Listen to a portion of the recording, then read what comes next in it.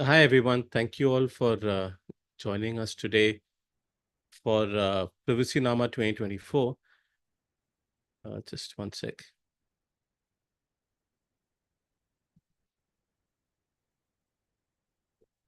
Thank you all for joining us for this year's PrivacyNama, where we're exploring the intersection of AI, data, and data protection. And the theme for this year might be the most obvious thing that you can think of. It's not surprising because everything that everyone we're seeing is focused purely on AI. I was at the India Internet Day a couple of like last week, and there was a joke that it's actually AI Day and not India Internet Day because everything was focused on AI. And this year's Privacy Nama. Um, but it's also surprising to me that we haven't had this conversation on data protection, privacy, and AI in India. And so much of the conversation is focused on broad regulatory themes like should there be a risk-based approach or a harms-based approach? Should there be light touch regulation? Should there be no regulation? Should some things not be regulated? Or focus on more of an enabling ecosystem for AI. Um, and there are some talk from a rights perspective, from an intellectual property perspective, in terms of copyright and personality rights. But I've seen very little conversation around data and data protection. In fact, the only thing that I'm hearing about data is that there should be how do we make more data available to train large language models, right? So it's almost as if privacy isn't a consideration in the conversations that we're having here. So like we did in 2017, where we did, when we did our first privacy conference, we wanted this year's Privacy Nama to go deep into AI. And I know that understanding and how things are looked at is going to evolve over the next few years. But we wanted to set like a high base for everyone else to build on top of. We want to have great, deep conversations and engage in a manner that seeds many more conversations in India on the intersection of AI and data protection. And whether you like it or not, generative AI is different uh, from um, from regular internet and regular data in the sense transformers take data, they tokenize it, they create models which are predictable, which are uh, probabilistic predictive models, and they essentially using transformers they transform this into large language or small language models. Now, we know that most large language models are based from scraping vast amounts of data from the web, which can include personal data. And in July, I had a conversation with Max Schrems about this at CPDP LATAM, and he talked about mixed data sets and how AI companies aren't able to figure out whether they have his data or not. They're not answering the question, right? But how does, even if we were to apply data protection principles to AI, the situation with consent itself is tricky, but how will withdrawal of consent impact AI and LLMs? Like it's a dish that's cooked. So can you uncook the dish? What does this mean for innovation? And there are countries that are worried that having stringent regulations around AI will prevent the development, and those who don't have those restrictions of either intellectual property or privacy for personal data, um, they may not be able to build like game-changing, world-dominating AI services. So there is, as it was with data protection, a clear tension between privacy and AI and innovation and economic growth, right? Um, so how do we enable privacy in AI systems that are trained on mixed data sets scraped from the public domain, which may include highly personal data, including facial information, is a challenge. What happens when this data is used in a manner that can actually hurt or exploit individuals? I'll give you a small example. I saw today on social media someone talking about how a murdered child's photograph was being used as a character um, in an AI service. And so, you know, v- how do we prevent AI from being used in a manner that doesn't violate personal rights and autonomy? And in India's data protection law, there is a clear uh, problematic exemption for publicly available personal data from the provisions of the data protection bill. So does this mean that our photos are fair game, that companies like Clearview can scrape it and use it for building their surveillance systems, as an example, right? So how do we reconcile the need for data to drive innovation, especially in voice, image, video analysis, while protecting the privacy of individuals whose data might have been publicly disclosed? What kind of regulatory structures will be created for AI, and do data protection authorities have a role in the process? Um, so PrivacyNama will dive into these issues and more, and you know, Sorry, I don't understand. sorry, it. Uh, Do you uh, know what is the data protection Sorry, regulation I have an requires? AI tool on the side. I'm just going to pull the plug on it. Um, So, is it possible to create AI systems that truly respect individual privacy? How do we impose the limitations on use on personal data in AI training, especially when it's been scraped from public sources? How do you how do you implement rights on AI models and systems? Like, how do you do purpose limitation? How do you deal with withdrawal of consent? How do you ensure there's transparency and accountability? There's no discrimination. And also in terms of sovereignty, there's a lot of talk about sovereign AI and imposing sovereignty on data for AI in a sense. So, how do you, especially when companies are tying up with governments for using AI for military purposes, right? So, how do you how can sovereignty restrictions prevent sensitive personal data from being exploited across borders? Uh, so, we have a distinguished lineup of experts, um, including people who've been working in both data protection as well as AI. We have data protection officers of four different companies. We've got a couple of representatives from data protection authorities in Germany and in Sri Lanka. We're also going to discuss sovereignty. So I encourage you to use the Q&A tab for asking questions. We may come to you because almost uh, one third of our session is focused on addressing your questions, if not more. So please feel free to share your thoughts in the chat, questions in the Q&A box, because that will also shape the conversation that we have over the next couple of days. I'd also like to thank Google, Meta, DEF, CUTS, and CCG uh, for supporting this discussion. Let's get started. All right. Pundikat. Yeah. Hi, Nikhil. So, Nikhil, I think that was an amazing introduction to the topic. I think to recontextualize it once more, I think we're looking to move towards a paradigm where, when we talk about data protection principles, our AI agents don't sort of tell us that I don't understand. Uh, with AI systems, I think personally, as we've been seeing with the march of technology, it's an input output issue. We With this discussion, let us try and see, because the panel sort of covers all the life cycle.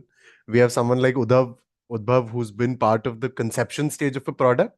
We have people like Benny, who represent civil society into assessing the impact of a product that once it's launched.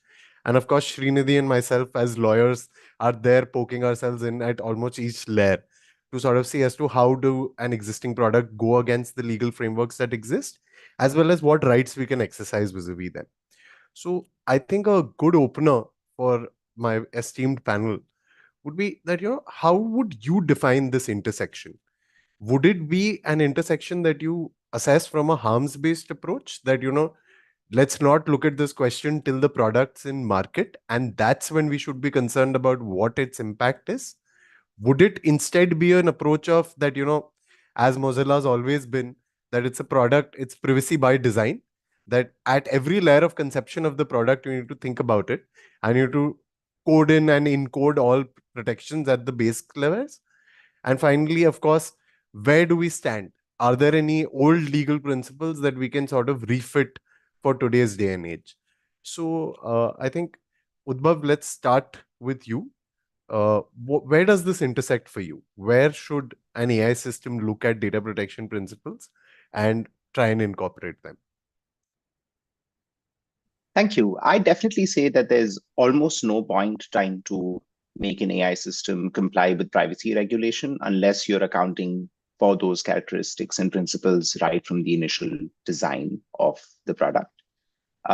It's for both principal reasons, which is that it's actually been proven both in principles of software development as well as in legal requirements in many laws like the GDPR and also some references in India's privacy regulation, that unless you do things in a manner that accounts for privacy by design, which is making sure that you're collecting only the data that you need to perform the task that you want and you treat that data well, you will almost certainly end up creating risks for your product that will end up making it much harder for it to be able to both comply with regulation as well as not be subject to the adversarial environments that a product is subject to when it's made available in the real world. In the specific context of AI, I would say that this happens in two forms. The first is the training data sets upon which AI is trained. Unless you're accounting for privacy considerations in those data sets, in order to ensure that those data sets either don't have information that you might not want the model to bring out, or that the model itself, prior to it being trained as a part of its coding, has certain parameters of the kinds of information it will or will not release, you are going to end up in scenarios where you might end up violating some pretty serious privacy laws. I think the simplest example that I can come up with is the idea that when you currently ask most large language model providers that we know, including those that are openly available, to either generate photos or images of celebrities or famous people and morph them in certain ways, one of the primary reasons, apart from, of course, things like publicity rights and other aspects of law, one of the biggest reasons that they cannot generate those images is because they are told that images that look like people that might already be in your database because they are famous are images that, to the extent possible, should be avoided when they are generated. And the ones that do generate that image also then are sometimes trained to make sure that it does not look exactly the way that that image would look in real life. Whereas that's on publicly available systems. Both, I think, Google as well as Apple and a bunch of other players are actually experimenting with using those same AI systems to modify the way that images turn up on your phone after you've taken a photograph, in order to make sure that you can either like change your background or turn up in a certain way, all of which also uses generative AI. So that's an example of you needing to account for how personal information exists even outside of text and other information. And the second point is that even if you do a lot of this training, like Nikhil mentioned in his overview, due to the nature of data sets and how they ultimately involve scraping the public web for information apart from other sources, it's also really important to train models not to divulge certain pieces of information and how to identify what those certain pieces of information are. You could very easily, I think, if you go onto the public web, find scraped credit card numbers, scraped phone numbers, email IDs, sometimes even like identity information because of digital ID leaks that are probably a part of these data sets because of the scale in which this training has been conducted. And unless you tell them to not divulge or share this information, it's quite possible they might start bringing it out. So for all of those reasons, I definitely think it's something that needs to happen right from the beginning, and that it's not a binary between a harms approach and a principles-based approach, and that if you want to meaningfully prevent those harms, it's vital that these practices be incorporated right from the beginning to the design of the product. Understood, Udbhav. So it's basically a dual approach that you start from your selection of the data set as well. You sort of ensure that everything's kosher there before it's fed in. And then the system which is training itself should also be instructed sort of so that we are not in a scenario where the system says that I don't understand this. It understands privacy of other individuals and responds accordingly. That I can't edit this because this is vis-a-vis someone else. Makes sense. Benny, would you have any views to this? I do, but they're exactly same as Udbhav's. I think just going to take 30 seconds to chime in to say it is impossible to conceive of responsible deployment of AI unless it's kind of available throughout the value chain, right? So I think a lot of kind of emphasis is and rightly so is being placed on the supply side of AI to make sure that the data there is kind of obtained through lawful means. It is enriched in a manner. It is repurposed in a manner within the bounds of consent, etc. And I think you guys are the lawyers, so you'll be able to kind of explain all of that better. So there's absolutely, I think there is, to me, the interesting question is not whether it is one approach or the other, because I could have said, I mean, they have to work in tandem. There are going to be some harms that we can already kind of foresee and therefore design our systems to kind of be resilient to them, or at least minimize them in the deployment of the system. And then there are going to be some egregious harms that may not have been preconceived at the stage of deployment because AI has a way of surprising us. And then you need both ex ante, ex post. I think the interesting question for us to ask is it still very so here's my understanding, and at GV request Udbhav and Srinidhi to kind of come in. But this is my understanding. A lot of focus in the legal approaches is still either on privacy self-management, the whole consent part, and expecting the person to revoke consent and know all of those rights, know whom to exercise it against, etc., which we know is tedious, even if people knew the universe of AI deployers. But here, like right now, some of us are using AI-enabled machines currently, and I don't know if they ask for active consent every time. So my point being that it's not even that we are actively or consciously engaging with AI anymore. It's just everywhere, and therefore consent in that context becomes even more sort of weaker. All its kind of deficiencies intact, this kind of weakens it further. So there is that one question that the approaches currently seem to be swinging between privacy self-management or the law coming out and saying in letter that you've got to do this, you've got to do this, you've got to do this. But and then we know that it constantly falls short, because in some sense enforcement is limited, and it's not a capacity issue. It's just generally I don't think that we've been able to come up with scalable technology to rein in some of this AI, and we're kind of appealing to the consciousness of providers. So is there a third way out there instead of like appealing to privacy self-management or the conscientiousness of providers? And where is the industry looking? I think those are interesting questions for us to ask, because some of this ex ante, ex post is kind of settled, and we're seeing it in legal developments around the world, be it the Bill of Rights, be it the AI consent bill, and several others. So these would be like very interesting for me to kind of dip into. No, absolutely aligned with you, Benny. And I think multiple times with tech rollouts, we've seen that sometimes consumers themselves are not as affected. Like, I, for one, am a person who would love it that if my Photos app can tell me when I've scanned my ID, knowing full well that now they have a copy of my ID as well.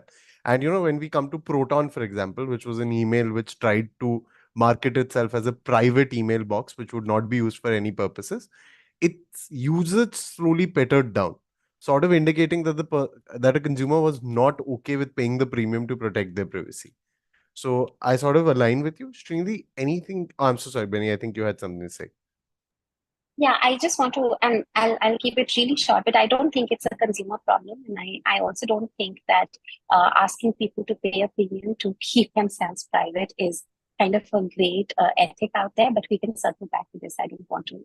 Absolutely aligned, Benny. Srinidhi, any comments on the entire framework that we were sort of discussing on? Yeah, sure. Thanks. So I do share Udbhav and Benny's sentiment there. I don't think that sort of, there is any other view there that data protection principles must, apply across stages for development, testing, training, deployment. I think the principles that may be relevant at each stage might look a little different. For instance, at the stage where you're sort of training a model, the question you're asking maybe around scope of personal data and scope of publicly available, that exception around publicly available data, while in the context of deployment, the kind of question and the kind of risks that you may be facing are what kind of notices to show to users, to end users, if we're seeking, say, consent for retraining the model. But of course, I think different principles do continue to apply across stages. I think even from the perspective of the product being kind of marketable and viable. If you're not accounting for privacy in the design of the model, then if it can't respond to regulatory requirements by the deployer, then it becomes sort of unworkable. So just I think that was just one piece that I wanted to add there. That makes absolute sense. And I think, Benny, Srinidhi, I agree with you guys. I mean, of course, that it at every stage needs to be compliant with law, as well as incorporate these legal provision, sort of these legal principles, so that we move towards a more protected internet as well as a protected AI system. But, just one question, and I'm putting it out there. Two concerns sort of pop up when you're looking at it from a industry perspective, right? One is that so often these data sets, who's the one who's validating it, that okay, all consent forms, everything is there. To my mind, industry is not solved for this. Training data sets, as everyone agreed, is a crawling phenomenon where people sort of disregard robot instructions as well and go ahead and scrape. So who do you think is the best one for there? Because I seem to see an anonymous attendee of ours has also posited that, would it make sense for AI to be a watchdog of itself? That the AI itself is going through its logs and saying that, listen, here might have been a gap area, and having those audits public. The second thing is that, are there contexts in which we should be okay with this sort of loss of privacy? Especially, let's take, for example, financial transactions, right? Beyond the one layer of anonymity that can be afforded by sort of assigning another code word to the identity of the payers, you just have volumes and volumes of financial data that is being assessed for fraud signals and checks. Now, in that context, are there some uses of AI where we can sort of feel like, okay, maybe even if the provenance of the data that is being used for training is not kosher, it is still acceptable in a society like us? So I think, Srinidhi, you have a response to that. So I just ask you about it first. Yeah, that's interesting. I mean, I think even in our law, there are some exceptions that are set out for aspects like, let's say, if it's a question of security or fraud prevention. In those cases, would any of these, say, data protection principles apply, or if it is law enforcement using the data for these in these concepts? But perhaps there are still certain principles that should continue to, let's say, apply, because it's sort of embedded in product design. I don't think it would be fair to identify that's sort of a blanket exemption from everything in the law, just because based on the use case. Also because use cases may also vary. There is function creep. There is the ability or capacity for the same product to be used for multiple different themes or multiple different use cases. So I think it might be fairly difficult to identify simply use cases where one could say, hey, for these purposes, no responsible AI principles or no sort of, privacy principles applicable. There are some principles which are in place which are intended to apply differently, perhaps in different contexts. And perhaps even in different contexts. I mean, maybe data protection law may not be the right place for regulating certain use cases. And maybe Beni can speak to this a lot more, because I know there's some research ongoing on, let's say, digital lending apps and AI. But maybe there is room for specific regulators to step in to, evaluate what are the specific harms to users in those respective contexts, and then address those in those kind of limited contexts. Right.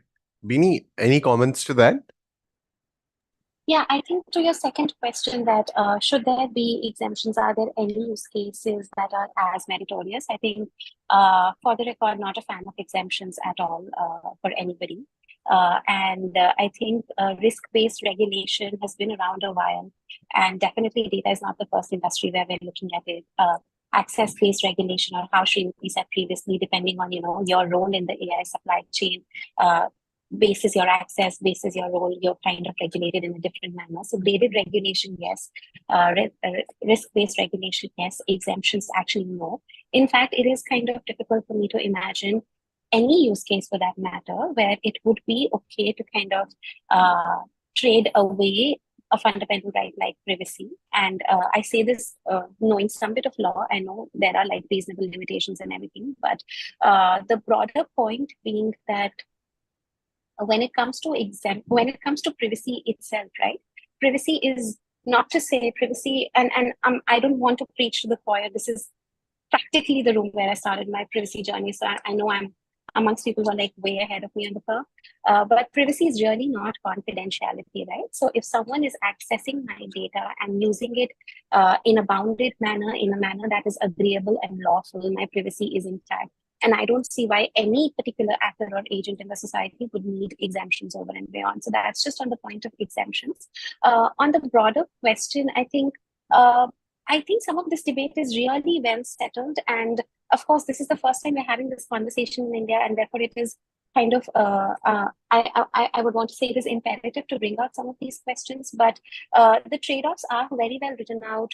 The trade-offs are also appreciated when we had this conversation about data protection. Is it about the pace of innovation? Is it about the scale of innovation? Or is it about, protecting people? What comes first? Would it throw a wrench in the system, or would it just slow it down? So I think some of those conversations we've had, I think the questions that are really interesting for me are, how will the regulators keep up? And does regulation, and which is kind of your first provocation, and I really want Abhav to kind of also chime in, can regulations itself be automated? And can some of that work be delegated? Because I'm sure that there is no kind of, otherwise there is no capacity to respond to, anything ex ante. Sure, something egregious comes up and a regulator wakes up and then there are fines being slapped, but that's also kind of become a business model. So it'll be really interesting to know what are the kind of innovations out there, what are different regulators trying to kind of do to automate some of this regulation ex ante. So, Udbhav, I think what I'm hearing from Benny is that regulation by code, right? That ultimately there should be self-policing and self-monitoring systems that can sort of keep a track, as well as highlight flags as to that, the compliance status is a little shaky with this AI system. I know we've had a lot of discussion about machine unlearning, for example. It was part of the reading list as well, that it's a cost-intensive exercise. You can try to remove tokens from the memory of an AI system, but sometimes the easier solution is just, as Udbhav had mentioned, to introduce a curation layer that prohibits certain forms of outputs.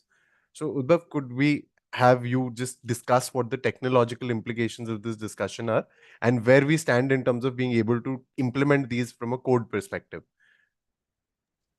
Sure. The first thing that I will say is that like all code is controlled by human beings, and a world in which we expect law to be enforced entirely, even in some sub areas, through technology outside of the design of the technology, I think is like quite challenging. So to give you an example, if one of my requirements is that I must do privacy by design and ensure that I'm carrying out good security measures to protect data, and because of that, I deploy encryption so that only me and the other party can see it and it's encrypted in between, that's a way of using technology to implement a legal obligation. And there's a lot of guidance from data protection regulators around the world as to what are the technical means that you can do to enforce certain provisions, right? So Facebook got fined, I think, 90 million euros, I want to say 2 weeks ago, earlier this month, because they stored passwords in plain text for a certain period of time. And it was the kind of obligation that they had to proactively report that to the Data Protection Authority in Ireland, saying that we did that. Then they got investigated and then they paid the fine, right? So it's pretty clear that technology can certainly help you comply with legal regulations, and sometimes is necessary to comply with legal regulations. I think extending that to say that technology can help you monitor the harms that like might occur because of a particular product prior to the product being deployed or even after being deployed is a much harder question. Like you can just you can Google startups that will help you do AI governance compliance, and you'll find 1,000 in like every country that has a reasonable technology sector. And I think that if you start going deeper into that field, what you realize is that a lot of these startups are organizations that record internal practices and set up internal frameworks in order to say, who can access this data, if this data is used for something, who tagged the fact that this happened. So it's mostly documentation and variants of version control that say you can control the different aspects in which certain pieces of technology have been used for a piece of information, for a piece of development.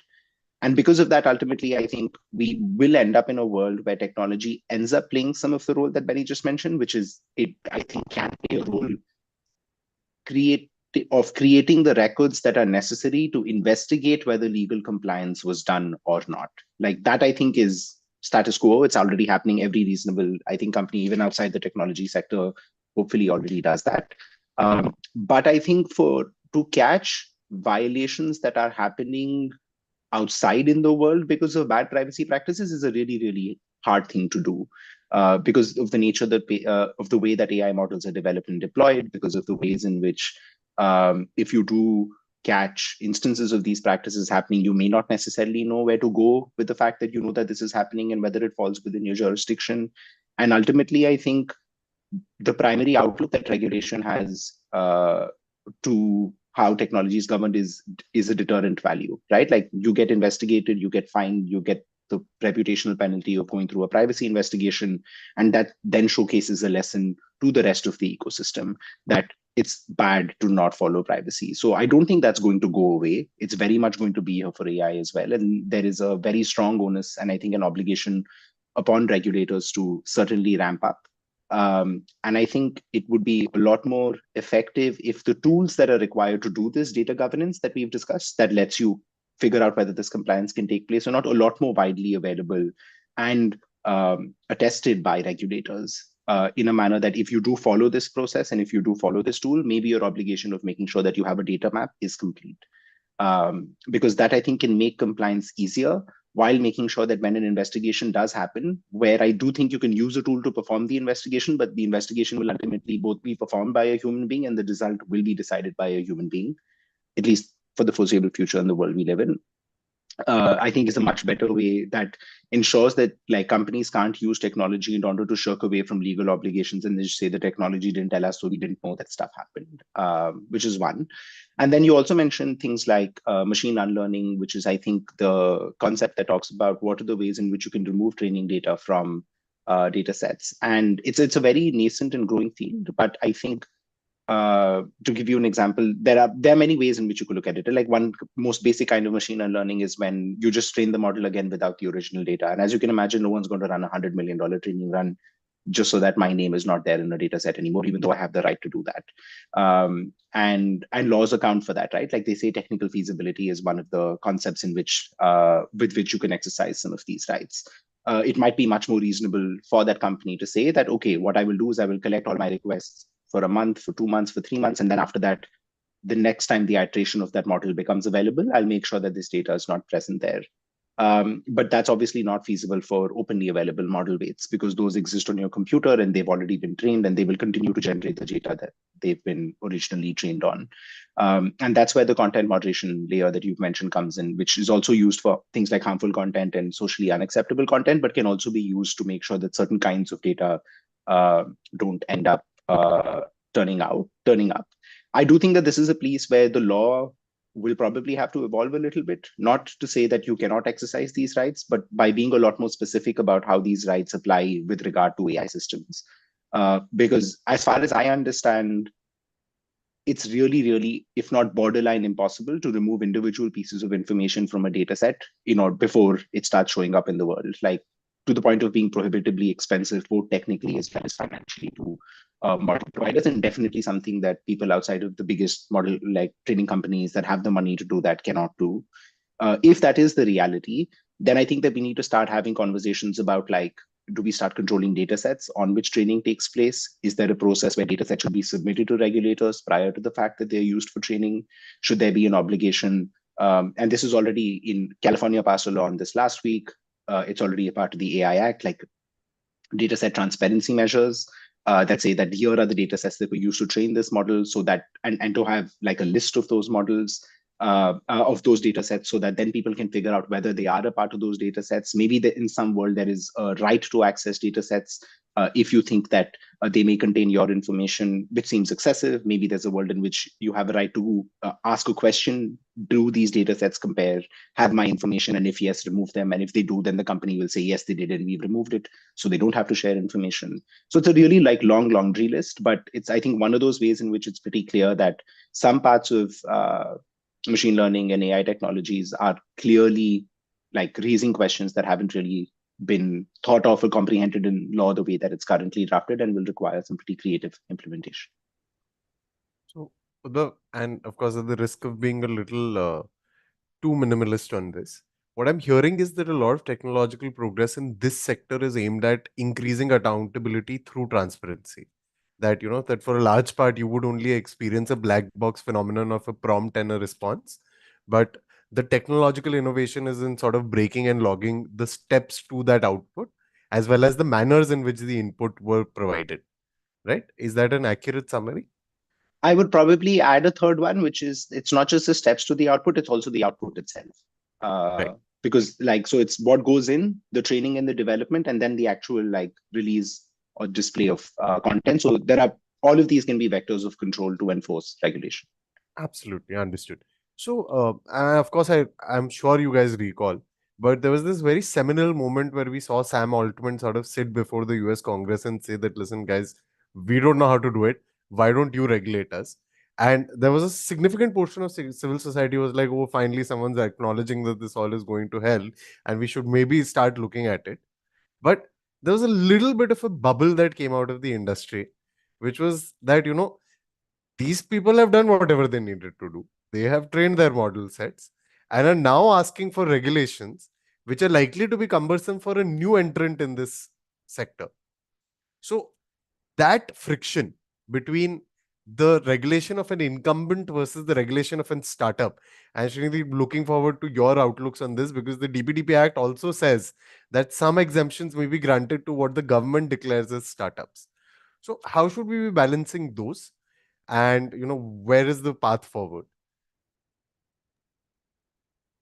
Yeah, no, fair. And I think since the DPDP Act also does apply to processing, not processing, but to personal data that has already been collected, that's already been used, I think it might also be interesting to view what the perspectives might be on just if a model's been already trained, then would the right to erasure? I'd suspect that one would expect these principles and these requirements to also apply to models that have already been trained. But I found what Udbhav said very interesting, just on machine unlearning and the different techniques that are being used.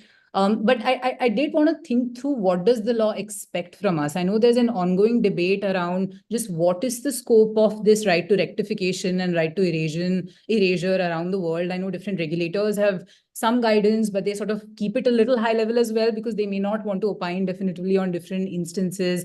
I know like the UK ICO has this helpful framing similar to what Udbhav was saying around training data, output, and just data that's part of, say, the training model of the AI model itself, and just the model sort of, then us retraining the model. When it comes to input data or training data, which is the raw data, perhaps one can implement data subject rights and deletion rights.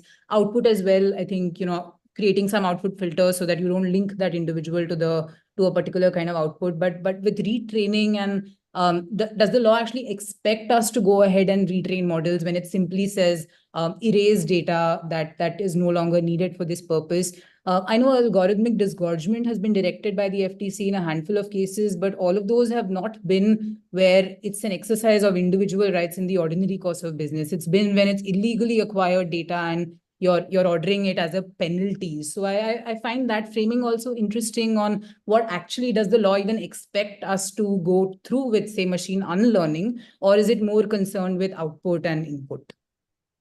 Makes sense. In fact, Srinidhi, I seem to recall that there's a lot of discussion, some of which you have been on the forefront of, with the wide public exemption that's there under the DPDP Act, that anything which is public, and something which Nikhil had alluded to.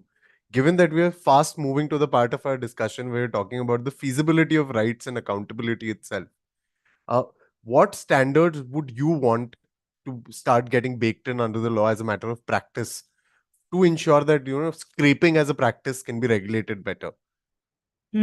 So, I mean, I've heard different folks say different things about the scope of the publicly available exception, and I'd love to hear Udbhav and Beni's thoughts on this as well.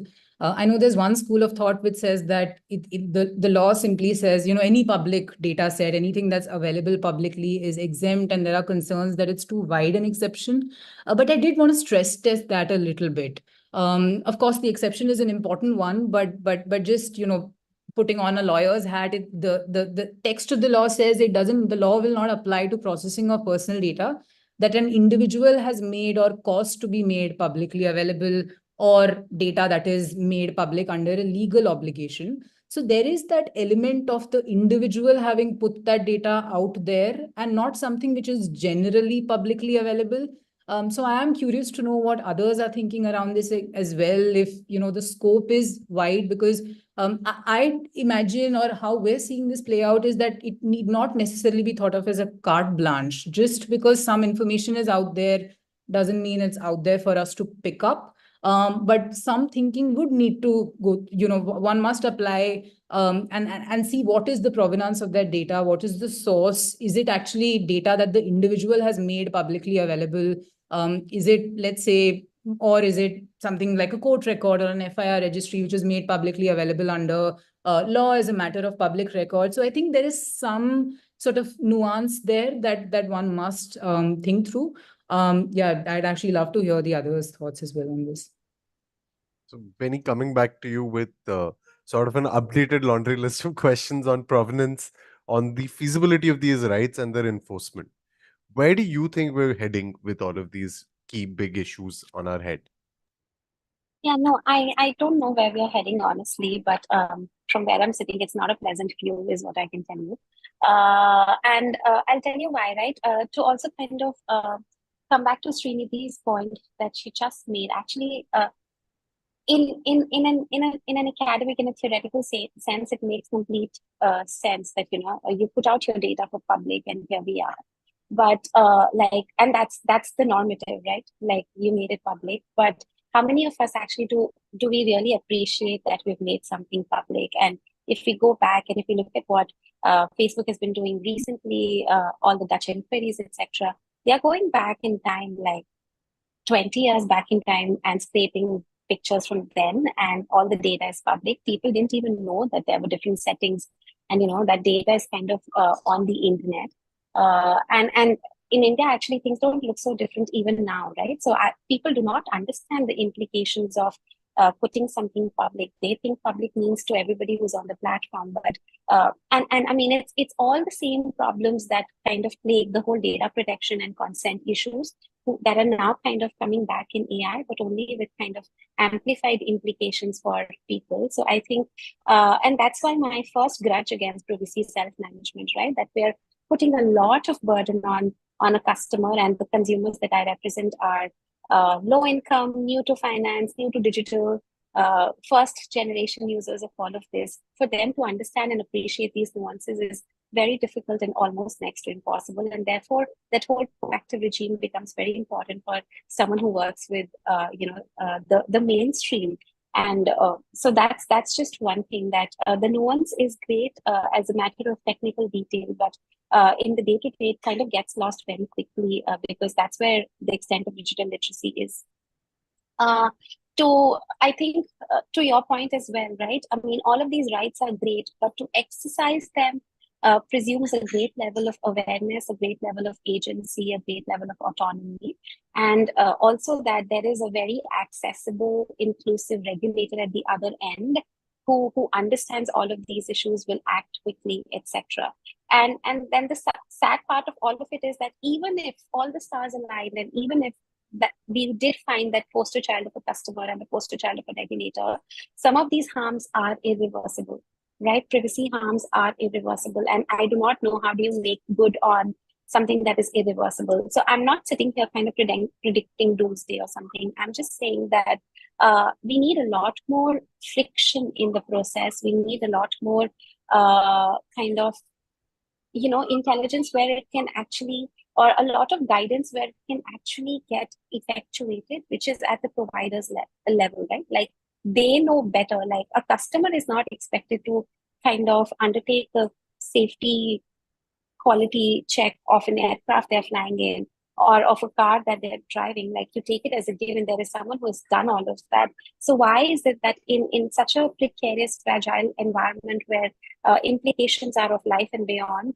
that so much is being put on the customer? I know it is something that has been said over and over, but it just becomes more and more, how do I say, more and more urgent as kind of new technologies come by and they kind of define the way people are living their lives. So I think that's just at the very philosophical level. But to your point, I think it's not, if you ask me, it's not up to the rights to safeguard people. It is up to the obligations. So I think we are at a stage as kind of an industry that has a lot of prowess, that is evolving very dynamically, that has a lot of resources at its disposal. To now start thinking about obligations seriously as opposed to leaving it to a matter of people exercising their rights. That's the short answer. I'm not an expert, and therefore I kind of keep relaying it back to Udbhav, but I'm sure Srinidhi is also. But from where I sit, I do understand that there are the issues with the current enforcement framework are that of scale. You can't kind of control at scale is what I understand. The scale of AI is way wider than any of the enforcement capacities available. And therefore, we have to kind of then think of safeguards at the stage of, training data, at the stage of even before training data, how do you put together the data set, etc., or, the kind of optimization of the algorithm, etc. I may not know the vocabulary all too well, but the whole idea is that people who understand it will be the ones who will be able to implement it. And once it comes to the customer, it's way too late anyway, right? I'm anyway experiencing the product. And therefore, that's like the last resort, and it shouldn't probably come to that. So that's my long answer, that not exercises, but obligations are the way forward. Not rights, but obligations are the way forward. So, Benny, I hear you. I think a lot of this is already started to reflect on regulatory frameworks. I think the AI Act, with its classification of the impact of an AI system and the requirement of a human in the loop, if it's a core critical area, right? Udbhav, as soon as I switch to you, just one which we have pondered a lot as lawyers with the DPDP Act. One of the obligations, as Benny was moving towards an obligation framework, that data fiduciaries have under the DPDP Act is that if there is any processing that's likely to impact a person adversely, they have to ensure that the accuracy of the personal data that they're processing, as well as the fact that the personal data is complete in all respects. This is just sort of like a small line that comes up in the obligations of the data fiduciary.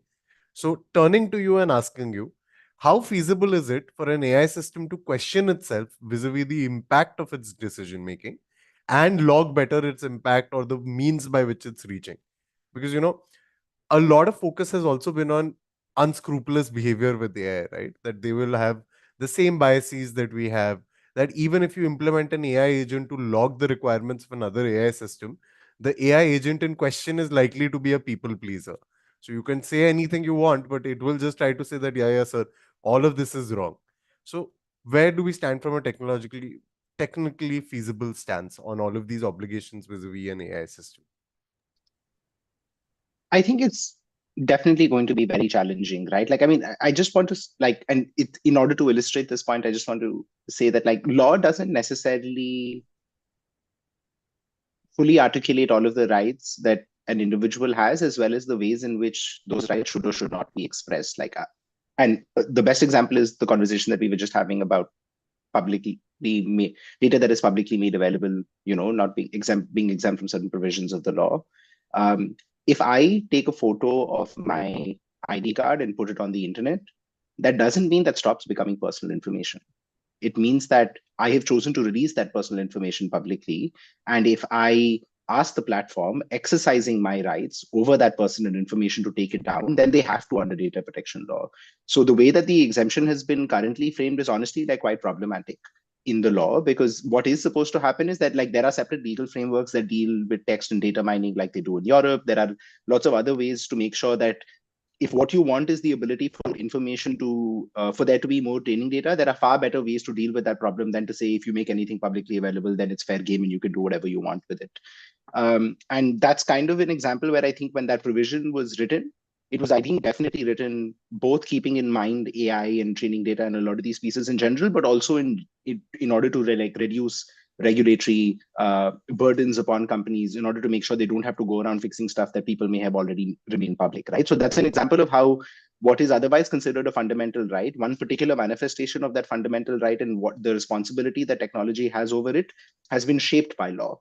And I think can also be disagreed. And I like if like I think it's the kind of thing that like you could definitely take to court and say this is not a fair obligation to impose upon myself because my personal data is myself and my own. And I think the same logic applies to the questions that you asked about accuracy of information as well. Because firstly, like I believe that with regard to an individual being able to be involved in the human being involved in the loop, that's actually a much simpler obligation to uh, implement than it seems, especially the way that it exists in the GDPR, which is in fact the harder obligation, because it doesn't say that you can't use an AI system to make a decision. It says that when a decision is made, that decision must actually be approved by a human being prior to it being implemented. And I sincerely hope that like there are no decisions being made entirely by AI, like in our lives, that are not at some point the responsibility of a human being. Because there is almost no, like these systems hallucinate. There is no way that we should let a system that also hallucinates also decide things without having a human being responsible for it. On pieces like accuracy, I think that that's honestly like an untested question because one, I think the most reasonable place to enforce the accuracy question is actually at the data set level, where you should be able to ask if this information is present, tell me, and then if it is, either remove it or tweak it to be better in this way. And after that, I think there are also obligations as to when, if the outputs that start coming out of those systems don't align to what the actual system should be, then I think it is very much an obligation that like you could probably create where the company is asked to make sure that this information that comes out, because the data subject is exercising that right, comes out in an accurate way. Right now, I think if I were a company, it is probably much cheaper and simpler for me to make sure that information just doesn't come out rather than to make sure that it is always accurate, especially with the way that AI systems, at the stage at which AI systems currently are. So it's just another example of how I don't think the law is necessarily perfect and needs to evolve a little bit to account for these concerns. And two, that even when the law does evolve, it does not mean these harms will stop happening. And the ways to fix those will always necessarily be stopgap. Like I'm sure Srinidhi will agree, but like anybody who tells you they're 100% compliant with the privacy law is lying to you, like to your face, because it is impossible to comply with privacy law. It's a spectrum of compliance. And even regulators understand that they look at the efforts you've put in to comply with the law and what are the odds that something bad can still happen despite your compliance efforts in order to determine whether you've committed a violation or not, because perfection is impossible. And I think this is just a reflection of that. Sorry, can I just jump in there, Udbhav? If you look at it, privacy laws were already in operation when many of these training cycles have taken place. And in that sense, the companies had an opportunity to comply with the privacy laws, but they still scrape personal data off the web. And just on this rights versus obligations piece on the information that's publicly available, the whole point of rights over here is that I'm allowed to be public with my data without it being taken and used without my consent. So it's otherwise I can't step out of my house because there'll be CCTV cameras capturing my facial data, and they can use that data without my consent. I can't post my photograph on social media or even have a display picture because someone like Clearview will come and scrape that. So the whole point is informational self-determination, and that's clearly been violated by pretty much every single AI service out there. How is it that we can't expect them or we can't enforce our rights once they've used this without our consent? On this rights versus obligations thing, I think we should have the right to enforce our rights. There's no two ways about it. Benny, you want to jump in on that rights versus obligations thing? Yeah, no, Nikhil, I fully hear you, and I wish it panned out in theory as it is panning out in our brains. But the right to enforce our rights also, unfortunately, is quite an onerous task. It's not a given for many of us, right? Like I cannot expect a regular person to be so aware to know what's happening and then to kind of say, hey, I have rights against what's happening to me, and No, I'm therefore let saying me go rights and exercise and them. obligations, not So rights yeah, or so obligations. yeah, yeah. So my whole no, so I'm just kind of weighing in on the right to enforce rights. That is great, but how the whole ecosystem and the infrastructure needs to it's not just that you have a right to enforce rights, but then we all have to work together to kind of almost welcome the customer to say, hey, come and take us to account, or put us to account, because otherwise the keel is so uneven that we are not going to traverse this kind of journey in like 2 generations. And with AI at the speed at which it is, I think it's a scary thought, right? So I'm always like, rights are great. Rights work, at a more philosophical level. But if you ask me, it's obligations, and it's obligations that are very specific. They may not be a part of the law, but then they're coming from a regulator who is very hands-on, who is very proactive, intrusive even. And I know I will be called to account after saying all of this, but this is where I stand personally, that obligations that are meant to be operational, obligations that are meant to be monitored is the kind of way I would right now. As much as I have written about rights and as much as I like the concept, the word right scares me, because I know that we're falling short, and we're falling short a great gap. And I think it is to kind of, we are in that phase of AI, and I don't know where, sorry, I actually don't know, but I just want to say this for the record. I want to place it on the record that why the hesitation to regulate, right? I mean, it's not the first industry that is being regulated. It's not the first industry that's making the money that it is. If it is, many times we hear we're not making any money. I'm like, okay, so for the kind of data you're using, you should at least be making some money. But that's fine. That's on them. So I don't know where the hesitation is, and I think it's kind of time for the regulators to introspect. And of course, we know the status quo kind of benefits more than just the industry, and perhaps that's where the hesitation is.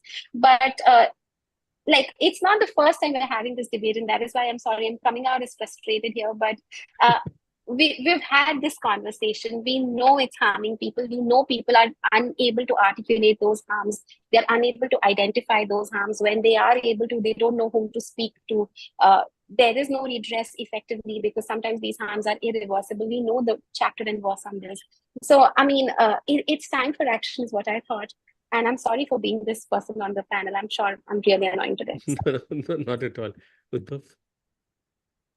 I mean, firstly, I entirely agree with Benny, right? Like, and that's largely because I do think that one of the top lessons that we've learned from tech regulation is that there are some rights that are so difficult for people to enforce for themselves that it is better to make them into obligations that the entities cannot carry out in the first place. And I think No, that answers both I'm saying your rights question. Yeah, and obligations. exactly, exactly. And that's why The fact is, yeah, there almost seems to be a presumption that, hey, this ship has sailed, because yeah, at the time that this was happening, no one enforced those rights and no one sought those obligations. But why is it that we can't do retrospective application of our rights because we didn't know that this was being done until it was already out in public, right? And I mean, I'm not. It's kind of like I'm not trying to diss AI. I love using AI as a consumer, but it's been. We also know that, for example, when MediaNama shifted to a new server, we were, for a day and a half, the site kept going down because we were inundated with chatbots scraping data from MediaNama, right? And so we know the scale at which this scraping is happening, and it's automated. It's just a signal that, hey, there's content on a new server, and just go and scrape everything from it. There is no real, there's nothing holding back from scraping right now. And there doesn't seem to be even a enforcement of law scraping, like restricting that. How do we deal with mixed data sets, Srinidhi, in terms of, is it possible to deal with them? is it even possible to get that information about the fact that there's personal and non-personal data mixed? Can I seek that information, and can someone actually, is it possible for someone to give me that information if they have my data?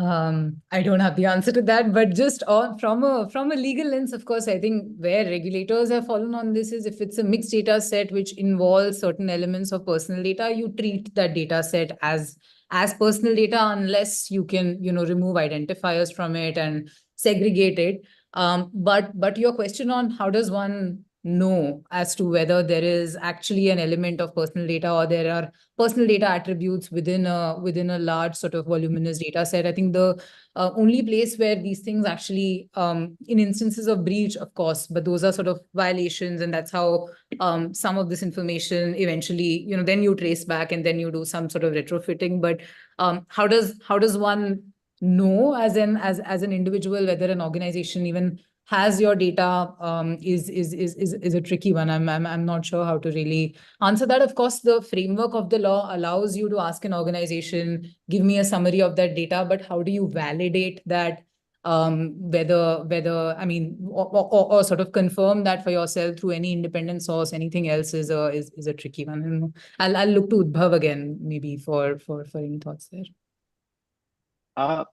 I mean, firstly, it's actually a really interesting question, Nikhil, because to everything that you had said about lack of enforcement of rights, that's actually exactly what's happening here in Europe. The public data exemption conversation that we had, that's the reason Meta and all these folks aren't releasing their models here, because all the data protection regulators got together and said, just because you've already doesn't mean that you're complying with the law. So it's definitely a little bit of a free-for-all, and you do need a lot more active engagement, I think, from when India's regulator becomes functional, I guess, a lot more engagement. India won't even have a regulator, right? We'll just have a board that takes complaints. So yeah, that's a different thing. Yeah. So this is not about India, it's about the world.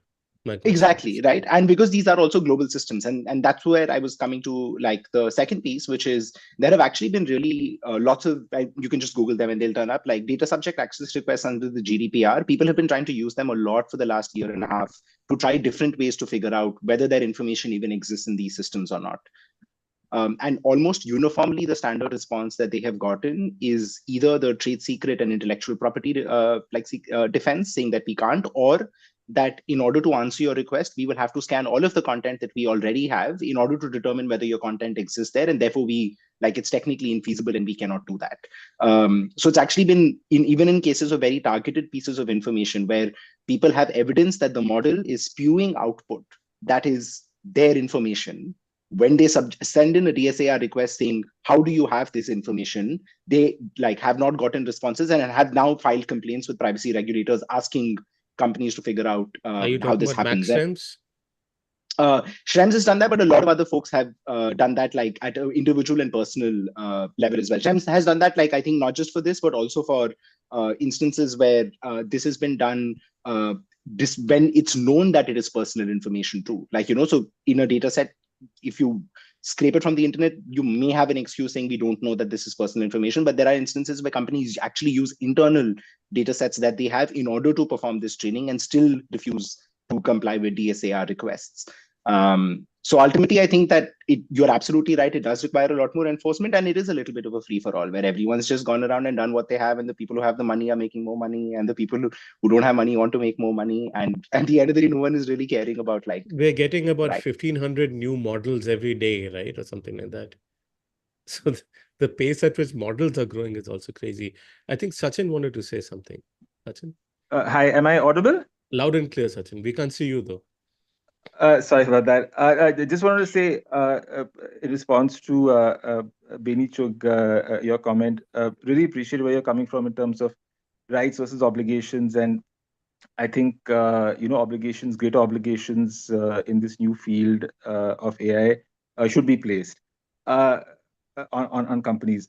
Just wanted to say, Beni, that, just channeling where Nikhil was coming from a minute back in terms of his intervention, that yes, it's certainly the case that for many people they're unable to enforce their rights or push for their rights because of lack of awareness, etc., which you talked about as well.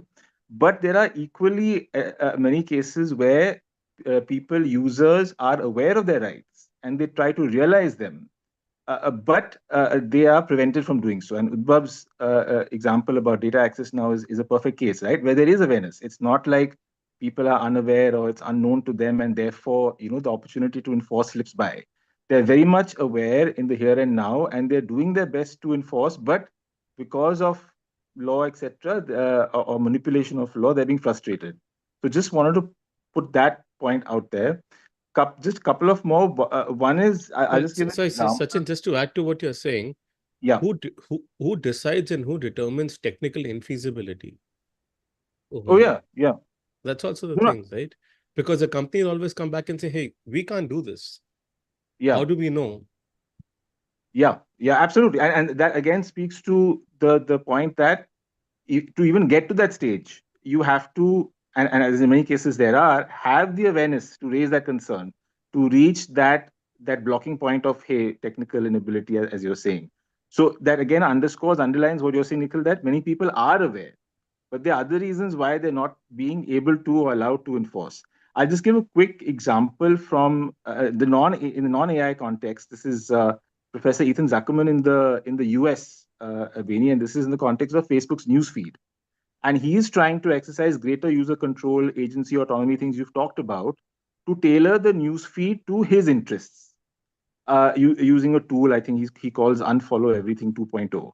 But the platform, in this case Facebook, is preventing him from doing so, and he's subsequently gone to court. So again, just to say that, totally see where you're coming from, but there are many cases in the AI context and non-AI where users are acutely aware of their rights and where their agency and autonomy is falling short, being diluted, and they are making active attempts to push back.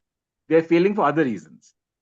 Just I'll end on a question for Beni, Srinidhi, Udbhav is, do you think the concept of, given the newness of this field and the fact that many of the dangers and harms are unknown regarding AI, do you think there's any place for a strict liability regime in the context of AI, and making the analogy to, in the Industrial Revolution, where you had harmful substances and toxins, and governments at some points coming down and saying, imposing strict liabilities on industries of that time.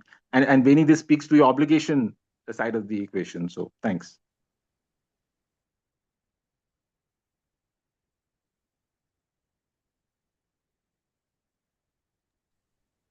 Happy to take like a first stab at that question. I think that there are definitely some use cases for AI which deserve the strict liability, like framework and criteria and application. Some of them are already being applied in regulations, including the AI Act, the draft law in Brazil. One would argue that there are some parts of the GDPR that would automatically require you to treat certain AI systems that deal with certain systems almost with a strict liability approach as well, depending on especially very sensitive data. But I think I would probably hesitate from saying that that application should apply to the technology as a whole for sure. I don't think there'll be much debate about that. I think the question is, when does something meet the threshold for which such applications need to be like when such frameworks need to start being considered? And to that, I would say it should depend largely on, one, what the potential consequences of things going wrong would be. If, for example, there is a real tangible threat to life that would occur, or it would lead to outcomes that are so discriminatory that like they're considered like universal norms that should not be violated. And those are instances where, especially if a system is only dealing with those things, then I think that we certainly should start considering strict liability approaches. And like a lot of folks in companies, like lose their minds when they hear strict liability, because the tech sector has like been regulated remarkably little for the influence and impact that it has in the world. But strict liability actually largely means that you just really need to be extra careful about what you do. And that the consequences of what would happen if things go wrong will be more severe than if you were to just normally go wrong. And so it's not about like a wrong spelling mistake implying strict liability. It's about like, what if a person doesn't get healthcare and dies because of a clearly clearly documented harm that occurred because of your system. So the threshold to require it and prove it is also quite high, and therefore the consequences are also quite high. Yeah, and I think perhaps, I mean, the regulation makes certain choices. I think data protection laws also, for the most part, are principle-based, except in certain contexts. Like I think in our law, the example would be children's data, where there is a bar on tracking, monitoring, targeted advertising. So the regulation makes the choice based on the vulnerability of the community or of a particular use case. Perhaps, different regulators may have a role to play in deciding how a certain AI model is deployed in a particular context or for a use case where there is possibility of that sort of harm that Udbhav was referring to.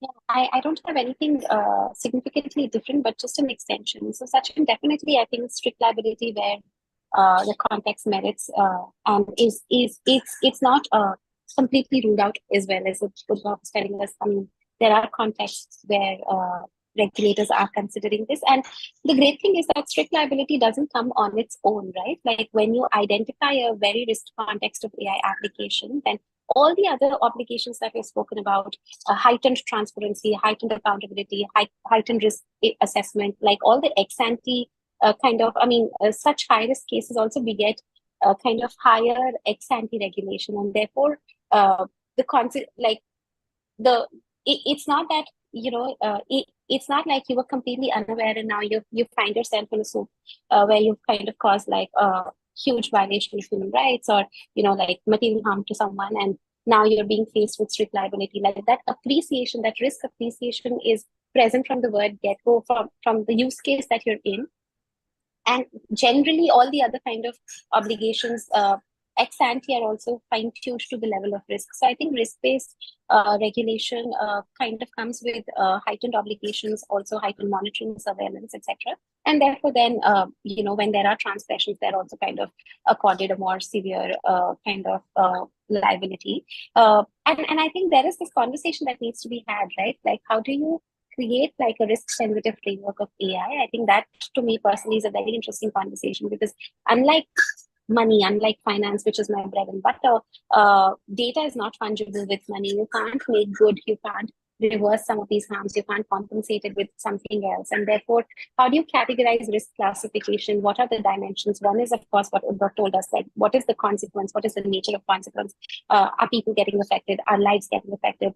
Then maybe there's reversibility. Maybe there is dependency of, other kind of allied functional dependencies. I don't know. But those are conversations to be had. I think those are the conversations that I hope regulators to be are having when they're thinking of AI Act and, even the rules of the DPDP. But yeah, that's my just short introduction. Thanks. Appreciate it. All right. I think given that we're just sort of about to overshoot, let us just turn our focus we have a 15-minute buffer actually.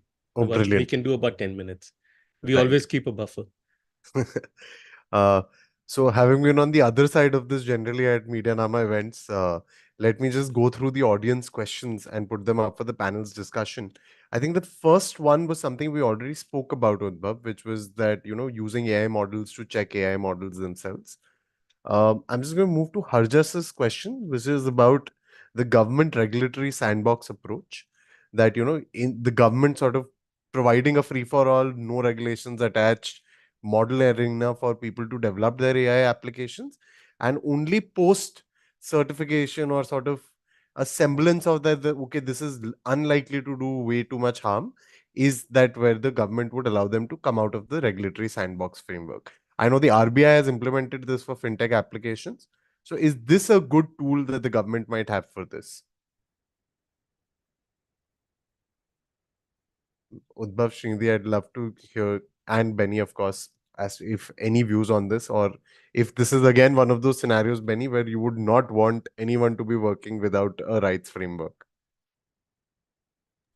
So quick intervention. I think when modeled correctly, sandboxes are not a bad idea, is my sense. And what would also be very interesting is, sometimes it's hard to kind of, when models are repurposed and when model as a business kind of becomes a business model, then I think sandboxes make a lot more sense. And I don't want to kind of overstay my welcome. So short answer, yes. But there is this whole other kind of conversation that we should have, Nikhil, sometime else if it's not already being covered, which is capacity building at the regulator and at the government level, right?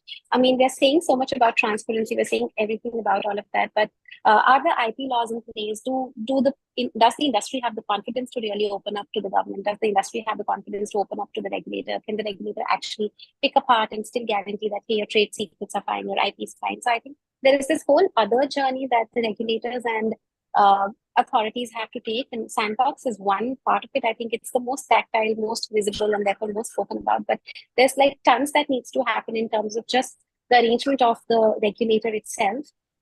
Should there be a regulator, or the arrangement of the watchdog, so to say? And I think that's a conversation that kind of is a separate conversation altogether. But I just want to put it on radar that just like the sector has a lot of ground to cover, so do the regulators and authorities, and they've got to like really prepare to be able to dissect some of this, digest some of this, and then react to it. I'm just going to borrow from the regulatory intervention part of this question. Pre-DPDP, there was this discussion. The Justice Sri Krishna Committee had come out with a report on the non-personal data regulation, where they'd said that, we'll make a sovereign authority, the Data Protection Authority. They're going to ensure that properly anonymized data, which is non-private in nature, can be made available to the greater industry, like a sort of regulatory route to increase the access to that relevant data. Is that a model that the panel would feel comfortable about? Of course, all checks and balances vis-a-vis anonymization in place. The small tendencies that the government sometimes has to step beyond what is coming through its way. But these consolidated repositories of data, which could sort of also solve for a provenance issue, that you have this one central authority, this data set was shared with these models. Now provenance is easier to be checked, because the minute you find the personal data in that data set, you can exercise rights vis-a-vis all of these others. So is that a good model to work towards, where we have more provenance authorities in the value chain?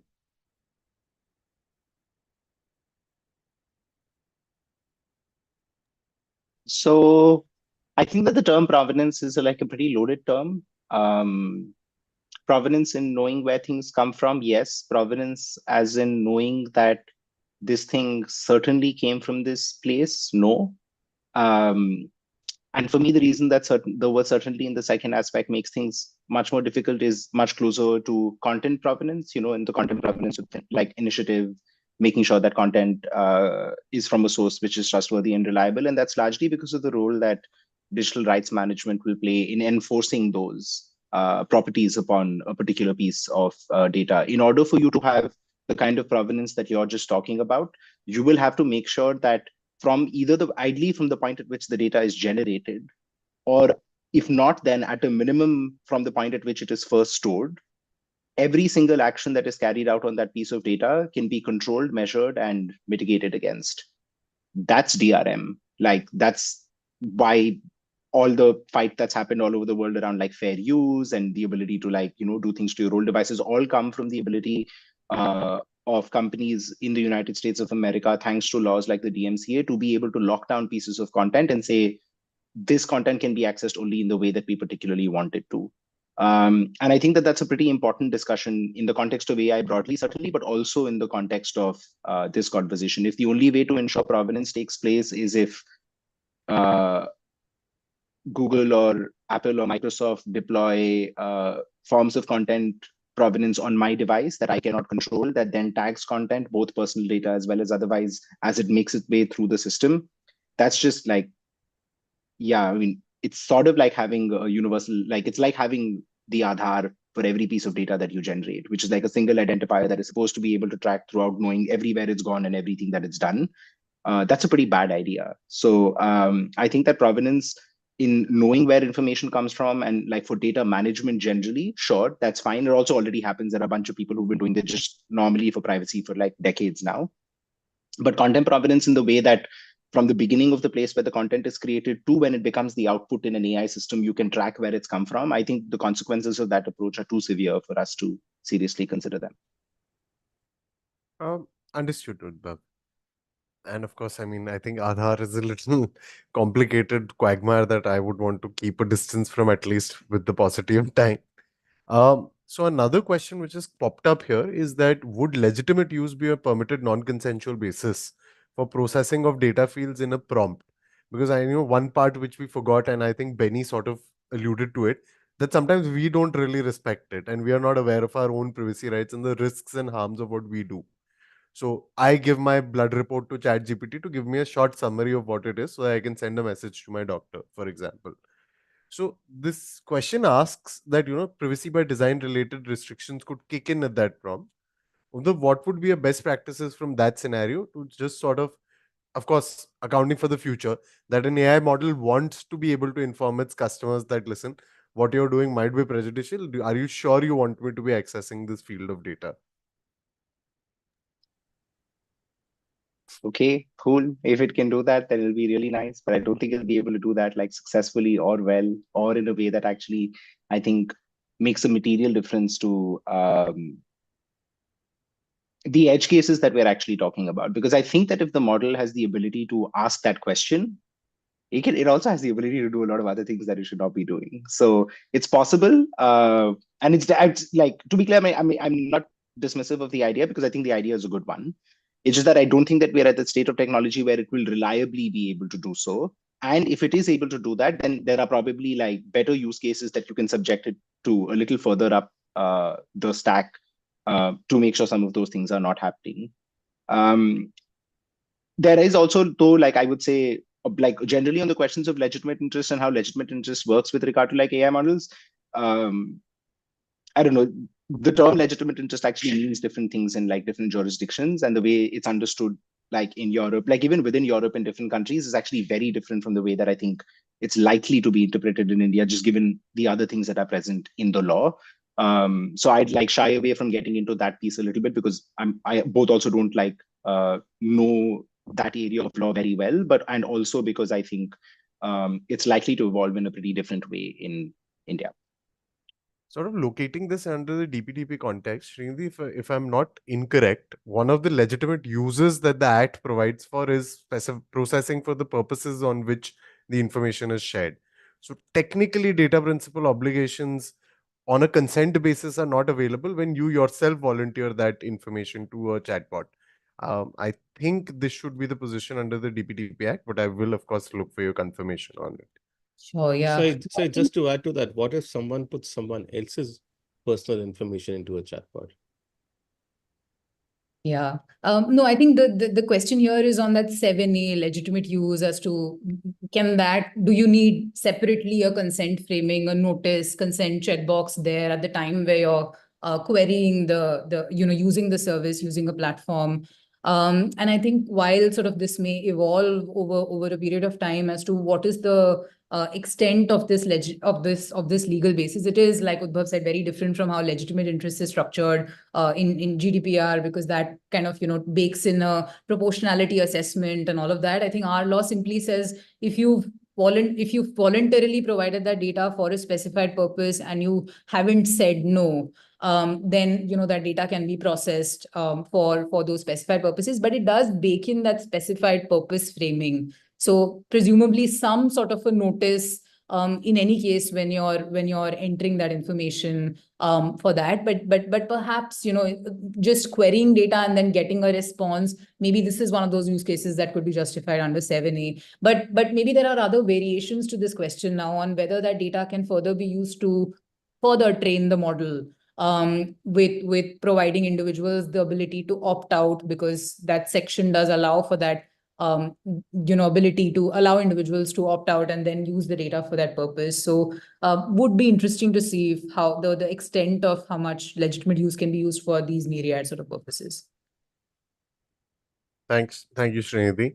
I see a question from Prateek on the same thing that Udbhav, you were talking about, provenance, that seeing that, one data model processes one private information that goes ahead and synthetic data to another model, where all does data erasure can be affected.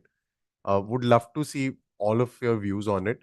Should it be a sort of an obligation now on the AI model to inform all other participants on it that, listen, if you process this data, if that data set has it, we've received a data erasure request that you need to process through it. His question specifically is, do you see data eraser directives being issued to multiple companies instead of just the one where the non-approved data was discovered? Srinidhi, Udbhav, I'll look to you as from a operation of law perspective that, would one breach in and of itself complicate it for people down the value chain? And Udbhav, from a technology point of view, is this a feasible solution that can one data erasure request trigger others in other sort of contexts and places where synthetic data has been utilized? Hmm. And I think this also bakes in the complex question of who's the fiduciary, who's the processor in, say, developer deployer context, especially because, of course, I mean, models are not straightforward. There is a base model on top of which others, deployers may have built their sort of service or their end product. And in these scenarios as well, who's really calling the shots with respect to that data?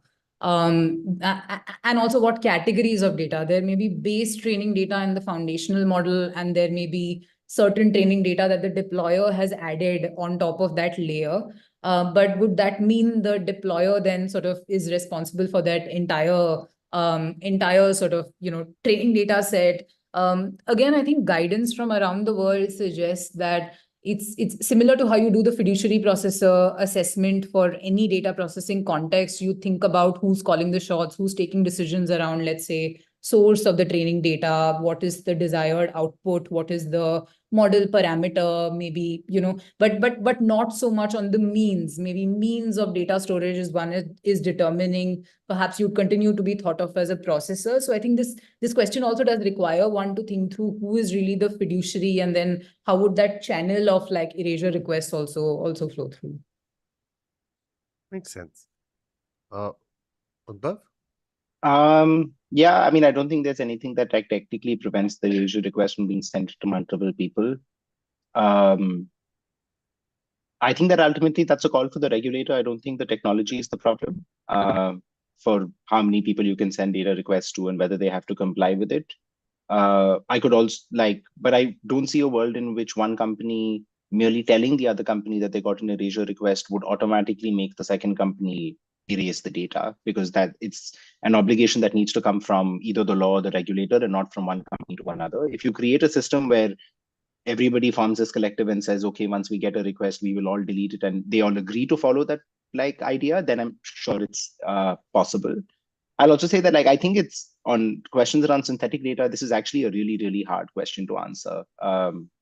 It could be personal data. It could not be personal data. If it's synthetic data that's used to generate, if it's personal data that's used to generate other synthetic data, then I think we're in pretty rarefied territory, right? Because that synthetic data is probably going to do 50,000 other things and has already done it, and it was trained on your original data, so you can be fined for that. But if the other information isn't your personal information, then I'm not sure what the locus you would have to control that your personal information once it's out into the world. So it's actually a complicated, I think, question. That makes sense. So, Udbhav, I think the next one also I'm going to put it through you. I think we're almost out of time, Pundika. So it has to be a very short question and short answer. Right. I am going to pitch it to the panel then, which is the digital sovereignty and the AI sovereignty. We all say that data is without borders, it's a global world, but there are always the impulse that, books of account need to be in India, payments data needs to remain in India.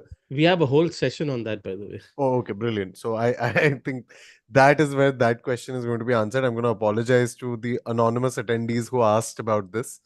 Hopefully it wasn't political figures behind anonymity asking us that how to implement it.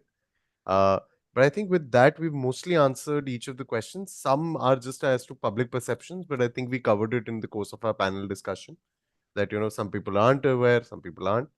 I think just the last question that I would ask to close it out, like as a closing comment sort of thing, but we've arrived to that as well, that existing models to a limited extent may be applicable to this.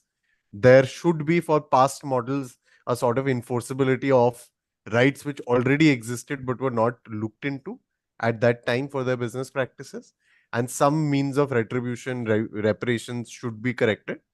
And final, that AI is a black box. We don't know where it's going to pop up next. And once it does, we will have to take out the hammer and pop that mole as it comes up. So I think thank you so much, Udbhav, for the technical insights. Benny, for reorienting the discussion and expressing the fact that, we're at a place where we shouldn't have ideally been. that this isn't like Uber having broken laws and given us a cab. This is basically something really fundamental that happened between all of our noses. And thank you, Srinidhi, for contextualizing it with the legal frameworks that exist and how we're likely to be looking at it in the future. Nikhil, thank you for having involved me. I'm going to leave the mic to you. Thanks. I'll hand it over to Shashita. Thanks, guys. Thanks, Udbhav. Thanks, Yeah, Srinidhi. very Thanks, good Benny. question. Please do stay on for the rest of the discussion, of course. Um, Thank you so much, Benny. Thank you, Pundrika. Thank you, Srinidhi, and thank you for Udbhav for all your insights over here. We should be moving to the next session, which is the Data Protection Officers Roundtable on AI. We've got a really good panel right now. We've got Mr. Skecheda, Wayan Kaba from Truecaller. We've got Shriram Esar from Zomato. And we have Derek Ho from MasterCard. And chairing the session will be Jyotsna Jairam. Welcome everyone. Over to you, Jyotsna. Thanks, Shashi. Good afternoon, everyone. I think Shashi made my job easier. I was going to do a quick sort of introduction of the star cast that we have today. But as you can see, they're all on screen and we're good to go. I think, we're going to spend the next hour exploring what we all know to be a very critical and sort of evolving challenge in this space. And that is the intersection of privacy and artificial intelligence. And I know that sometimes when we talk about these themes, they're so generic because everybody's talking about it. But each time you have one of these discussions, it sort of leads to a really nuanced understanding of, different perspectives that we're looking at just because of the cast of characters in the room, the different sort of unique, propositions that businesses bring to us. And I'm hoping that that's what we can touch upon in today's session. So, and I think as, AI continues to transform our lives, increase efficiency, etc., it also raises some really prominent and pertinent questions, and particularly those in relation to protecting privacy and safeguarding personal data. And we do know that AI models, it's sort of almost intrinsic to the models to be able to deal with vast amounts of data. And with that does come some sense of risk and harm. And I would imagine that dealing with this does require some sort of a multi-pronged approach. There's no right or wrong way to do it. And just, sort of broadly thinking about identifying some of the touch points, I think compliance is most certainly core to the implementation of AI. But I think equally important are governance strategies, best practices, risk management. And a lot of those don't really find themselves supported by specific regulation, by guidance that regulators give you. And often, as the ecosystem develops itself, we have a responsibility almost to create some of these standards and processes. So I think what I'm really hoping to do from today's session is to be able to ideate together, share some insights. And I think there's no one better to do this with than those at the front line. So let's begin and let's get into it right away. So Idris, if I can start with you, and I'm going to go with a really generic question and we'll sort of zoom into specifics as we go through the hour. So why don't you talk to us a little bit about how privacy laws have impacted the way in which businesses that are carried out by entities that are heavily involved both in development as well as deployment of AI. What's the sort of impact that they're facing with evolving privacy laws? And it would be great if you could sort of touch upon how we are able to balance the requirements that these laws bring with us with business interests. So I'll pause there and hand it over to you, but let's start with that sort of broad question. That makes sense. Maybe let me just say, so thank you so much for having me. Always super interesting, like Nikhil and others, all of these discussions with you all. So very, very excited and hope to, this be just one of those times that I do this with you, but many others. It is a very broad question, definitely. And so maybe just a couple of kind of comments on my side and tell me whether that makes sense, and happy to follow up, after. The first thing is obviously we have already a lot of existing laws, right? Privacy laws that are, most of the time, most legislators in most countries have tried to make them pretty, technologically neutral, essentially. And so they apply, to, I work at OpenAI, so an AI company, but they also apply to like the baker, down the street, right? And so it is already very wide. And so there is definitely a margin for, you can call this interpretation, you can call this kind of implementation of the law, but definitely those laws exist and they need to apply to a processing of personal data like any other. And AI is no different, right? AI uses personal information when training models. AI does generate potentially information in the outputs. When people talk to a chatbot, let's say for kind of the most obvious example. And so there's really a lot of work here, I think, for internal kind of, legal privacy teams and data protection officer like myself to just better understand, okay, so how what is my legal basis when I train the model? When the output comes out, who is really owning that output in practice and who is responsible for how that output is being used? All of these questions, I think they're just based on existing law. And then there's kind of a second set, and we're starting to see this a lot today, which are the new AI laws, right? And I think kind of policymakers appreciating that those generic laws might not apply perfectly to exactly the AI world are trying to have more focused laws on AI. And we've seen that recently, for instance, in Europe with the AI Act, and I know we were talking about deployers and providers of AI, so trying to have really more specific obligations. And I think for companies, it's just important to just look at these new laws. Some of these obligations are starting to apply. Some of them will apply only in the next few months and years. But it is very important, I think, for companies who are making use of AI, potentially as deployers, to also look at these things and understand how how these laws might impact their own activities. So kind of like general legal work, right, in practice. But I hope and I do believe, because this is kind of an audience also of like privacy professionals, I think privacy professionals are really very well suited to do all of this work. I think as privacy professionals, we know how systems work. We like understanding how something works, how personal data is being processed. We hopefully already have privacy by design and privacy impact assessments processes. All of these tools are very much at the core of what you need to do when you look at a new AI processing. So hopefully there's a ton of reflexes that you already have within the company and existing governance that can be used for this as well. Thanks, Idris. And maybe if I can just sort of focus only on that business interest process. And on a lighter note, do you believe that the existence of privacy professionals and more informed privacy professionals is being viewed as a bottleneck or a roadblock in that sense when we're sort of outweighing commercial interest, business interest? Or are you seeing that there's more reception to the kind of requirements, the regulatory requirements that we have to deal with? And so there's less resistance when suggestions come from us, because I know we have to play bad cop quite often. Yeah, I would say that it's probably more helpful than not. And in my experience, obviously now my role is a little bit different, where like OpenAI is the actual provider, right, of this technology. It's also a deployer in some ways, but it is also a provider. Whereas in the past, I was more kind of a consumer of these things and trying to use AI in my prior job. And I think that prior job is pretty more applicable to this question. Usually, I would say that yes, it is a common it is a typical issue to be seen as an enabler, right? As a privacy consult within a company and not as someone who just says no. It's no, like, yes, we can do it and this is how. I do believe that AI is helpful in that way because for some reason, in a way, privacy has been here for a long time. And so people have gotten used to it. Whereas now I think business people, they understand that when they're doing AI, they understand that they're doing something that is much more novel, and so they kind of appreciate that this will come with some legal requirements and some legal controls involved in practice. And so I think in my experience, at least, they're more open essentially to having that candid discussion and to be helped really by the legal counsel, kind of coming to the legal counsel and saying, look, we're using this AI stuff.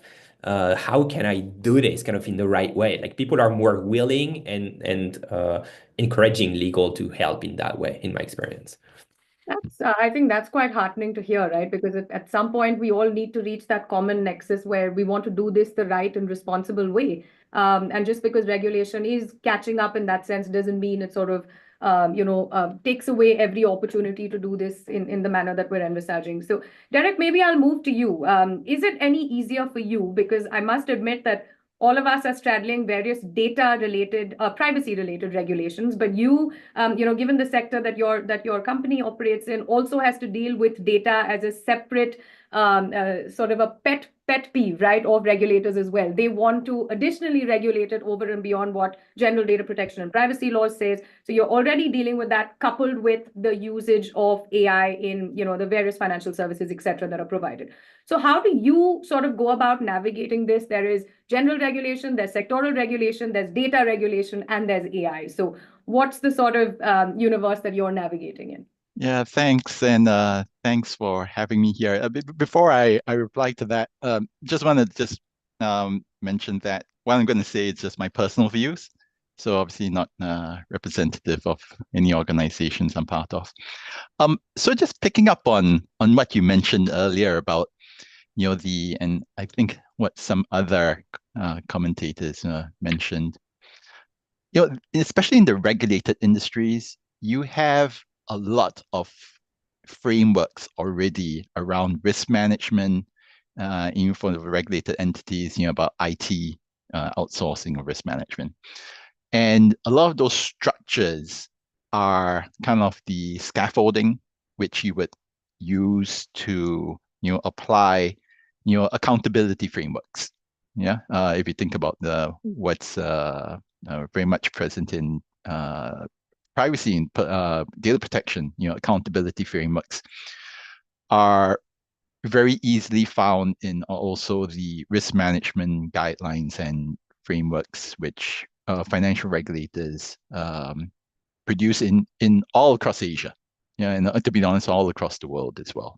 Yeah, so I would say that especially for the whether it's healthcare or whether it's financial services, you do have some level of muscle. Now, obviously, AI brings in the additional complexities around data governance and then the model governance itself, right? And therefore, you just have to layer upon that. Yeah. But when you think about who is going to be responsible, there's within a risk management framework, within a regulatory framework from a financial regulator or a healthcare regulator.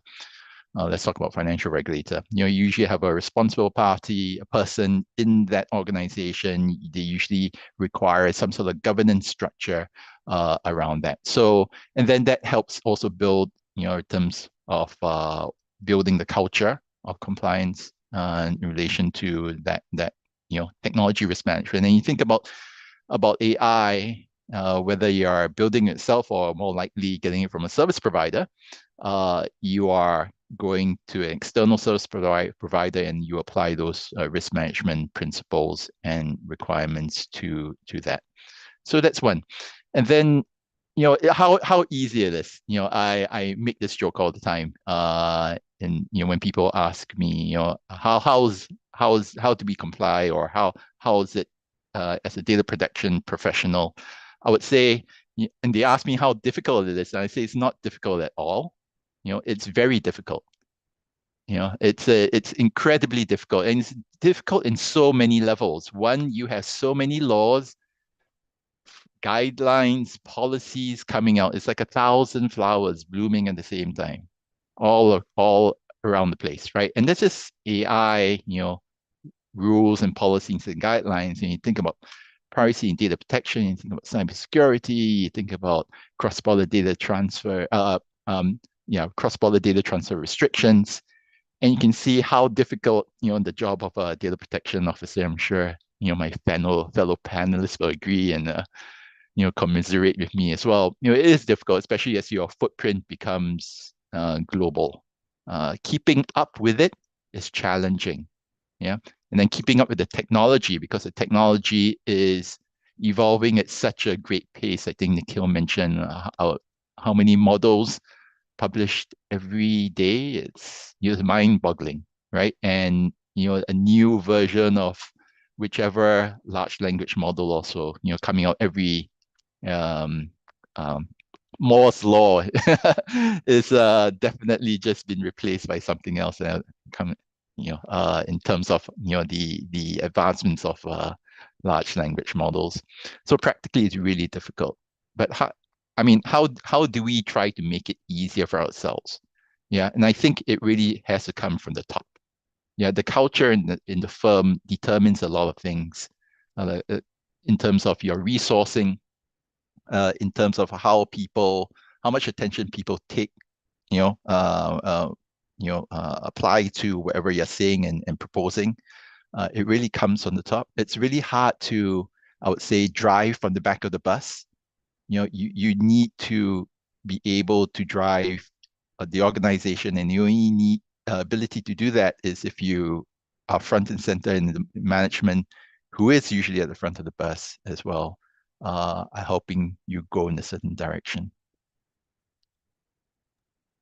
Thanks, Derek. And if I could just sort of ask you one, extended question there. Do you find that, and you're right? So as, we already have existing privacy laws, we have principles generally that govern organizations, but do you find that as in, when we have new regulations coming up, new policy initiatives coming up, that they, sort of are structured to be harmonious with what exists, or are you spotting some apparent conflicts, right? Particularly with something like AI, because the approach as far as regulating AI is concerned differs from jurisdiction to jurisdiction. Some of them want to be prescriptive, some of them want to be more principles-based. So do you find that, and do you think that there should be some sort of messaging across to say that whatever you do and come up with should be able to supplement and complement what we have, as opposed to strike down or conflict with the existing regime that we're battling with? Is that something that you see?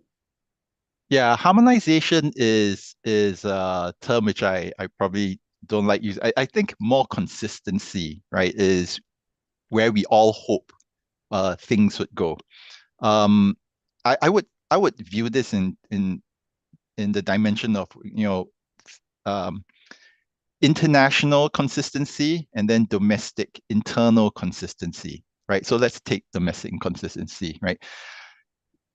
If you have, one, and we've seen this in some countries, right, where a privacy law, defines personal data very differently from how, let's say, a financial regulator would define it, or a healthcare regulator would define it.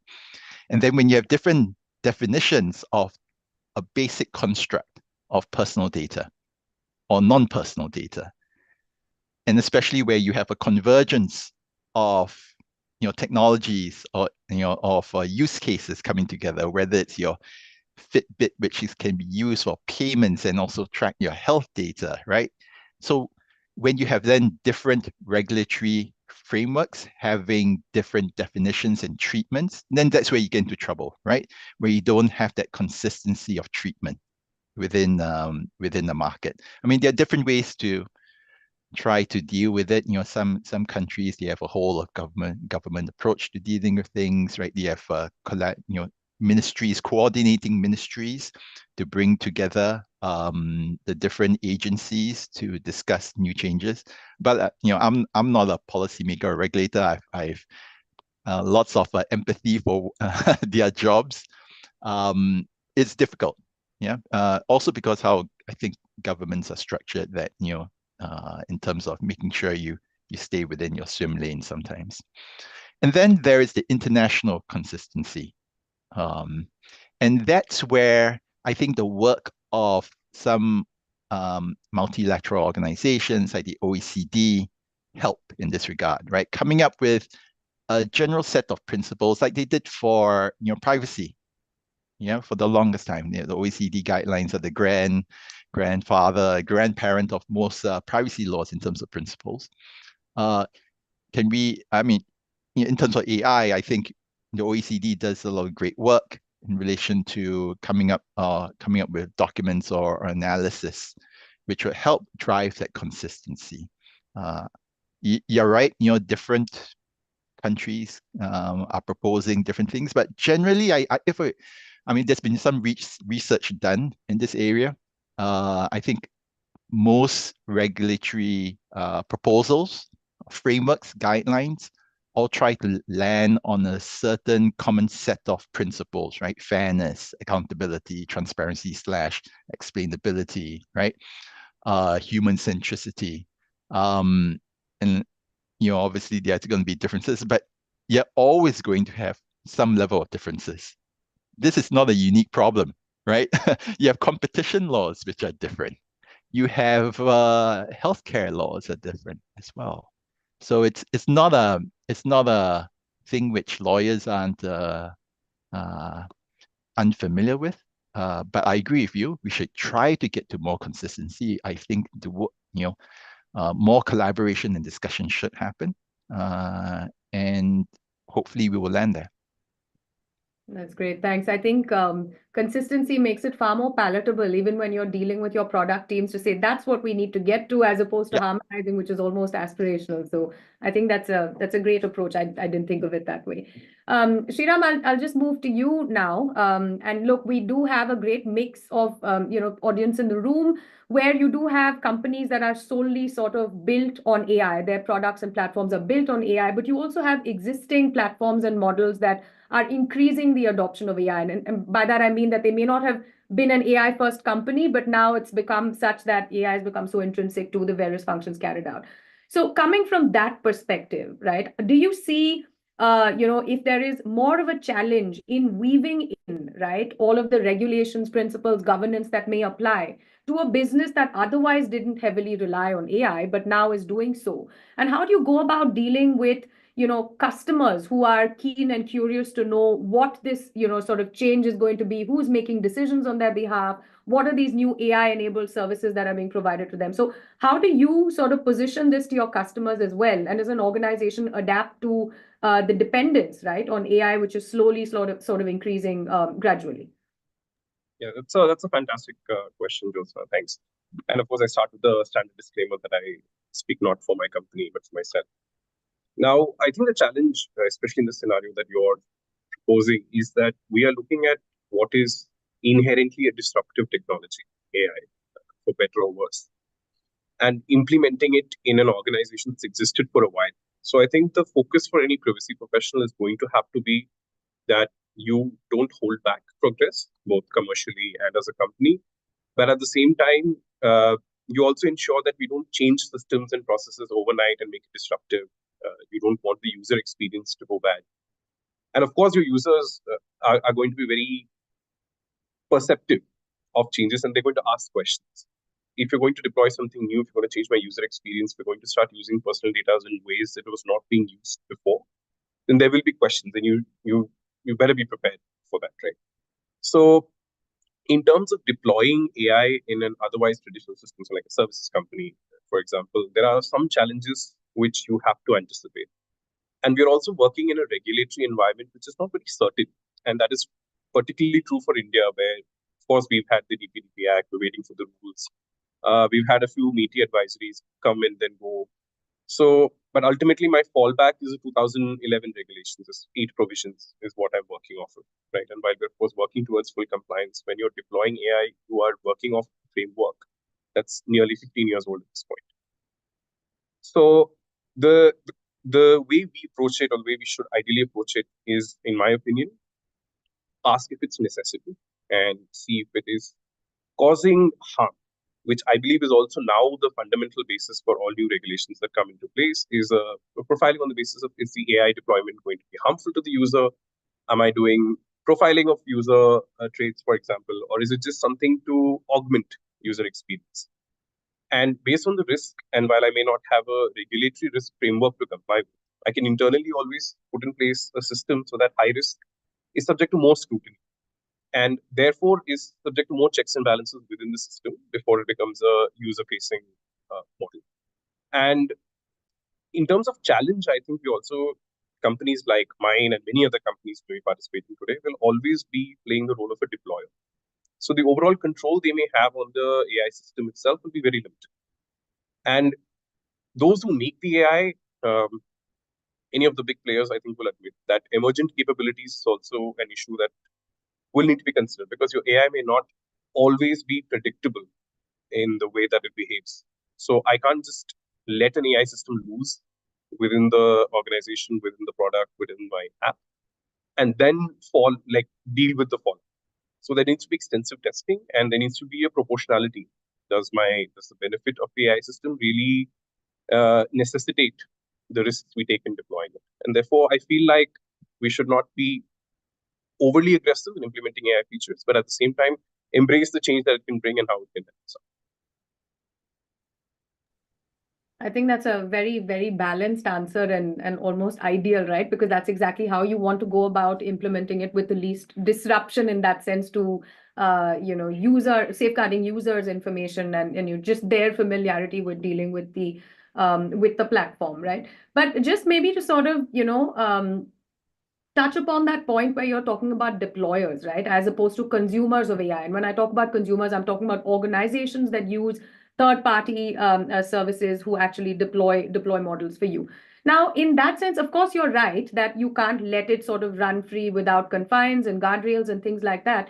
But what is the balance of responsibilities, right? When you are depending on a deployer, yet you are essentially fronting the relationship with the customer, the responsibility in that sense lies with you. So how do you, I mean, of course, contractual indemnities aside, right? We can keep that aside. Just generally on sensitizing the ecosystem, does it mean that as organizations, we need to be a lot more prescriptive in that sense on a service that we may not have visibility over or the technical capabilities over, but yet ask for certain things because you want to ensure those guardrails are in place? Is that something that you see as a trend in terms of adoption of AI by third-party developers? Oh, absolutely. So yes, it may not be the most glamorous answer, but I think a cultural shift is inevitable when you introduce something as exciting as AI.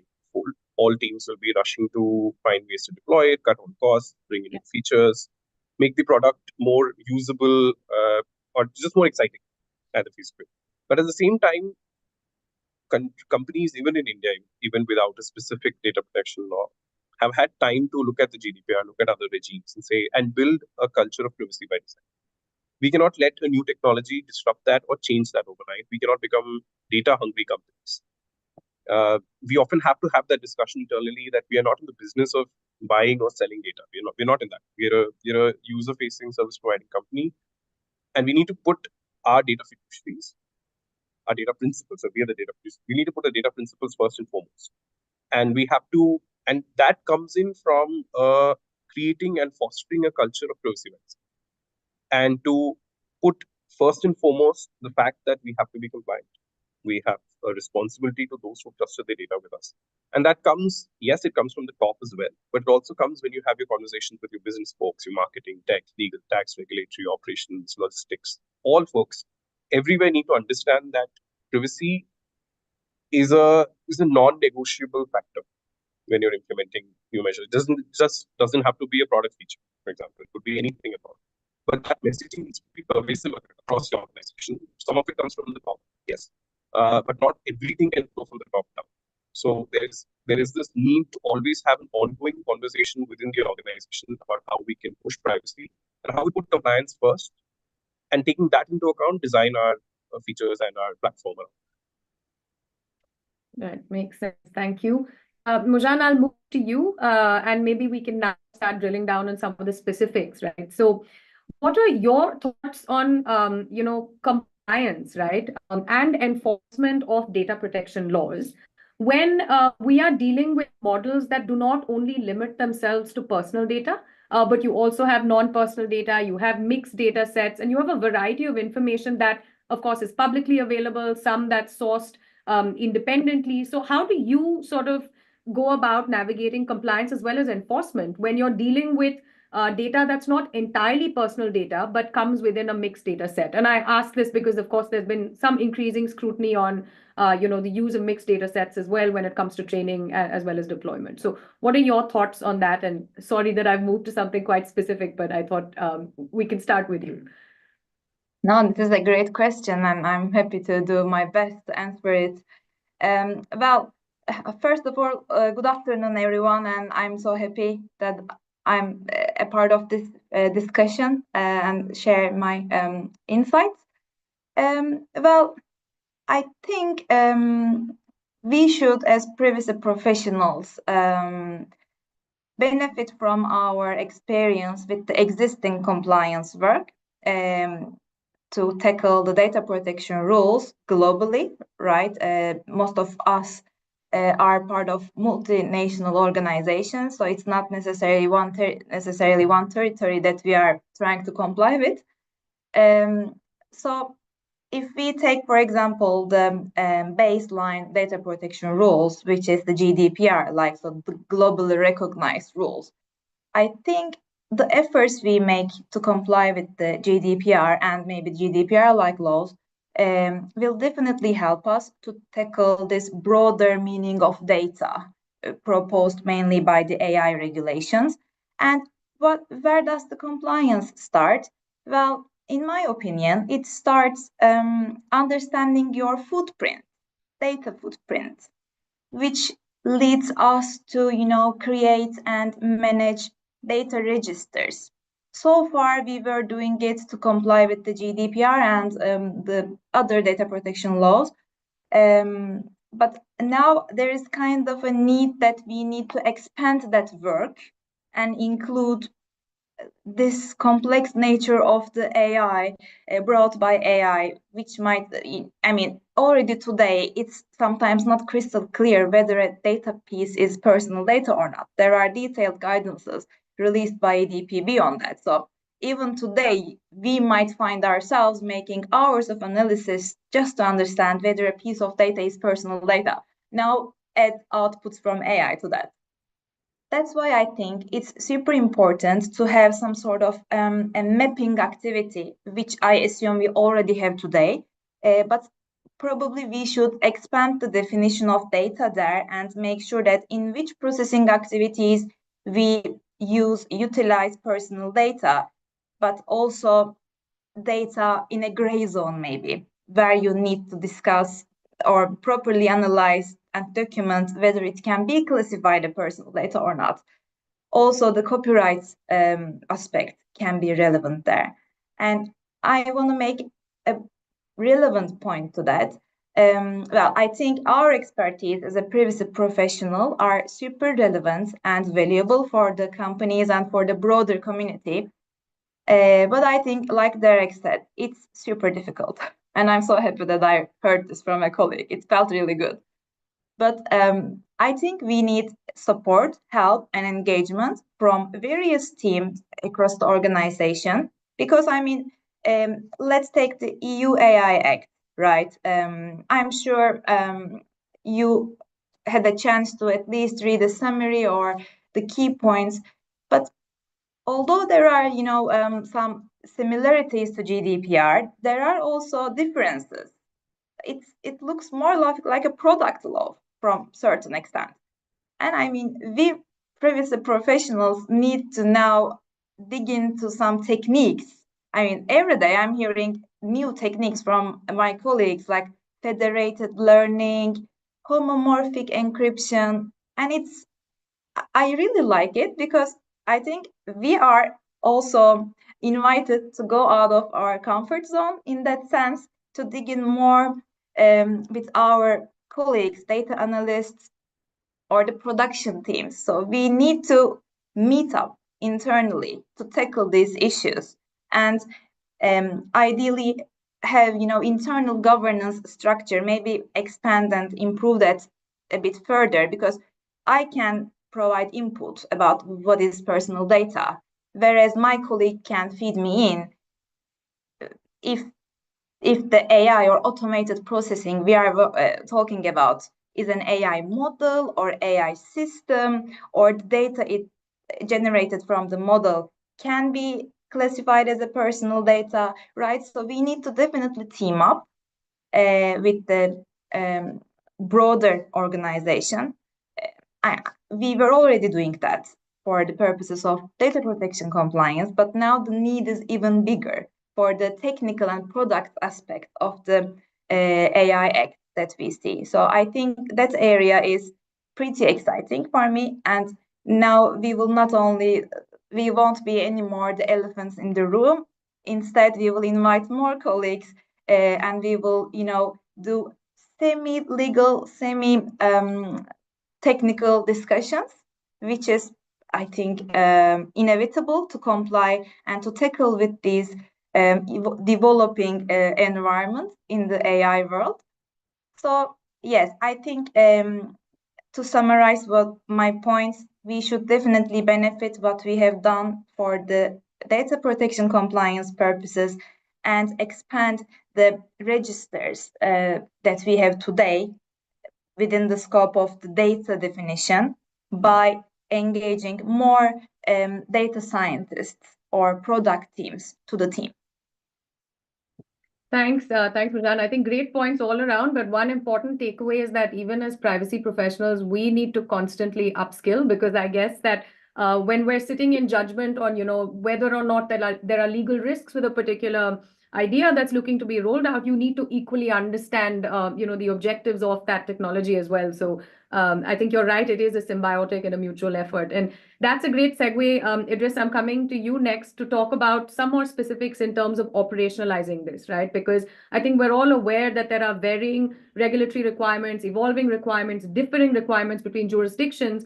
But as an organization that has a global footprint and is being widely used, what do you think, and for organizations like yours, it doesn't have to be specific to yours, but what are some of the operational controls and governance strategies that you think need to be put in place, particularly to prevent, the unauthorized or excessive use of personal data during, of course, different phases, training, deployment, etc. And what does this actually look like in practice when it comes to implementation?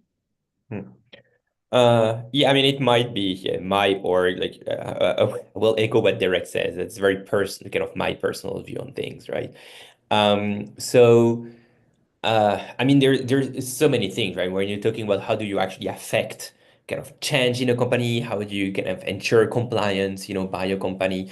I mean, we're basically asking kind of that's the kind of the broadest question, where there is. It's like a few kind of pointers, I guess, on my side. The first one, and I think someone said so, maybe Derek, is that in my mind, sponsorship is very important, right? And so one of the first things that I would say to any company who wants to kind of get better at operationalizing privacy, right, essentially internally, is, do you think that you have the right sponsorship internally?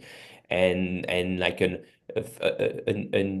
easy way, right, to answer this, for instance, is, well, do we think like the CEO actually has like a sense of, the challenges and the opportunities that relate to privacy? Is there a forum in which these senior executives hear about privacy and can weigh in on, certain critical decision making?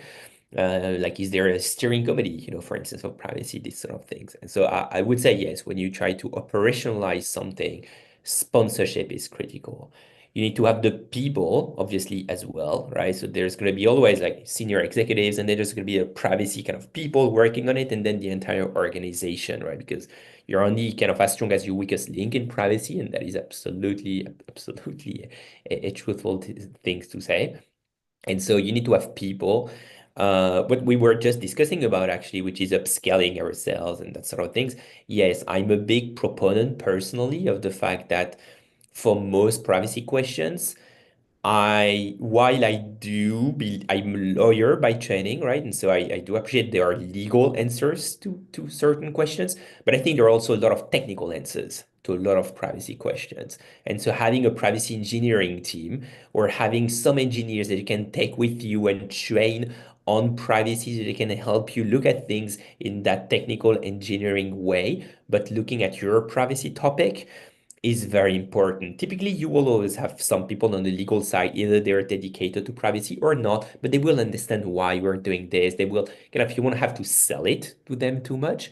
Whereas on the engineering side, there's maybe a little bit more work, depending on the company, to do so. So do get some engineer, do give them something that makes sense to them, that will kind of like formalize the fact that they're working on this. It's a lot of soft skills, like as always, that work, right? So you need to kind of like get people with you to tackle that and operationalize privacy internally. And so to do this, you need to get people engaged, to get people excited about it, to give them something out of it. Maybe it's a role change, maybe like TBD, depending on your org. But yeah, I don't think AI in that way is different, right? The same sort of tricks in tools in the bag, I guess. Thanks, Idris. And Derek, maybe to get your thoughts on this as well, in terms of actually operationalizing some of these things that we talk about in theory and are great in theory.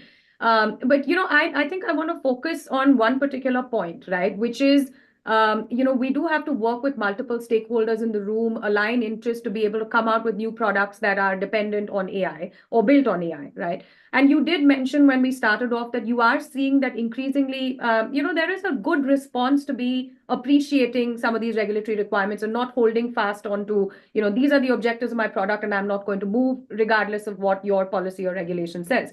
And so as a result of which, are you seeing a change in approach in ideation as well, when you're thinking about, using, for example, AI models in financial services, because of course it is a high risk area in several senses. And as you see enforcement increase, are you seeing that businesses are actually open to now rethinking how they want to build or use these AI models? For example, is it entirely futile to go with an anonymized or a pseudonymized data set, right? Or is it something that will be shot down, or is there a balance with data minimization and other sort of principles, strong principles under data protection laws world over that you're seeing increasingly be, sort of subject matters of enforcement as well? So what are you seeing in terms of trends? Yeah, and it's a complex question. I don't think it lends itself to a simple answer. And I explain why, because it really depends on the organization. What are the values of the organization which would help you, have all those governance processes and structures? And it just, I completely 100% agree with what you said. Sponsorship, people, people, process, technology, right? That's what it's always lined up in terms of making sure you have those 3 blocks. But it really depends on the organization. Some organizations are going to be way better at this than others. If you look at the small and medium-sized enterprises who are trying to survive, I would say, right? They're trying to make payroll, trying to pay their people. Are they thinking about these issues? I'm not quite sure. Because one, they wouldn't have the resourcing and budget and budget give to dedicate the resources to. Their data protection officer is probably wearing 3 hats, right? The office manager, maybe the technical person, right? The legal person who is dealing with multiple things. So you are going to have resource constrained organizations, either because of their size or where they are in their development cycle, who are not going to be in a good position for it, right? Then there are going to be large organizations who are, and more resource organizations who are going to be able to do it. And from my perspective, most of those organizations have implemented privacy by design, which provides that great, foundation to be able to apply to, product development, whether it's, whether it's going to involve data now these days. Well, it's always probably going to involve AI at some level of machine learning, increasingly. So privacy by design allows you to have a really good holistic view, end to end. If it's done correctly, it's brought in at the right time, to make sure that the risks are identified and mitigations brought in, whether it's a process mitigation or technology mitigation, which you have. So yeah, a bit hard to have one single answer for all sorts of organizations. Understood. And thanks. I appreciate that it is a very, very, very complex and broad question, but I think there are some really good specific takeaways from it nonetheless that we can all sort of think about, that could very easily adapt to our organization as well. So we've been talking about, this from being, enablers, thinking about it from an organization standpoint, how you're going to make sure that you don't sort of come in the way of the increasing dependence as well as use of AI within all of our businesses. But Sriram, I think I'll now move a little bit to data subjects, right? And I think just being in India, it's a very unique spot right now because we are, we've finally come to a point where you have a very privacy conscious population, and it's increasing, right? Just based on the numbers that we have and the user base that we have, we're seeing a lot of interesting questions come in. So I'm sure that, anyway, organizations that are data intensive, B2C, D2C companies have a lot of personal data that they're dealing with and these requests that they're dealing with. But let's talk about, this specifically in the context of AI systems, right, and models. So now, once you've integrated this into your processes, do you find that these same data subject rights, which of course all of us are very used to dealing with, take a different sort of shape and form? Are there additional complexities? And sometimes are we at a situation where we don't really know how to deal with it, just given how much of the processing happens at the back end without a direct interface with the customer? It's far different from a onboarding scenario where you know what you're collecting and what you're doing with it. So how do you think data subject rights and how they're going to be exercised will change in the context of services that are dependent on AI systems? I think any privacy professional can tell you that data subject rights are often the trickiest and the most difficult to deal with, because the cost of compliance is the highest if you fail to comply with the data subject request. And it is, in most cases, not as simple as pressing the delete button, right? I may have strategy retention requirements. I may have backups dating 10, 15 years back. I just can't start going and digging deep at all times and comply with it in the way the law may expect me to, especially if I'm implementing AI systems. I think there we really have to adopt a proactive approach and look at it from the perspective of what are the data subject rights going to look like on this feature 5 years down the line. Because your DSRs are not typically reactive. They don't just come in on day one or even in the first year of you deploying something new or some new feature. And so far, speaking out of experience, we don't receive as many AI-related queries. We have a standard inflow of data subject requests, which we honor. And of course, we keep continually building systems, automated systems for data subject right management, so that the users have more rights over what is happening to their data, and it's not being processed for things that they've not consented to. And that is really a systemic approach you have to build in, because, like I said, as a company that ships really fast, you may not get the opportunity for each feature or each product or each rollout to ensure that, okay, will this fit my DSR mandate 5 years down the line? No, you may not. So you'll have to foster a system where we take into account from day one that the data subject whose data is being used for this particular product or this platform as well, that data subject will continue to have his rights or her rights over the course of that data's storage and retention period in the system. And that is more true than ever before now that AI is coming in. And we have to be cautious about, like I said, at the risk of repeating myself, we don't want to become a data hungry company, right? And that's true for any organization. I don't think anybody's going to be pushing for business teams to start collecting or harvesting more data. At the same time, it's the data that we already have and the purpose we've already stated in our consent notices, our privacy policies, they allow for it, then why not? It is also the firm or the company's responsibility to be upfront with the customer about what the data is being used for, and not start doing processing on the back end without the customer's knowledge. So it really has to be very consent driven, but at the same time, we have to be mindful of data minimization, right? Don't just start using processes or start deploying features which are overly reliant on personal data, which they were not before. And in terms of responding, so this is the challenge that people will across the industry face, because if I get a data deletion request, I can obviously delete it from my systems within the stipulated timelines. But if a AI model has been trained on user data, for example, do I get to go back and remove it? I don't think that's even technically feasible. But I get to say this and walk away because I'm not in the role of somebody who creates AI systems. I'm never going to be training them, at least not in my current role. And as a deployer, it's a little easy for us. What we, in practice, how we can implement is that to make sure that the personal data doesn't leave your system, that you don't engage a bunch of, because now the products on the market, the SaaS market has also changed now. Everything's powered by AI, allegedly.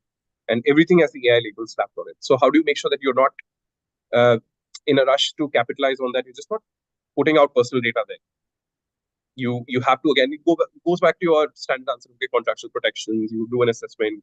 You do a ROPA if you have to, and make sure that you're only using it for a specific purpose, and you're not just putting out personal data.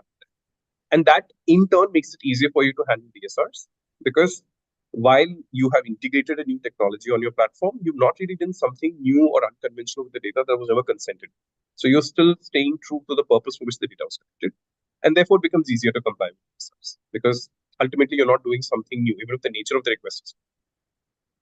Right. So do you think that I would be sort of right in summarizing that you do say that with AI, of course, there are more complexities, but as far as data subject rights are concerned, it's not very different from how you've been dealing with it now. Of course, consent and transparency are at the core of it, but it's not that, the adoption of AI systems or use of AI systems have, restricted you from being able to implement the process that you already do, and that holds you in good stead. Correct. I think we can boil it down to say that as an organization, you don't lose sight of the discipline and the privacy framework you've built over all these years just because you have a new and exciting technology coming in. And if you stay true to those roots, then DSRs become easy because you're already managing them in a certain way. You've already had the legacy of, handling years of DSR. So you don't really need to change that process unless you are doing something actively to disrupt it for yourself.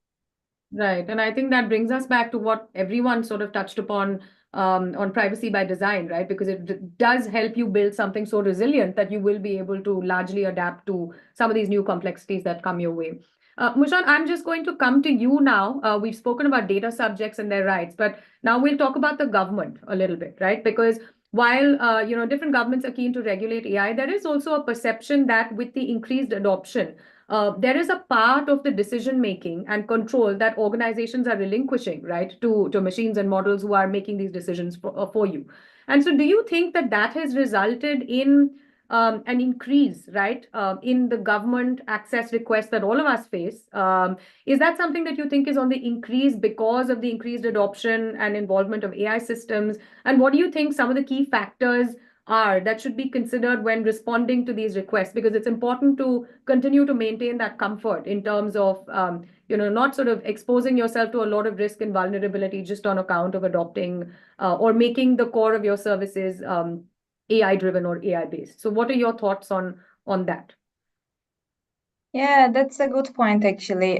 Well, so far as I can see from these government bodies, they are very keen on opening up dialogues with various stakeholders from different industries. So they are really keen on getting some input to make sure that whatever they will regulate connected to the AI will not restrict the competitive environment, while giving individuals their rights, make sure that their data is utilized in a fair way. So I really appreciate the balance they are trying to find between, commercial interests and individual rights.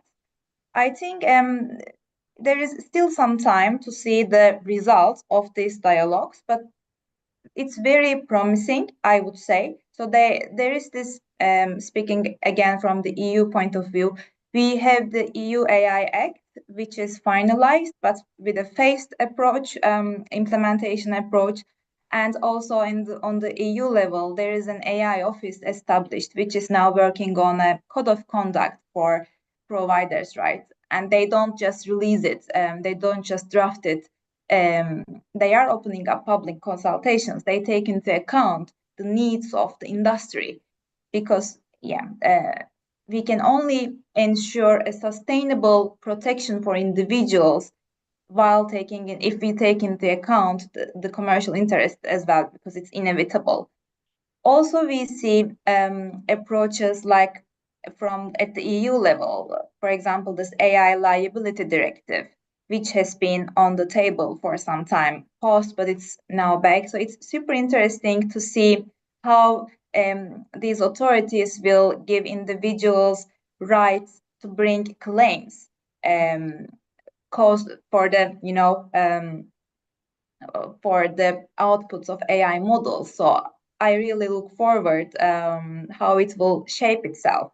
But I mean, it's a directive which is on the table for some time, and once implemented, member states will have 2 years to align their national law. So we have still some time there, but it's definitely relevant to think this aspect today by taking into account the already existing data protection laws, right? Already today, if you are using an automated processing activity in the futures, the individuals have right to object, and they have even have right to get a basic information about the logic behind. So they have this right already today under the applicable data protection laws. So it's really interesting to find balance there, right? So you should give them some information if you are asked. That you should give them the logic behind, but not necessarily exposing your commercial trade secrets. So yeah, interesting topics. But yeah, on the government level, I see that it's being prioritized, and I think we all, either individually or as a representative of our organizations, should encourage ourselves to take part in these discussions at those levels, because it's a good time to make an impact and to make a good good compliance plan, so to say. Right. I think you touched upon a very important point there on liability. And Idris, I'm going to come to you to speak about that a little bit more in detail, because while, of course, when we are evaluating the use of new technologies, AI, we're trying to look at the objectives it's looking to achieve, but at the same time, there's a constant check against the exposure and liability that we take on as a result of deploying them. So I wanted to just talk to you a little bit about what to do about the past, right? Because a lot of the guardrails, the safeguards and processes that we've been speaking about are, in that sense, quite easy to implement on a going forward basis, because you can introduce transparency if it didn't exist. You can introduce more specific processes in terms of what you communicate to a user, etc. But what happens, particularly in the case of models, for example, like GPT, where the real strength and value of it is based on the extent of the data that it is already trained on, right? And it's also not uncommon that a lot of these models have relied on personal data without in fact getting specific consent where it's required and things like that. So how do you go about operationally, again, addressing these situations where the model is where it is today because of the extent of training that's gone in? It may not have been all perfect. Going forward, you're able to rectify. But how do you sort of go about considering things in terms of exposures, vulnerabilities, etc., when you're dealing with these sorts of legacy issues? So there's a lot of different ways, I think, and it depends on the company. So the first thing is that some people are better off than others because their companies kind of did or didn't do the right thing from the get-go, right? That's just kind of like an obvious statement, right? But I consider myself actually pretty lucky, right? In the sense that OpenAI, literally their mission is that, AI benefits everyone and in a safe way. And so they've always very much focused from the get-go. They've published a lot of articles. They've pioneered a lot of techniques that are now currently being used throughout the AI industry to make sure that safety is at the core of, like the way that the models are trained and also the way that the models are deployed essentially to people. And so in that way, it's not like there's like a massive exposure kind of have been built up. But I do appreciate that like some other companies might actually have that issue. And so that is absolutely kind of a real issue that you're pointing to. But so that's the first thing, right? It depends on the company. Then there are a lot of ways that you can deal with this, let's say it happens within your company, right? The first thing is maybe there are some things that you can remedy still, right? In terms of the past, right? When you're talking about AI, if you haven't done things well, but you actually, and Jerry speaking actually, right? Like even, I'm saying this when it comes to OpenAI, but we're still, very much researching a lot of improvements to be made, right? In terms of like PETs, that we can continue applying and searching for in terms of AI. And whenever we find them, we don't necessarily just apply them for the future, right? Anything that can be applied to the past is applied to the past as well. And so there's definitely still some things that you can do that can actually apply to the past in practice, provided you continue creating the technology and always have that in mind that, well, whenever possible, then you also apply it to, whatever was done in the past in practice.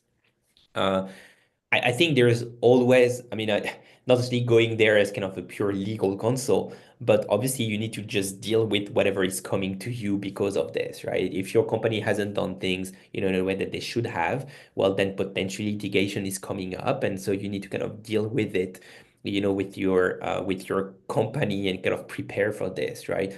So it's obviously, again, kind of more theoretical, but it is very true, for certain companies. When this happens, at some point you need to prepare, and just the future is just the litigation about the past, right? At this point, essentially, and it is, it is what it is.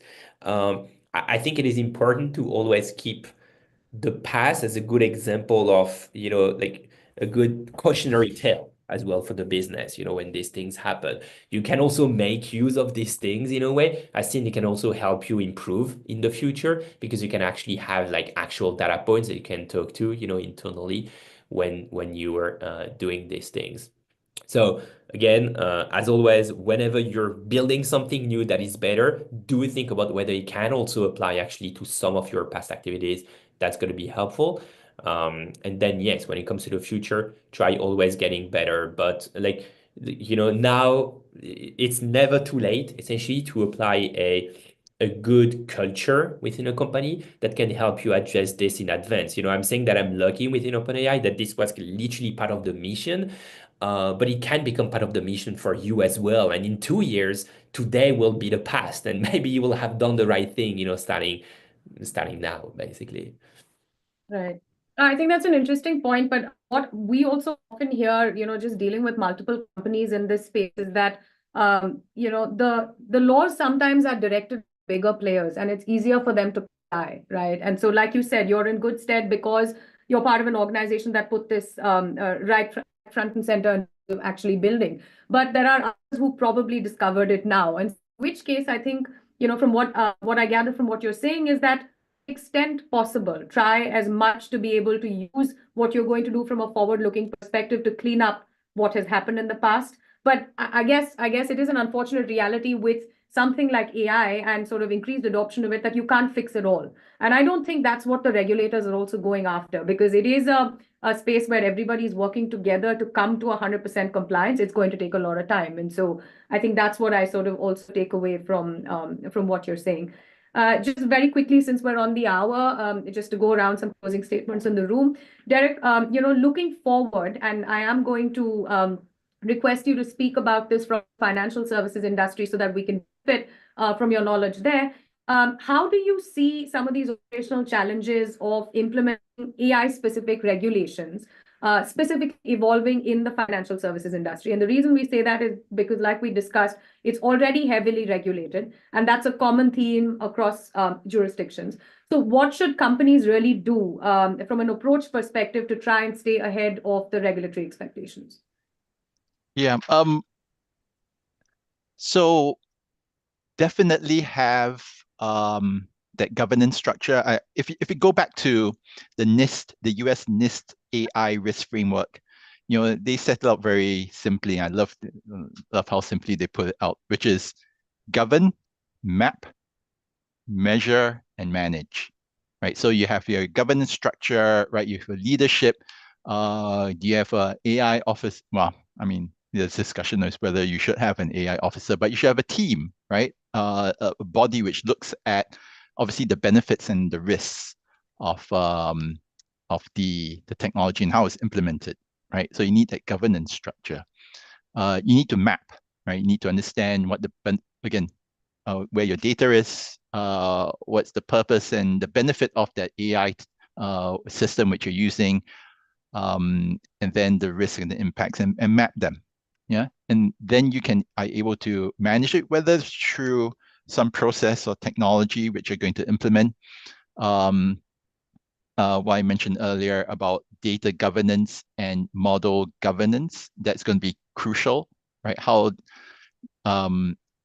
where you're getting your data from, going back to your earlier question about past data, which is problematic. One of the things which came to my mind is, if the data which you got was not lawfully obtained, and it gets created, and then the feature is created. I mean, your features are created off of that data, right? Obviously, we know in some jurisdictions, model disgorgement It's one of those things which has been audited. So there is, there are huge risks, right, for organizations, especially if you are a small organization, which and your business model is based off of all that data which you obtain and that model which you have built your product around, and that becomes pretty that becomes like a real risk for the business itself. So you have, again, govern, map, manage, and then measure, right? You always need to be able to measure how, again, your models are performing. There are different metrics for, again, depending on the context, measuring fairness, right, and minimizing bias. In the fraud space, in the financial services space, one of the main use cases for use of AI is fraud prevention, as you know, right? So whether something's fraud or not fraud, and there are metrics to help measure that, right? So you have the area under the curve for a receiver operating characteristics curve. So if you are getting to, it ranges from 0 to 1, right? So if the curve, the value of the which you have is closer to 1, then it's more predictive, it's more accurate, because you are essentially trying to identify the true positives and really try to minimize, right, the false positives coming out of it. And so there are metrics. How do you measure the effectiveness of your AI? How do you measure, fairness? There are different metrics, and there's a whole debate around fairness, because it's very context specific and different metrics for it, and even I think the statisticians they all don't agree on the one fairness metric which would rule them all. Yeah. So, but there is this, and I'm hopeful, and I think Idris mentioned it. As the technology evolves, you then want to continue to implement those technologies to help you in your journey. I think you did a really good job of coming up with something tangible and structured in an otherwise very uncertain universe, because it's something so specific that you can break down, even though a lot of what we're dealing with is an abstraction. So thanks for that. I think it's a good hat tip for people who are looking at various governance structures and strategies to put in place. Nikhil, do we have a couple of minutes more? Could I go around the room, or are we? We do. I was actually wondering if anyone has any questions from the audience or any comments. Maybe while we wait for that to come in, I'll just sort of go through Shriram and Mujan as well in terms of closing statements. So Shriram, we in India don't have an AI law as yet. We do have a privacy law that has intentionally not really spoken much about automated decision-making, the use of AI systems and models in the version that's finally sort of been published and passed into law. So given that we don't have that in our privacy law, if I were to ask you, what is your wish list? And when I say wish list, I'm saying just 1 or 2 things, given the time that we have, that you are looking to be addressed from a privacy perspective in whatever AI law that we finally come up with. Is there something that you think should be a key factor or a key concept that should be addressed? If you want me to answer that honestly, I would say, do we even really need an AI-specific law in India, especially given some of our run-ins with regulators in the past? And we need more of an enabling framework than anything else. That's the abstract answer to your question. I want a law that doesn't get overly prescriptive and rather says, okay, here are some things you should steer clear of, but otherwise, feel free to innovate.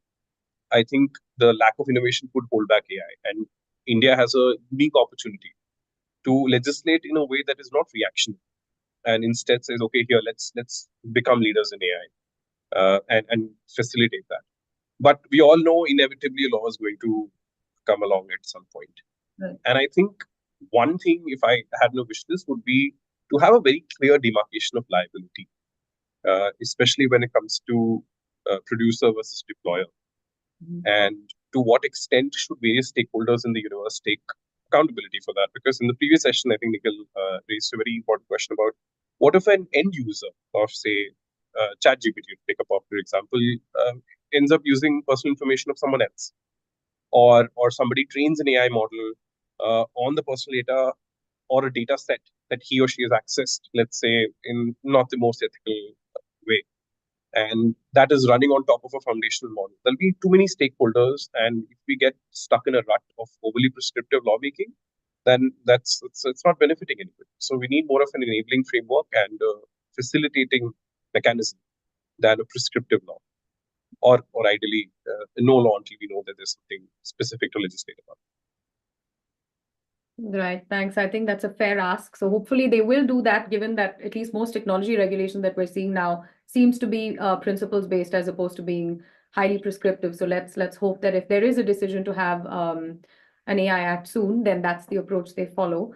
Mujan, I think just to sort of wrap up the discussion with you, and your platform is unique in that there is, of course, data subjects that you have a direct interface and interaction with, but there are several others that you may not, because a lot of it is derived from, what the data subject that you have interaction with is going to sort of feed you and allow you access to, right? So from this, I want to come to the concept of consent, because that in most regimes, of course, you do have non-consensual grounds as well. Seems to be one of the more foolproof ways to do it, because then somebody is walking into it with their eyes open and actually giving you consent to be able to do something like this. So do you believe that, particularly with, again, the increased reliance on AI systems to carry out a service like this, there is, in that sense, a little bit more of a distance that's created from direct interface with data subjects and users, right? It's no longer, I am submitting this information to you, I'm uploading this information. The techniques are far different in that sense and a lot more indirect.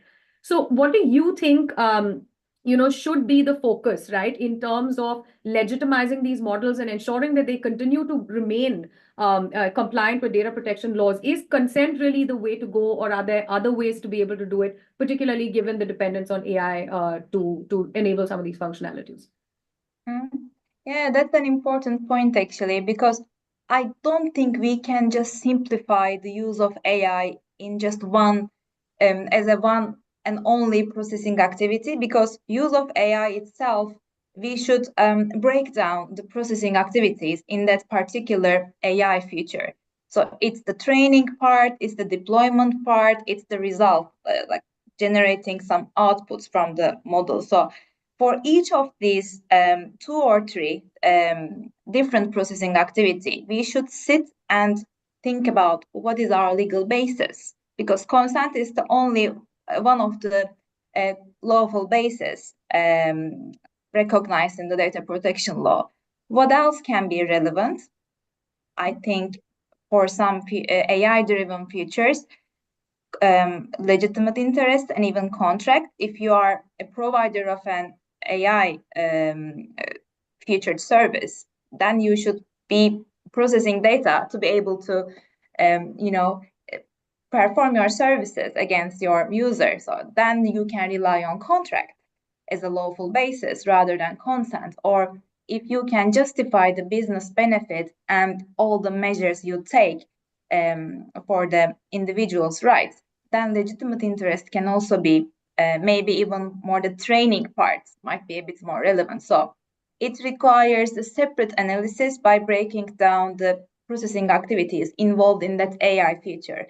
And then, of course, we should adhere to the transparency principle, right? So do our policies address this?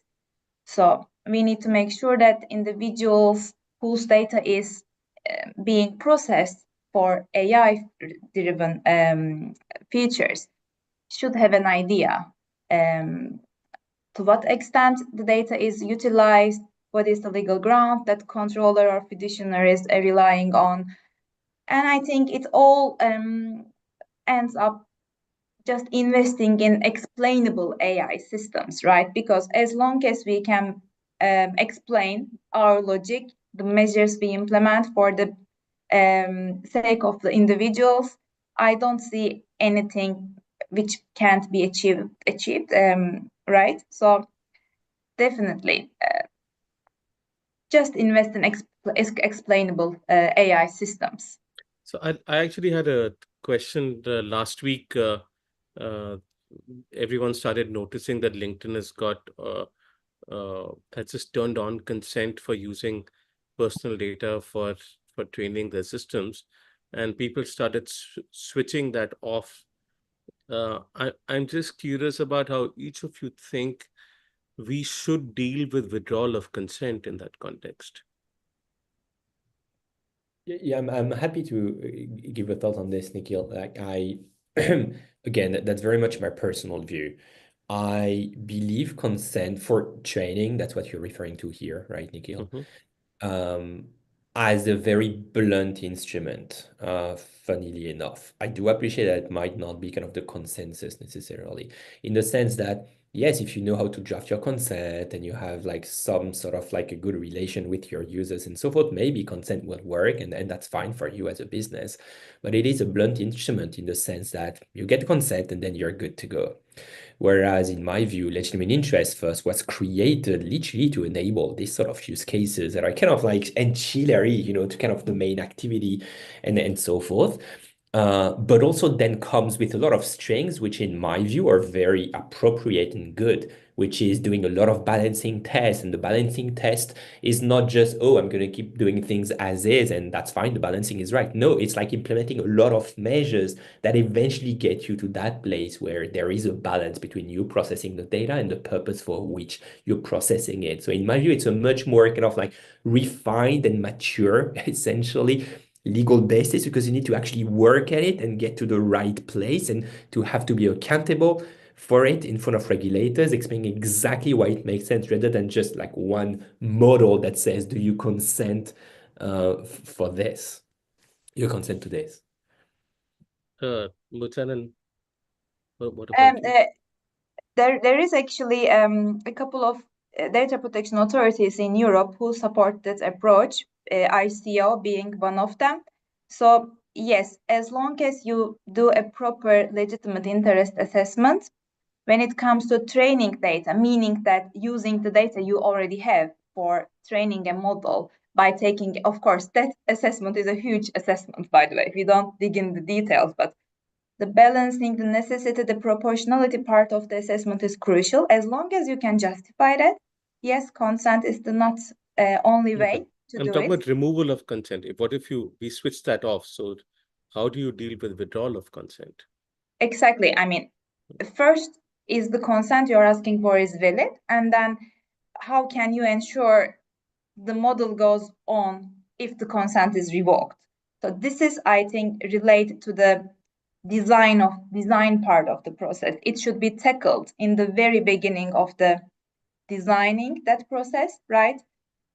If the basis will be consent, the developer of that feature should take this into account in the very early stages, which brings us back again how important privacy by design is for the purposes of like broader compliance, like not only data protection. Derek? I can jump in there. I think this really depends from organization to organization, specifically because use of data for training in AI is just another form of processing, right? And you're not going to litter your platform with consent and withdrawal notices for every act of process. It doesn't have to be an all or nothing solution also. So like Jan said, unless you feel that there is a direct harm to the user, I don't see the need to give granular control at every level of it. At the same time, obviously, you don't just use all the data available for you for anything and everything under the sun. So again, it needs to be consistent across your platform. So are you the kind of platform that gives, let's say, a dedicated landing page for the data subject right management? Then sure, it makes sense that you also include withdrawal. But out of nowhere, if you only have withdrawal for a specific type of processing and not everything, then that also may not make sense. So consistency really is key, and depends on your organization's approach to DSR management. So I'm not going to comment on how LinkedIn did it. Of course. But and I agree with the use of legitimate interest or the lawful use of it, legitimate use of the data. I guess one of the things is if it depends on the use case as well. I think for the link, well, are there use cases which are a bit more creepy or objectionable, and for which you need a bit more sensitivity about how you deal with it? Is there a way in which you could have taken the data and then obviously de-identified as much of the data as possible in order to train your models? And then understanding as well, it depends on the use case. Again, if you're thinking about a fraud prevention use case or information security use case, you really want to make sure that the criminals aren't able to also opt out of not having their data being found. Criminals like to hide, I believe, hide in the shadows. Yeah. And the ability to see their activity and how doing it, whether it's trying to scam you or access your account illegally, they would love to hide. Use of data could help, right, in terms of the training of it, and then the actual application of the model to the data as well to prevent that malicious action. Sorry, so I'm not Nikhil. talking about malicious users, Derek. I'm talking about users who are not malicious, who are not committing fraud, who want to exit the system. Yeah, it's a bit hard to, you see, in that kind of situation, how do you know, how does an organization know at any one point in time defending its walls, right? Which attempt to access is a malicious actor or not, someone who's trying to take over your account and has your credentials because they've taken it from the dark web, right?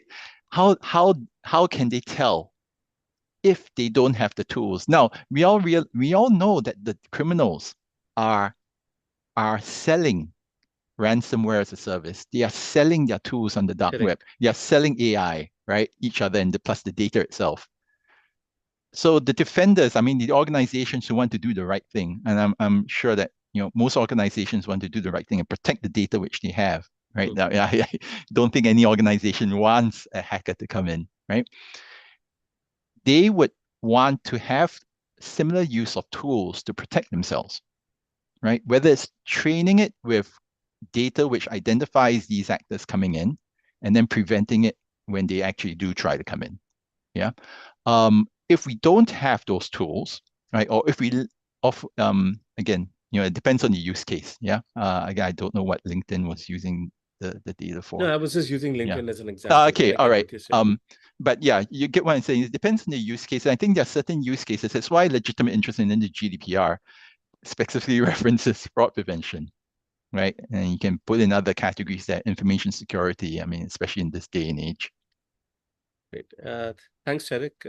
Thanks, Josna, for a great session. Thanks, Derek, Mujan, Sriram, and Idris for joining us.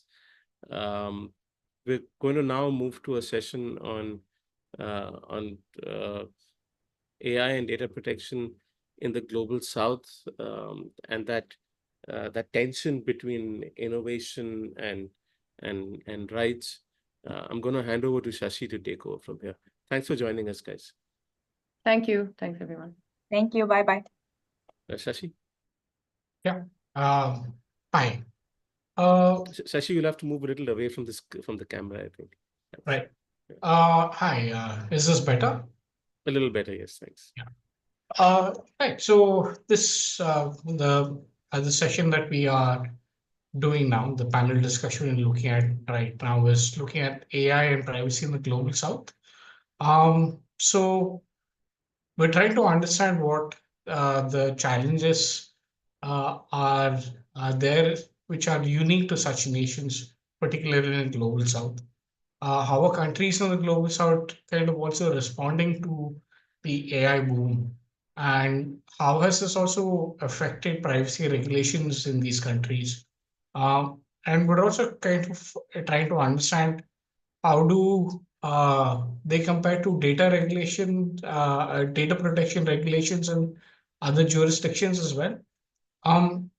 I think we can start with our first speaker itself, Nicholas Grossman, who is the project director for the Global Index on Responsible AI. Nicholas can set the context for this panel discussion.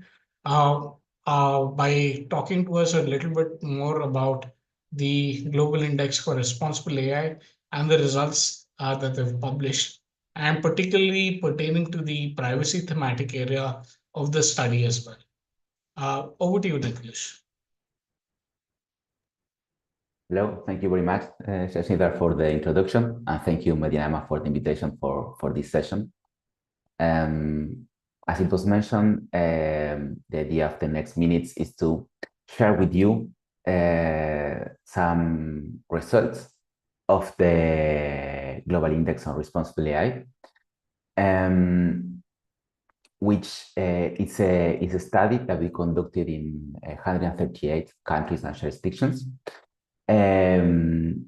to assess the commitment and practice toward responsible AI. I will share my screen. Can you let me know if you see it properly? Yes, we can.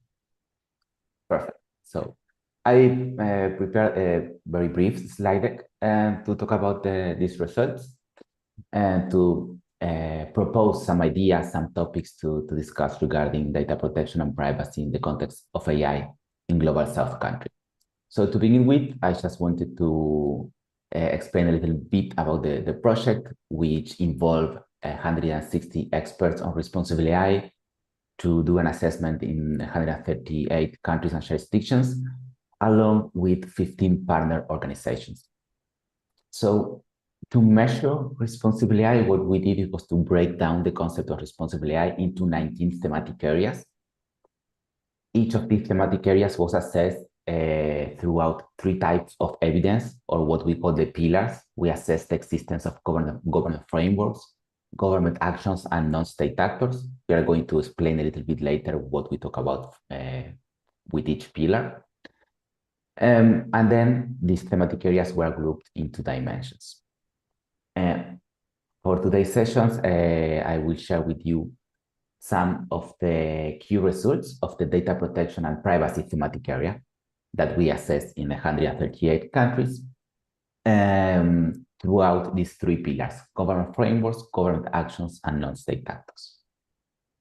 So to begin with, and then to calculate the score along with the primary data, we use secondary data to not only to analyze the AI ecosystem, because we know that it doesn't work in a vacuum, it has a context, so we add some secondary indicators to assess the capacities of country to implement frameworks and activities toward responsible AI. So let's start. This is a chart that shows the country's scores distributions across all the thematic areas. And as we can see, data protection and privacy is one of the top scoring thematic areas in comparison with other thematic areas. This was not surprising to us, because we know that data protection and privacy is a foundational right regarding responsible AI, and also because it has a long tradition. There are institutions in the civil society, but also inside the governments working toward these rights. So we expect it to be one of the best performing because of decades of work toward these rights. Then we start comparing the performance of the Global South countries and the Global North countries. And we still, even doing this split, we see that data protection and privacy ranks very well in both of those groups. In the Global South countries, is the 3rd best scoring, while in the Global North is the 2nd. In the Global South countries, it is surpassed by national AI policy. And international cooperation is the leading one in both groups. As you can see, there is also a significant differences on the average scores in Global North and Global South countries, and we are going to see a little bit why this could be happening. So still trying to understand these differences, we see in this chart each dot is a country and the score, and what we see, it's a very different distribution. And one of the explanations is the lack of regulation in Global South, not only about the quality of regulation and implementation, but also we can see that 45 out of 101 countries in the Global South did not have any score, any evidence in this thematic area, versus 2 out of 37 in the Global North. So To begin with, in many countries in the Global South, there is not work towards data protection and privacy in the context of AI. One small methodological note here that when we assess each of the 19 thematic areas, we were looking for explicit mention to the intersection of the thematic area with AI. So in data protection and privacy laws, for example, we were looking for explicit mentions to artificial intelligence or related terms, for example, machine learning, automated decision-making, algorithmic decision-making, etc. And we see in a lot of countries in Global South that there is no government frameworks or work toward that particular issue. But it's not only the absence of these government frameworks.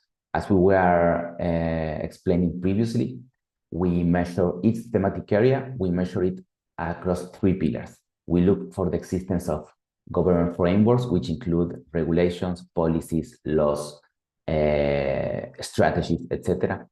We also look for government actions, which are in the existence of a framework, we look for proxies of the implementation of that framework that is being followed. And also, when there is no framework, we track activities that the government is doing to promote the rights of the thematic area.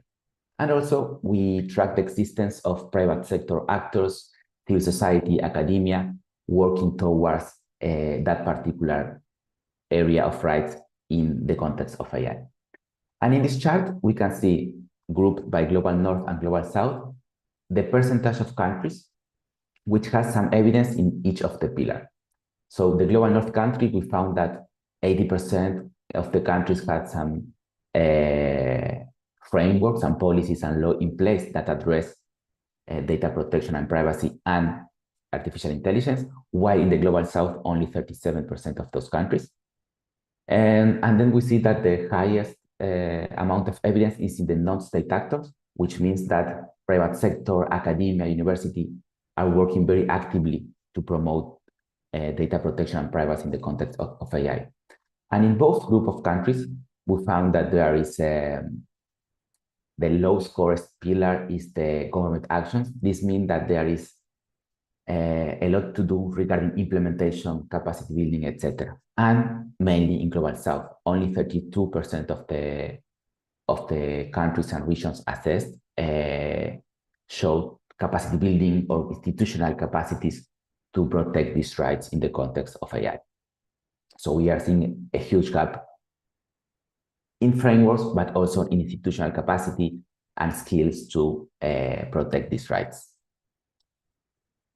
Then, when it comes to analyzing only the frameworks, it is zooming to this pillar, to the laws, regulation, etc. We also see a huge gap in the strength of the existing framework. So we see that in the Global North, 83% of the frameworks assessed are legally enforceable.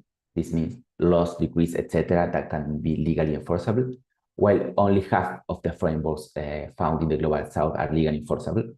The rest of them are binding frameworks. This is that they are strong frameworks, but they don't have the force of law. Could be nationalized strategies or policies that are expected to be followed by the government bodies, but they are not enforceable. And there are a few non-binding frameworks, which are sometimes guidelines or suggestions that the government publish, expecting different actors to follow them. So far, we have seen a gap in the existence of frameworks and in the capacity of implementing them, but also we see a gap in the quality, the strength of these frameworks, comparing Global South and Global North. Then we also find this interesting evidence comparing the pillar of the government actions. So we can see in the left of the screen with the Global North type of government actions, and in the right side, the Global South.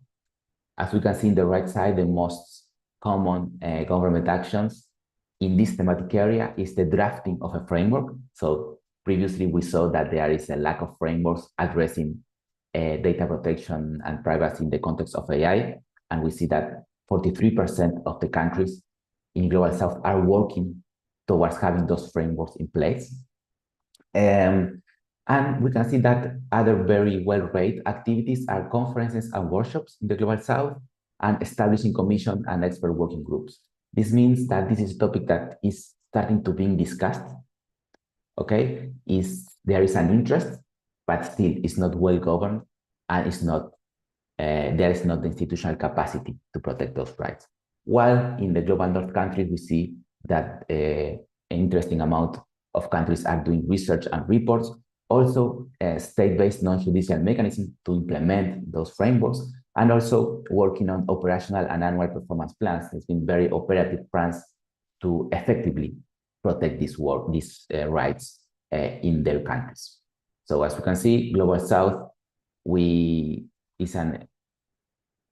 this data protection and privacy in the context of AI is a very it's a topic which raises a lot of concern. Countries are working toward having frameworks. They are doing activities to understand the particularities of the Global South in this context, and the Global North is already having frameworks in place and is working toward implementation. Then to contextualize a little bit these findings, we split the Global South countries into 3 regions. In Asia, we assessed 36 countries, in Africa 41, and Latin America 24. And we can see that among the Global South countries, those that are performing better in almost all the pillars are the Asian countries. And then Latin America and Africa, it depends on the pillar that we are talking about. But Asian countries are stronger in frameworks and in the involvement of non-state actors in these discussions regarding data protection and privacy in the context of AI.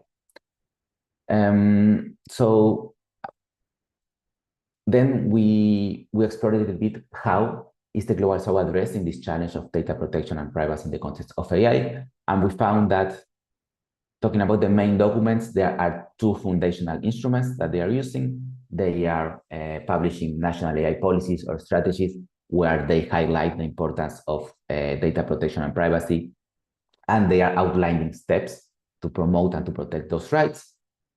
And on the other hand, we have the data protection and privacy laws that are being updated, and they include very important concepts to responsible AI, for example, automated decision-making, profiling, data transfers, data impact assessment, and personal image in public spaces.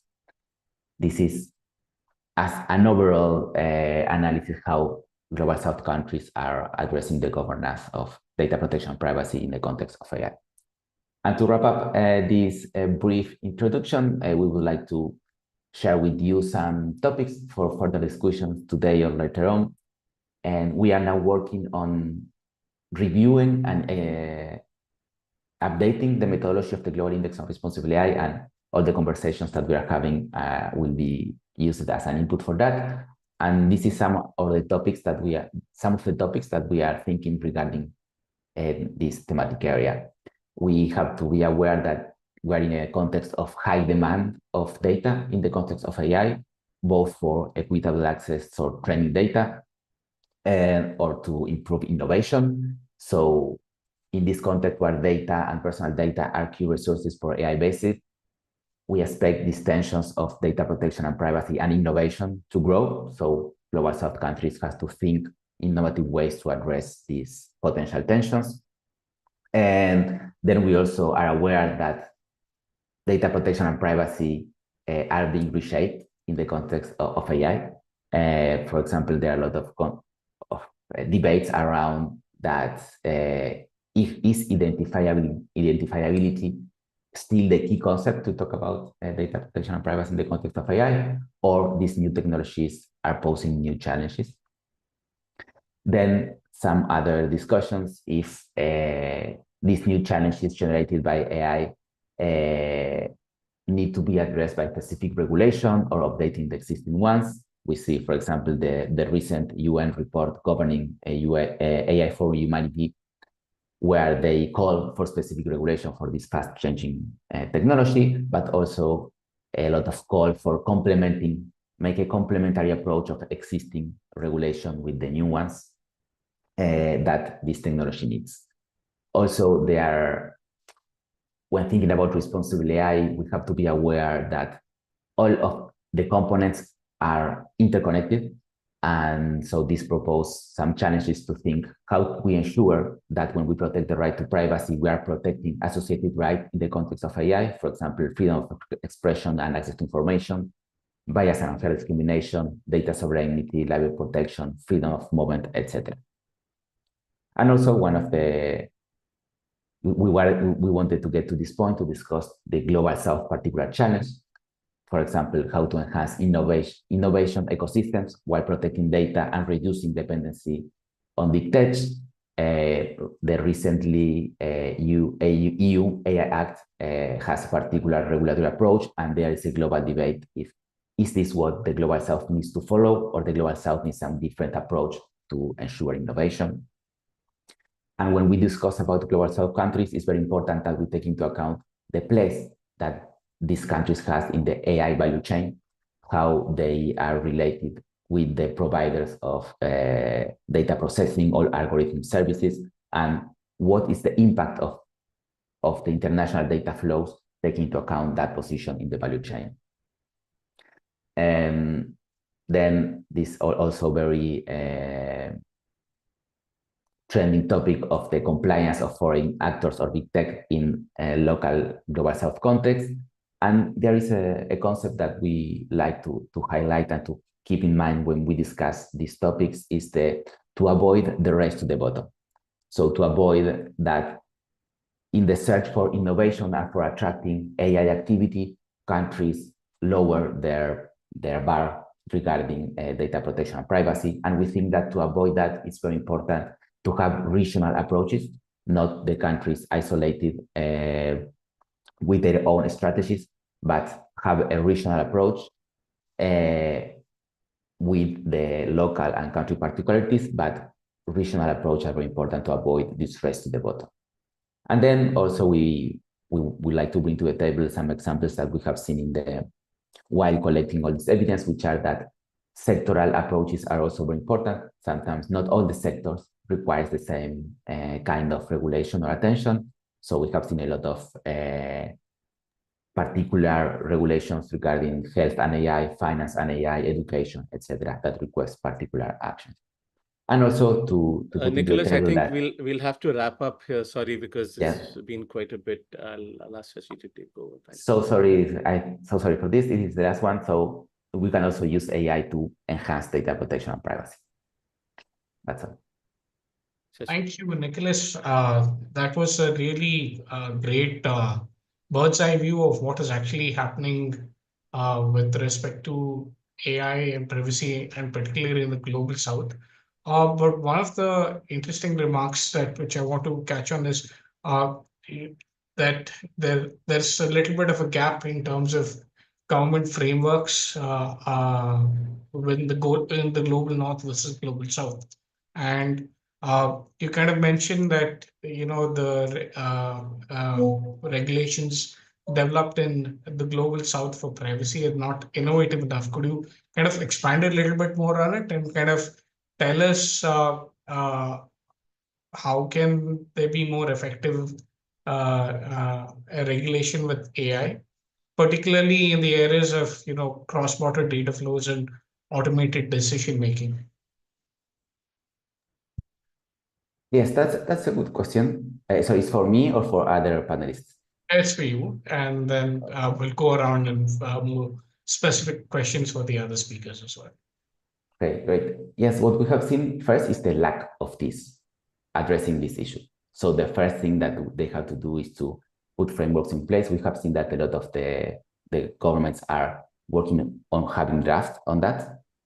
And yes, we try not to be so normative, because when it comes to regulating data protection and privacy in the context of AI, it depends a lot on the particularities of each region and country, and in the status of, for example, the capacities that has the government, the strategy that they drive for the development of their AI strategies, and where they want to focus to add the value in this chain. And so we try not to be normative of what they have to do, but yes, we have identified this topic that must be addressed, which are the relations of the citizens with algorithmic decision making. International data transfers are very important, but we try not to be normative on how this regulation has to be, because we know that they have to be adaptive to the context and the development plans that the countries have. Because we know that when we talk about generally AI governance, it's in the context of what we say responsible AI to protect rights, but also artificial intelligence for development. We know that there are a lot of opportunities for developing countries to deploy AI for development. And the path of development with AI is something that depends a lot of the strategy of each country. Well, thank you for that, Nicholas. I think we'll move to the next speaker that we have, which is Professor Luca Belli from FGV Law School, and is also the leader of the CyberBRICS initiative. Hello, Professor. One question which we wanted to start off with. How do you see the BRICS countries, particularly, and BRICS countries are a good representative of countries which are in the global south as well. How are BRICS countries approaching AI regulation, and particularly when it comes to balancing privacy protections with economic growth?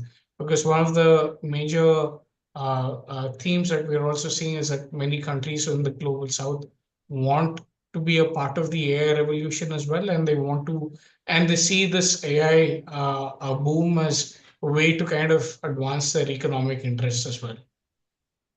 Yeah, thank you very much for having me here, and it's really a great pleasure to be part of this conference. And I really have a lot of comments on the presentation that has just been done by Nicholas. And first, also let me clarify that the insight I want to bring comes from two areas, let's say, of the global south that we study a lot here at the Center for Technology and Society at FGV Law School. One is the BRICS grouping, which is very much the core of our CyberBRICS project, where we map the digital policies of the BRICS. And the other one is Latin America, where that is the region where we are based and where we dedicate a lot of efforts in terms of data governance and AI especially.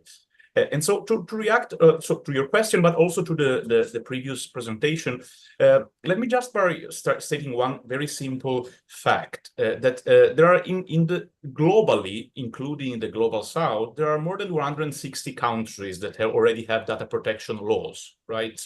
And the only common trend, or one of the few common elements in these 160 countries, including all global south countries, is the principal base of all data protection laws. So for instance, BRICS countries all have data protection, general data protection laws. In Latin America, 19 countries already have data protection frameworks. And all of them pretty much are based on the same principles that are in some cases really 60 years old. When we speak about lawfulness, fairness, transparency, purpose limitation, consent, they were conceived in the 70s, right? And then they have been copied and pasted pretty much by everyone. And the frameworks that we have in the BRICS countries or in Latin America, they are usually general data protection laws. And general means that it applies also to AI. Automated processing is not excluded by any legislation. So we have general laws that already apply to AI. So one point I wanted to stress is that the legislation that we already have already applies to AI. So the way in which AI must be conceived must be to be legal, to be lawful, in accordance with the already existing laws, right? And here, Luca, if I may, you triggered something with what you just said, because it's something that's been bothering me throughout today in the conversations we've had so far. There seems to be a very, very strong tension between consent and legitimate interest. Mm-hmm. And it looks like legitimate interest for processing, everyone wants that to override consent in many cases. In the last session, we had a discussion about fraud prevention as an example, but it's almost like everyone thinks that the ship is sailed, and we can't do anything about models that have already been created on personal data. We can't withdraw consent. I have a feeling you would have a view on this, so I thought I'd just jump in, because it's been kind of irritating me every time I'm not irritating exactly, but it's worrying me when legitimate interest seems to be the overriding factor and consent seems almost invalid. What do you think about this? And so here it brings me to the second point that I had, that is about enforcement, which is we already have the principle base upon which we can enforce the law and shape the technology, right? But it's really a matter of enforcing it properly. And most of the 160 countries I mentioned, 160 plus countries I mentioned that already had laws, have very poor enforcement. And that is really the difference between the law in action and the law in the books. In the books, we have very nice principles, but in action, we have regulators that drag their feet. They are very severely under-resourced, and that may not be willing to go after large tech companies. Could you imagine the Data Protection Authority of Peru or Uruguay to go after Microsoft and OpenAI? It's really a different type of size. But if they did their work, they could simply implement and explain how the law has to be integrated by the actors that build AI. And this is actually a very important point. Regulation and the work of data protection regulators is not merely to sanction. When you sanction, it means that you are already in the pathology. The disaster has already happened, and you have to try to revert it.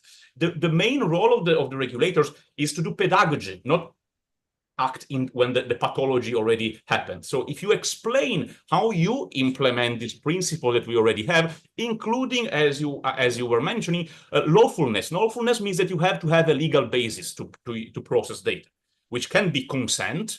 If you have a contract where the data subject or the principal, as you call it in India, has explicitly and willingly and freely agreed to have his or her data utilized to train models or to develop AI, perfect. That is a legal basis. But if you go into the legitimate interest, then legitimate interest is not carte blanche. That means that you can do whatever you want. You have recently the Data Protection Authority of Brazil suspended Meta's plan to implement its generative AI features in all its services, because they were claiming that they had a legitimate interest without sufficiently proving it, without having notified the data subject that this could have been a potential purpose. Again, purpose limitation. If you collect consent and if you have a contractual agreement, let's take the example of a social media company. Let me actually jump in right there, Luca, because it's something that Shashi asked you also, but let me give it an example that I used in the previous session about LinkedIn having already having you opted in, and then you have to choose to opt out. But the other overriding sort of stress that I'm seeing is that there is a threat that if you enforce data protection regulations too strongly, then you'll be stuck like you are in Europe, where you don't get access to the latest innovation, where you don't get access to the latest model. So everyone's sitting back and saying, hey, maybe I shouldn't do anything because I won't get access to innovation, and we'll get left behind in AI development if we enforce. Sorry, I didn't want to hijack this session, but something you said just triggered this conversation, Luca. So I thought I'd just jump in. So again, I don't want to transform this session into a debate between us, but I will just reply to this very quickly. It's what happens when two old friends talk, right? Exactly, indeed. And so the real problem here is that we need regulators to explain to companies or to governments how they can develop AI in a way that is compatible with the legislation we have. Until the regulator will not do this, it will simply mean that it's impossible to comply with the law. Because if you are in good faith, you are lost. You simply don't know how to develop AI in a way that is compatible with all the nice principles I was mentioning before, lawfulness, transparency, purpose limitation. You don't know how to. I was listening to the last part of the previous session. Legitimate interest is very interesting, but it does, again, you have to demonstrate that that legitimate interest is compatible with the original purpose for which the data were collected and does not hinder the fundamental rights of the data subject. So you have to make a very careful data protection impact assessment before starting your activity to demonstrate that you have assessed this and you have minimized all potential risks. If you are not a data protection expert, which most startups are not, and if you don't have specific guidance on how to translate the principle basis, the normative basis into concrete actions for the developers, for the bureaucracy, to build to build privacy within the technical and administrative structures of their services, it's simply impossible. If you are in good faith, you are lost. If you are in bad faith, you simply don't give a damn because you know that no one has explained you anything. Even the regulator who is responsible to explain you is not explaining you. So the regulator cannot even sanction you because it has never explained you how to do it. So we are in a very frustrating situation where either we have regulators enforcing the law and explaining how the law must be applied, or otherwise it will never be possible to have sustainable AI. And it really, again, I want to stress that the essential role of regulators, of data protection regulators. I know that India has not even built its own data protection board of India yet. Yeah, we don't even have a regulator in the plans, by the way. Exactly. It's just a board for complaints. That's it. It is essential to their work for not only for the economy, but for democracy, for our societies. If with no guidance on how to do it properly, it's pretty much impossible to do it properly. Shashi, I'm going to hand over back to you. Sorry, I just had to jump in there. No problem. I think we should also get in Lynn into this conversation. Lynn has been working with the ITU for quite a long time. She's now working as the Deputy Director for the Center for Education, Promotion and Empowerment of Women.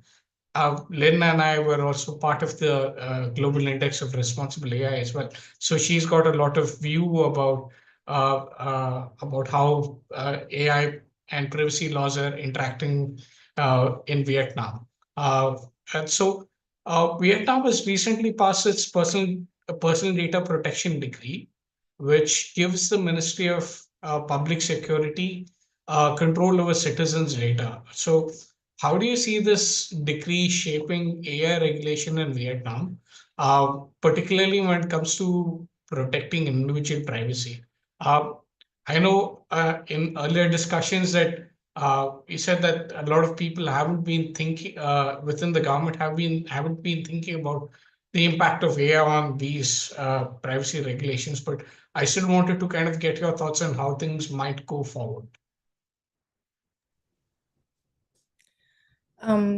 Thank you very much, Shashi, and thank you for PrivacyNama for this great invitation. It's an honor to be here and to join this discussion. Actually, I have like some comments I would like to share with Professor Luca on the points that he was raising, but maybe I will go with Shashi's question first and then go to Professor Luca.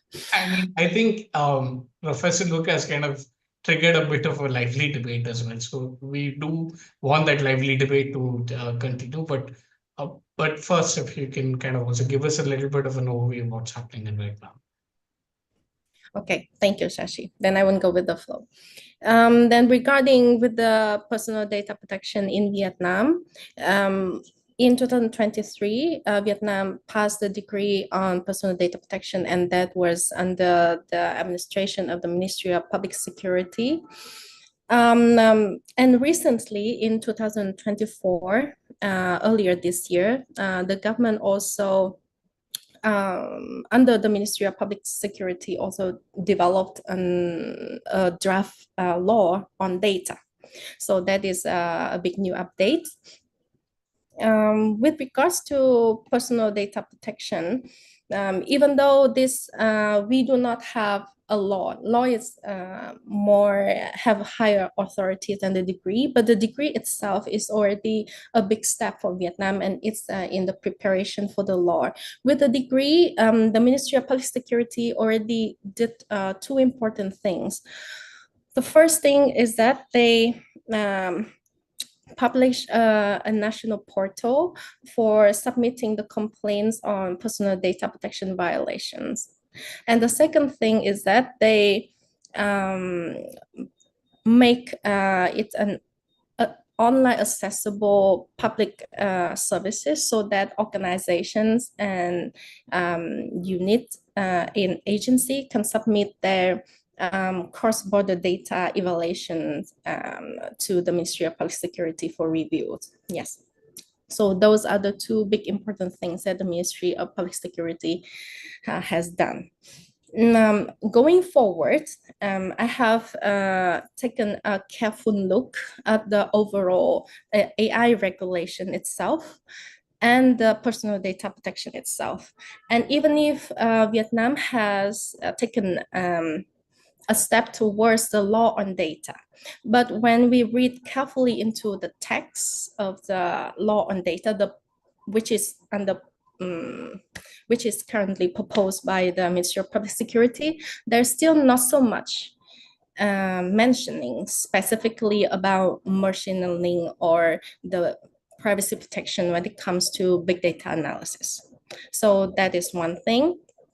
And the second thing is that we also need to look at the broader context of the AI regulation governance in Vietnam. So when we look at according to the GRI right, I also gave the evidence that Vietnam launched the national strategy on AI in 2021. And recently, Vietnam also launched a national strategy on semiconductor as well. And semiconductor industry is a very important component to ensure the infrastructure so that Vietnam can develop the AI industry in a much better way. So with when you're reading on the national strategy and the regulations languages, it seems like the government have been, like you said, in the global south, focusing a lot on innovation, encouraging the use and sharing of data to create and generate the benefits.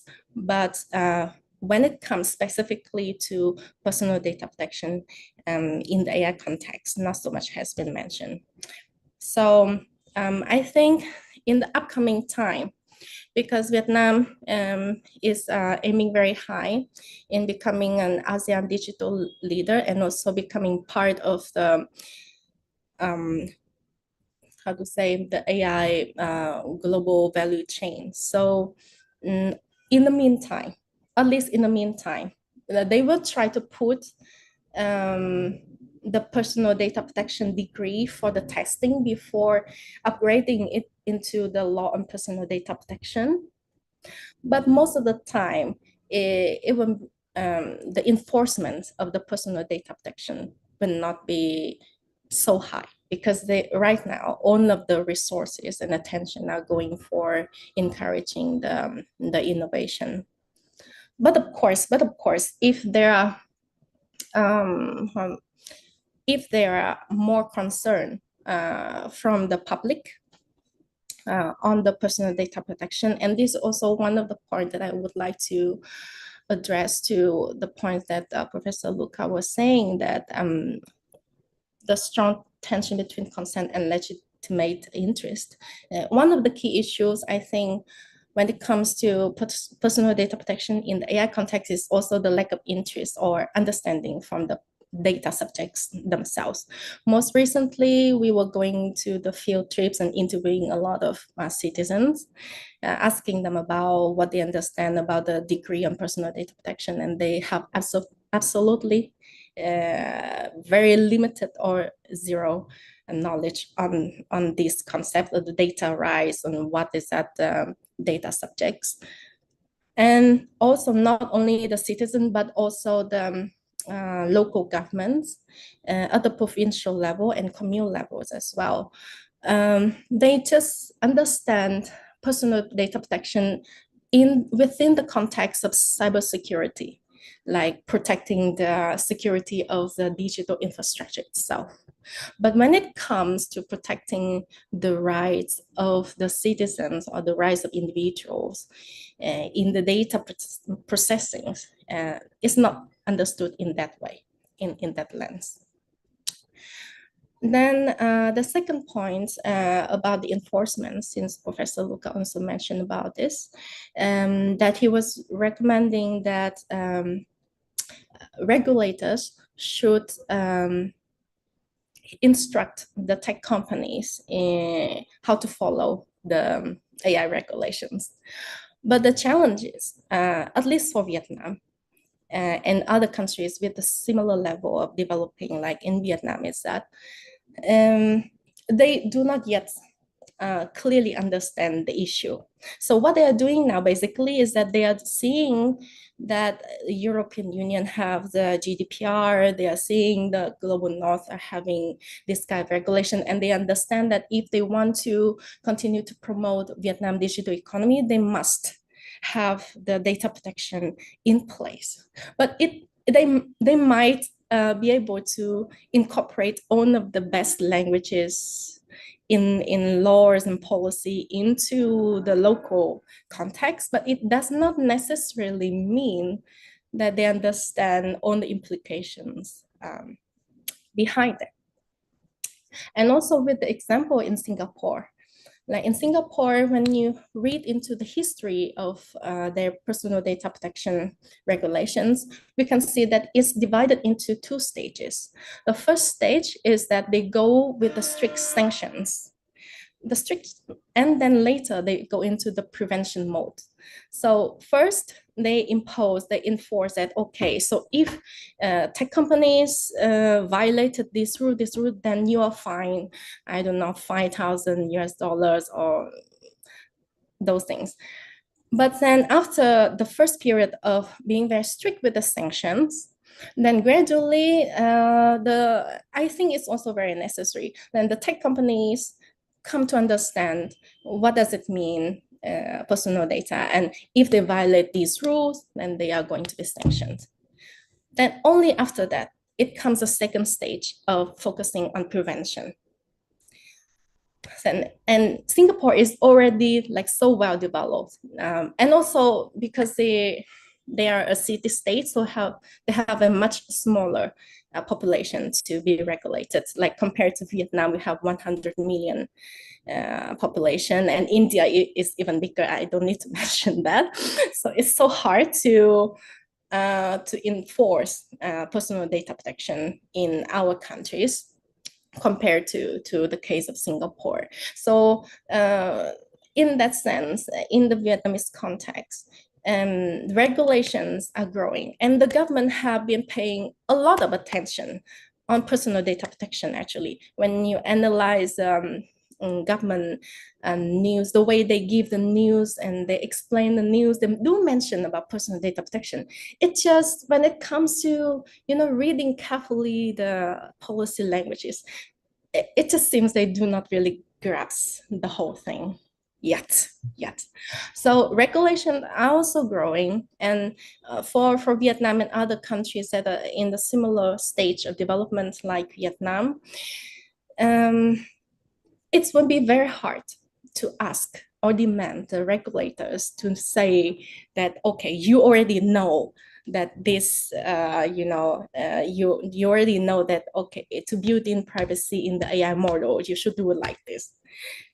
And then you go and talk to the tech companies. It is not possible to expect that. It's only possible that we will look at for other countries in the similar development stage like us, to look to the United Nations or other more advanced economy who already have a good example of it, and look and learn from that. Yes. So far, those are my comments. I can also share a bit more about the Vietnam overall development of data infrastructure as well. Let me move towards Merle as well, because there's a another point which I want to kind of bring into this debate as well. Mer Chandana is the team lead for data and algorithms at and policy at Learn Asia. And Merl works in Sri Lanka. And Sri Lanka has recently passed its new data protection law. So one thing which I want to raise with Merl, and a point that he had raised earlier in our earlier discussions, is how does existing data protection principles like data minimization hinder AI development within countries as well? Because again, to talk about this tension which is actually happening right now between regulation and products being pushed, how do you think this tension between privacy and innovation can be managed, especially in the sectors like healthcare and public interest AI applications as well? Thank you, Sashi, and thank you, MediaNama, for the invitation. And I'll start setting some context into like the kind of work that we do, so like everybody understand better where I'm coming from. So, like Sashi said, Sri Lanka passed its Data Protection Act in 2022, and the Data Protection Authority was established like last year, and now they are in the stage of drafting rules and regulations and having public consultation amidst a very fancy mix of like a whole lot of other things happening in the country as well. That's also like really interesting. That's political transition, that's interest in like using digital technologies for countries' accelerated growth after having gone through an economic crisis. So everybody is interested in leveraging technology, including AI, for economic development, and that's the interesting work happening on data protection in the background as well. Before I address the specific point about the tension, I also kind of want to like pick up on one small thing and maybe set like slightly broader context. And I do recognize like the point that you made, Sachi, about like BRICS being generally perhaps geographically and maybe even like in certain sense like in the approach representative, but like the global south, you kind of as even Lynn was talking about, it struck me how different like the global south can be, and how like very both in terms of like their capacity, in terms of the economic development. On one hand, you have like industrialized countries who are heavy into manufacturing and they have a lot going on, like Vietnam. And India has like perhaps comparatively a large digital public infrastructure and some level of capacity in the government, at least in terms of like deployment of AI, whereas there are so many other countries which are really interested in unlocking AI for growth and benefit, but they are really both in terms of deploying AI and in terms of understanding risk and managing those risks aren't quite there. And like the capacity of, especially when it comes to the questions about regulation and governance of both data protection and AI, like limited capacity is like fundamentally like a big question that you need to think about. So like those are like some context setting points.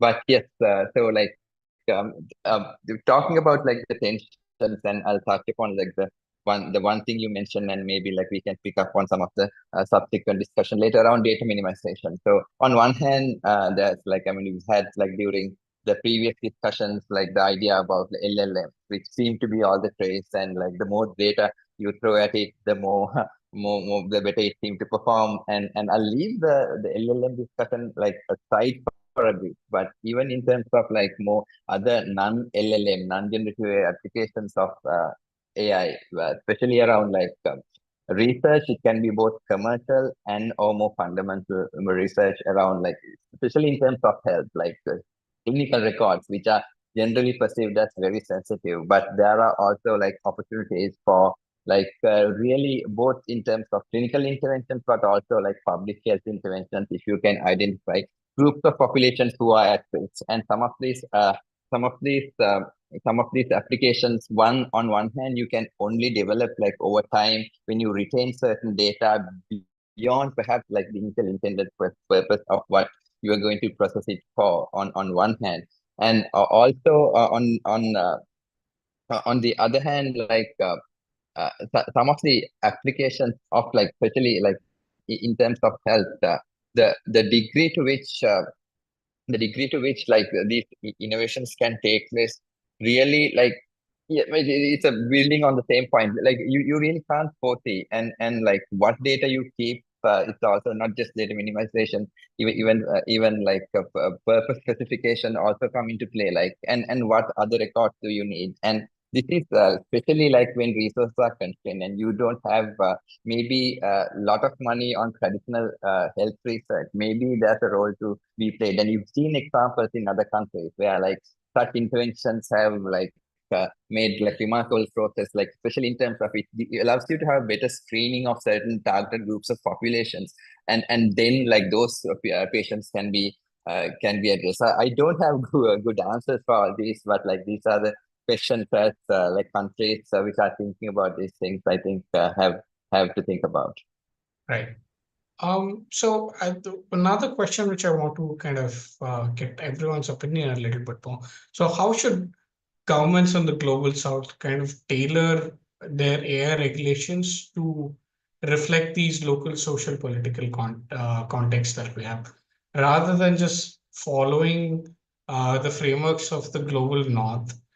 Is there potential for regional cooperation to develop more contextually appropriate AI laws? And we have two hands up with Professor Luca and Lynn as well. So Professor Luca?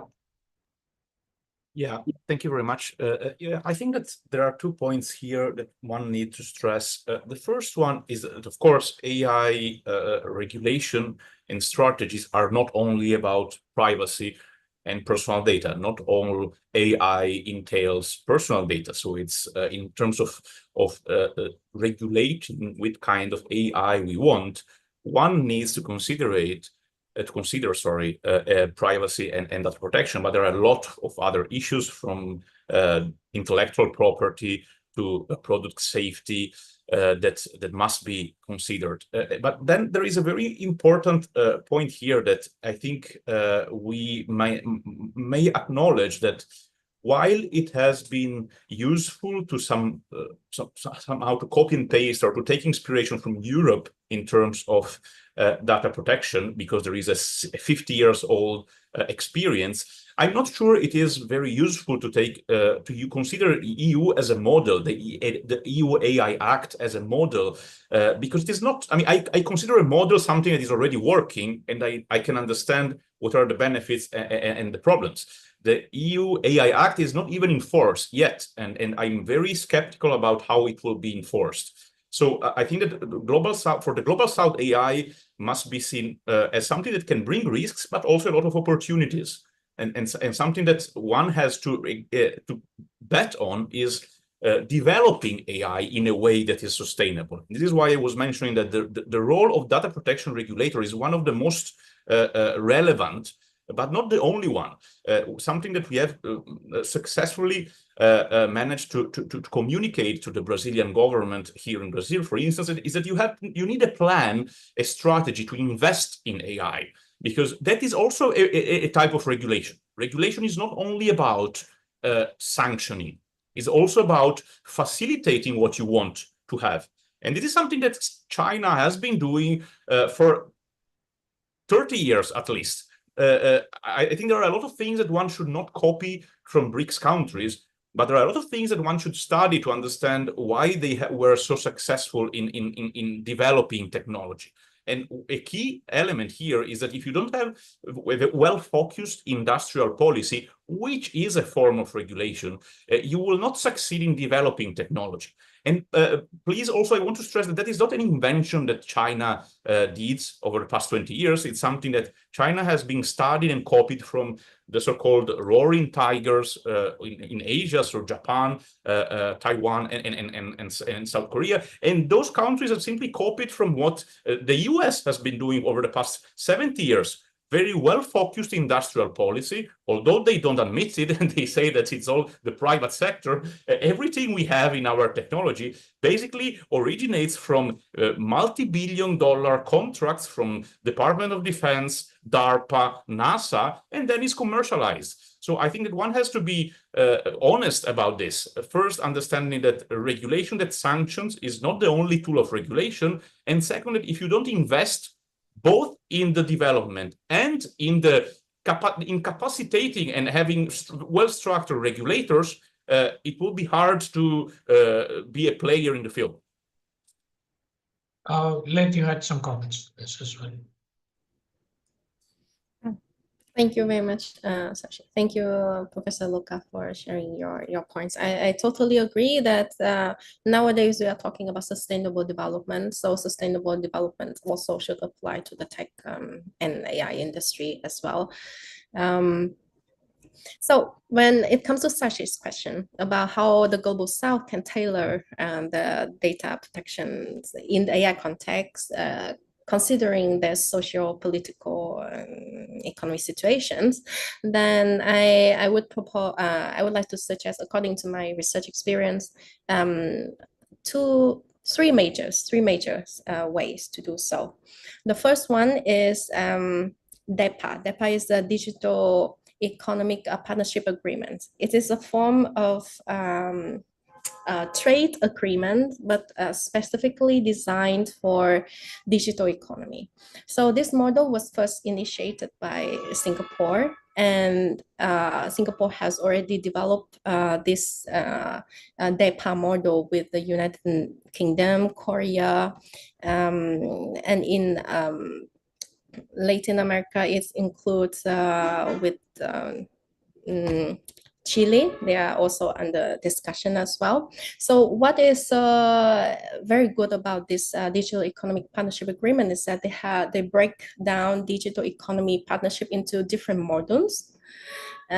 So among all of the existing DEPA agreements, they have the AI modules, and in the AI module and the data protection modules. And when they have these modules, it allows the flexibility for the countries to choose to join the modules that they are ready to cooperate on. Right. And for example, if there are 10 modules and if it's between Vietnam and Singapore, then Vietnam can say, okay, I'm ready for 5 modules. So I'm signing up for 5 modules to discuss with Singapore. So it allowed me to negotiate. And specifically with data protection, actually the Singapore government and the Vietnamese government has already decided to collaborate on the data protection module. And with that, the Ministry of Public Security in Vietnam and the Ministry of Economy, Information and Communications in Singapore, they signed bilateral memorandum of understanding. And this memorandum of understanding will lay out first the path, like the timeline, like the key milestones of what are they going to, the key milestone, what they want to achieve with the collaboration in personal data protection. And in this case, Singapore is much more advanced in Vietnam when it comes to enforcing the personal data protection. Then Vietnam, the Ministry of Public Security in Vietnam can have a lot of room to have the capacity building training from the Singapore side. So in this sense, like the more developed country like Singapore in terms of personal data protection collaborate with the less advanced country, Vietnam, but Vietnam is willing to cooperate. Then Singapore can share the experience and allow Vietnam to work with their own nuances, like their own comfort zones. Right. Less, yeah. So that is the first one, and I think that is a very interesting model that countries can work on bilateral or trilateral. With trilateral, it can also encourage more cooperation across like different levels of different of developments across countries. So the second one, I think, is also super important. For that, Lynn, in the sense that when Yeah. we're talking about bilateral or trilateral agreements or Yes. different types of multilateral agreements as well. There are going to be some countries, say for example, even India, where they want to blacklist some countries where cross-border data flows should not go, right? So is there a risk of, balkanization of how things will work between different regions? Then again, if we kind of balkanize these bits of data for different countries, then we're not actually going to build like a world-class product for AI as well. So I just wanted to, provoke you about that thought and also get Mer's opinion about this as well. So, Shashi, let me try to paraphrase if I understood your question well, right? So, if I understood well, your question is, so if we promote this bilateral and trilateral agreements, then it will further kind of break down and make the current data protection regulation much more fragmented because, right? Okay. So with that questions, my response would be we would need to have different levels of measures happening at the same time, like simultaneously. That's why I'm saying I pose three, right? The first one is the DEPA. The second one is international standards, which should be promoted by United Nations or agency like International Telecommunication Union, ITU, or ISO. Then a regional standard as well. So we have to work at both international, regional, and bilateral levels simultaneously to avoid this fragmentation of personal data protection. And that is one solution. And on the other hand, I would still promote the bilateral or trilateral because we need to be realistic, right? It's very difficult to have like a common agreement across the country because country have so different stage of development in data governance and data infrastructure as well. So it's so difficult. And that is also the reason why the bilateral form of cooperation like DEPA was born. Because they know that if it's like the cross-cutting, like a global standard, is so difficult for countries to come to terms with. So DEPA was born to make this work. So at least the countries that are willing to work on this, they can gradually climb up to that standard. Like if Singapore is here, Vietnam is here, then Vietnam, okay, it's gradually come up here. So it's not a perfect solution, but it's temporary solution, and it can promote the gradual, how to say, spillover positive impacts of personal data protection regulation in more advanced country to the other less advanced country.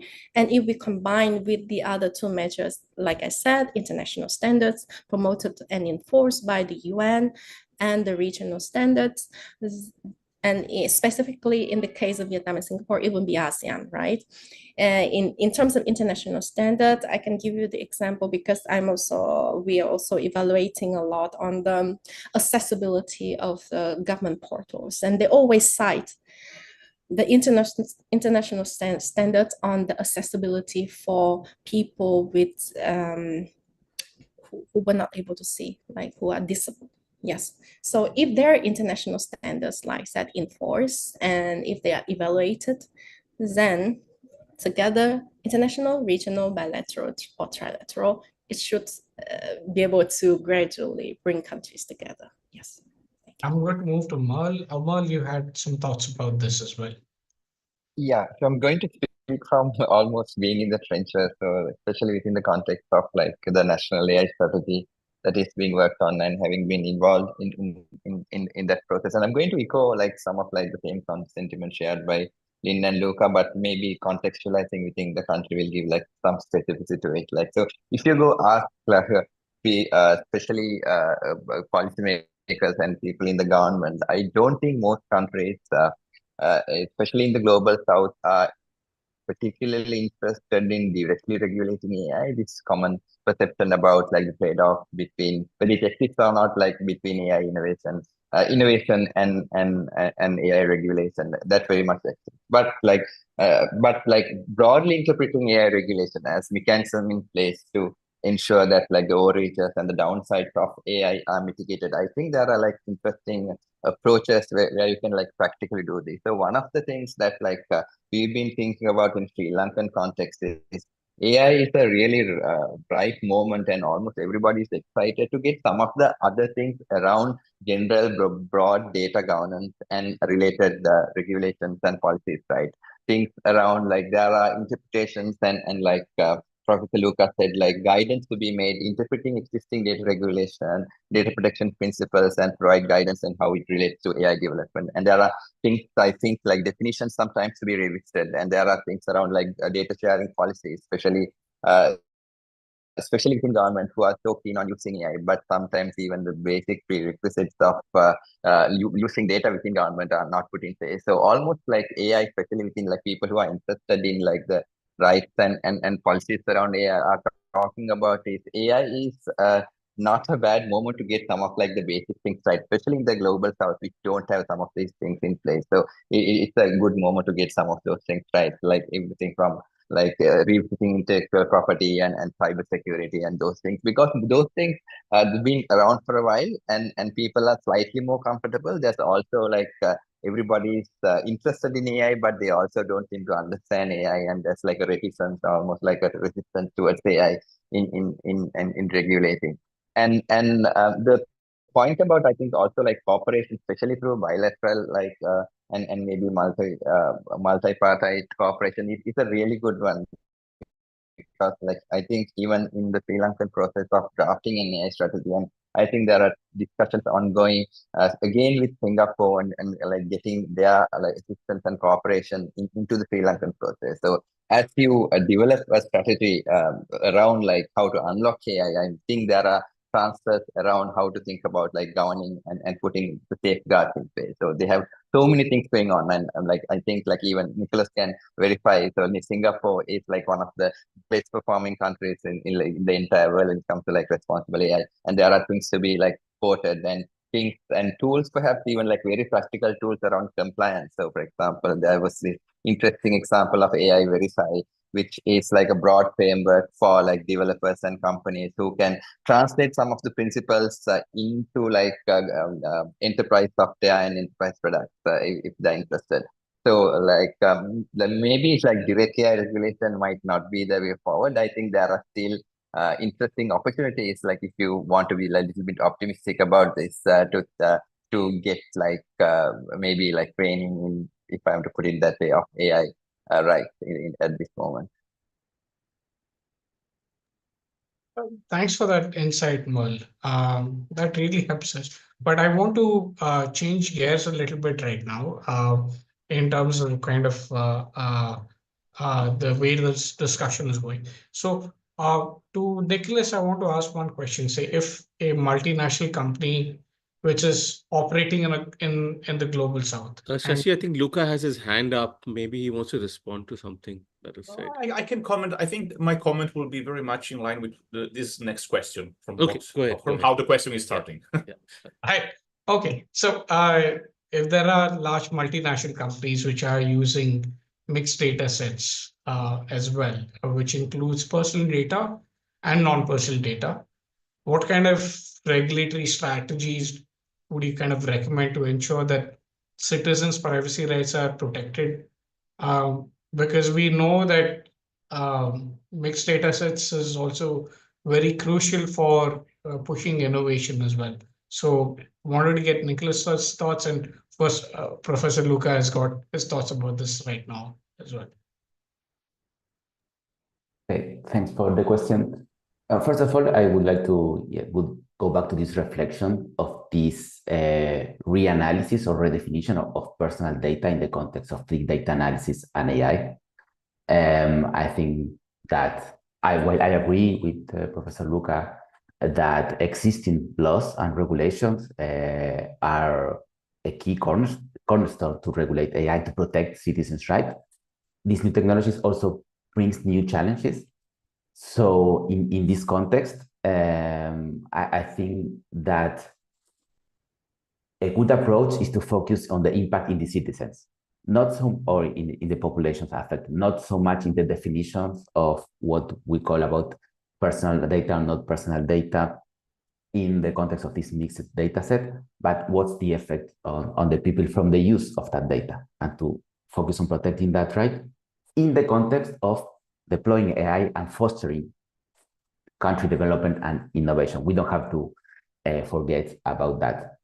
And here, I think it's very important also what Lynn has mentioned, that when we are thinking about the regulation of the activities of transnational actors, the global agreements are very important if we can reach them, as the UN is proposing, but also when thinking about this context of technologies of AI, and it's happened with other economic development, scale is very important, both for development, but also for regulation.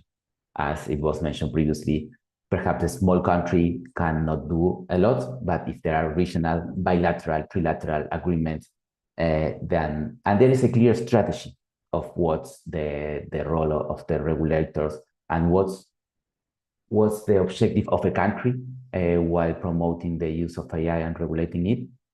I think that's the best approach for Global South countries. Thanks for that, Nicholas. Professor Luca, you had thoughts about mixed data sets as well. Yeah, I think it's actually my thoughts complement very well what Nicholas was mentioning. And I actually, again, two points here I wanted to stress. The first one is that, as was mentioned now by Nicholas, if you want to scale, or even actually if you want to do any kind of AI project in the world right now, you need infrastructure, cloud cloud computing. And actually that is something that one also needs to stress. Most of, not only of the Global South, most countries in the world are all dependent from 3 US corporations, AWS, Microsoft Azure, and Google Cloud for computing. And the 3 of them are dependent from NVIDIA for chips, and chips is dependent from TSMC for producing the chips. So it's a very concentrated market, the computing market, on which everyone depends. Why am I mentioning this? Because that's, again, is the fact that we are all dependent from, in terms of infrastructures, from a very, very limited number of corporations.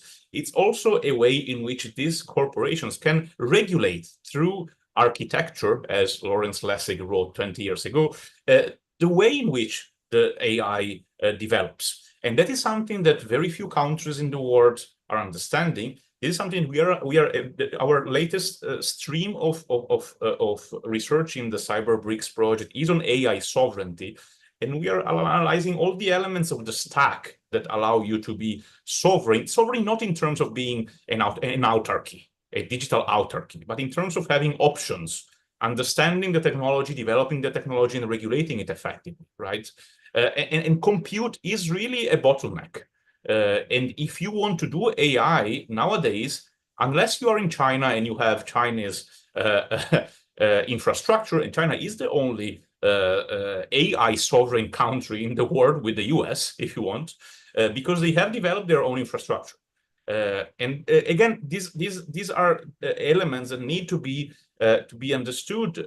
Why all corporations that want to scale up in AI, in generative AI, for instance, they need to do partnership with AWS or Microsoft or Google Cloud, because there is no other option. And again, it was very almost funny last year when, or 6 months ago actually, when Mistral, this French startup, developed its own model, but then to scale up, they needed to do a partnership with Microsoft. They had no other option, even in very developed Europe. So actually, we have also to understand that we are all Global South with regard to AI infrastructure. And there is a very different dynamic, because the only Global North, if you want, countries are US and China in terms of infrastructure. All the rest is Global South. We are all dependent from them. And actually, this is very important to understand, to realize the type of regulation we need and the type of investment we need. And then as the second point, and sorry if it takes too long, it's specific regard to generative AI and the theme of this session, privacy, data protection, and AI. The dirty little secret of generative AI is that all the data scraping that happens to train the models is in total disrespect of all the 160 plus laws that exist and that protect data protection in the world, because data scraping is at its core incompatible with lawfulness. There is no consent in scraping all personal data, all content of any publicly available site, because even if it is public, it doesn't mean that you have given a consent to use it, to collect and use it as you want. That is at odds with purpose limitation, and it is at odds with lawfulness. And even in India, when the law does not apply, when personal data are made publicly available by the individual, as Article 3 of the Data Protection Law argues, I would argue that it should be explicitated and clarified by a data protection board, because the fact, for instance, let's say that I'm participating to this conference in this moment, and so my bio is on the website of MediaNama. I've not necessarily made it explicitly public and given consent for it to be scraped and utilized to train models, right? So I think that there is a very, once again, a very important role to be played by regulator to clarify what elements of the law, and to my knowledge, India is the only one that exempts the application of the law when personal data are public, but again, only when, and I have opened it in front of me in this moment to be sure that I'm not misquoting, only when the data principle has made the personal data, publicly available, or there is a legal ground for another person to make them publicly available. So it doesn't mean that if you scrape all the internet and use it as you please, that is legal, or you have a legitimate interest for it. So again, very important role for regulators to be played here. Thank you, Luca. So there's one point where I think Merle wants to jump in over here. So when it comes to the development of local AI, because a lot of talk which you also stressed about, how do you develop local AI? Because right now we're all, in the global south, because there are 3 companies who are kind of holding the infrastructure level over there. When it comes to development of local AI models and LLMs, it's essential to, which is essential to addressing region-specific issues. So how can countries in the global south develop these models while navigating these complexities, particularly when it comes to dealing with local data sets, which are very scarce? And it's another point, right? No matter if you think about the most used generative AI right now, which is ChatGPT, it still provides answers in English. So how do you kind of develop local language LLMs as well? So that's another question which, Merle, do you want to take this up? And also trying to see how other people think about local language models. Can I just give a slight twist to this, Shashi? Yeah. I think one of the things that we're seeing when it comes to local models and local language models is that there's almost a demand that we need to make our data sets, we need to collect more data, make our data sets more public. We need to be able to share that data in order to be able to develop local models, without which we won't have local context, we won't have regional sensitivities, we won't have regional language. So there's also a sort of a pressure, and it has implications for data protection in terms of non-personal data being layered on top of personal data. But there's a strong push to make everything available, or as much data as possible available, which goes against the fundamental tenets of privacy.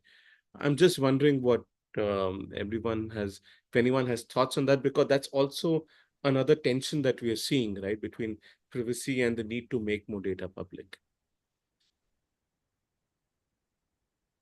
Yeah, I'll maybe start. I'll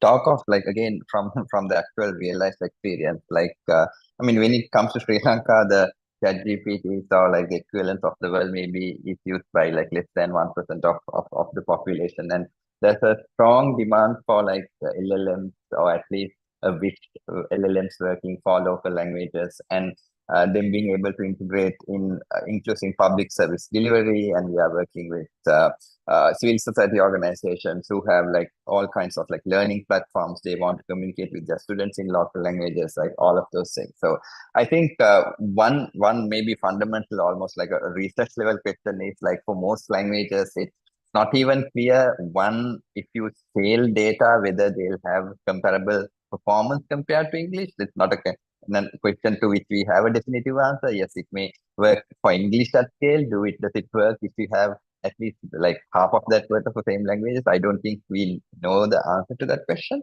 And the second question is like before, so the way we think about it is like, what do you want out of a large language model? I think like before you start building large language models, there are things to think about. What do you want out of a language model? It could be like a summarization of a document. It could be like detecting sentiment, or like being able to, there are very specific, more traditional research in natural language processing that could be better funded and better improved before you think about like building large data sets which have major privacy implications and all of that. Like get your basic natural language processing research right, because then if you have like large language models, you can even benchmark against your traditional like language research, because most languages don't have that basic layer of NLP research.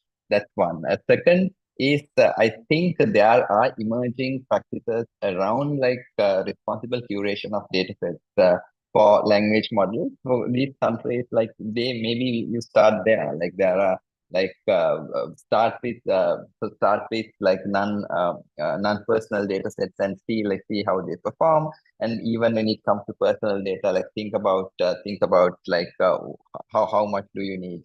And that's also, I think, like, I mean, we've seen, like, especially, like, outfits like Kohi AI, like, seem to have done a lot of, like, work on, like, thinking about, like, the data provenance and where the data comes from and what data goes into their models. And there are best practices emerging that could be adopted by these countries. So I'll stop there, and maybe, like, others have, like, supplement that point. Thank you so much, Paul. Nicholas and Lynn, I think we have just enough time for final comments. We are we really do want... Shashi, let's just, as final comment, let's just address this tension. I know Merle has done it. I'd love to hear what Lynn, Nicholas, and Luca think about this tension. Yeah. And maybe we can close with that. Nicholas, you were waiting to address this. Sorry, thanks. Yes, no, I think my thoughts are really close to what Merle was saying. When it comes to thinking about large language models, there is no need to follow, let's say, the business model of the leading industry that would lead to huge data scrapping and use that may put in risk data protection and privacy. And to address this, I think it's a good point to think about NLP or LLMs focused to a purpose. There is no need for global South countries to mask having language models that apply to all uses and to show them that, okay, this is almost human. That is now the marketing strategy of big tech, that if you scale them and if you focus to a purpose, you can address different challenge at the same time. Data protection and privacy regarding the reduced use of data, but also when we talk about the infrastructure need to deploy, etc., it's also making it more manageable and might help to reduce the dependency on big tech in some ways. So focus it to objective-oriented models, I think a good way to proceed in the global South context.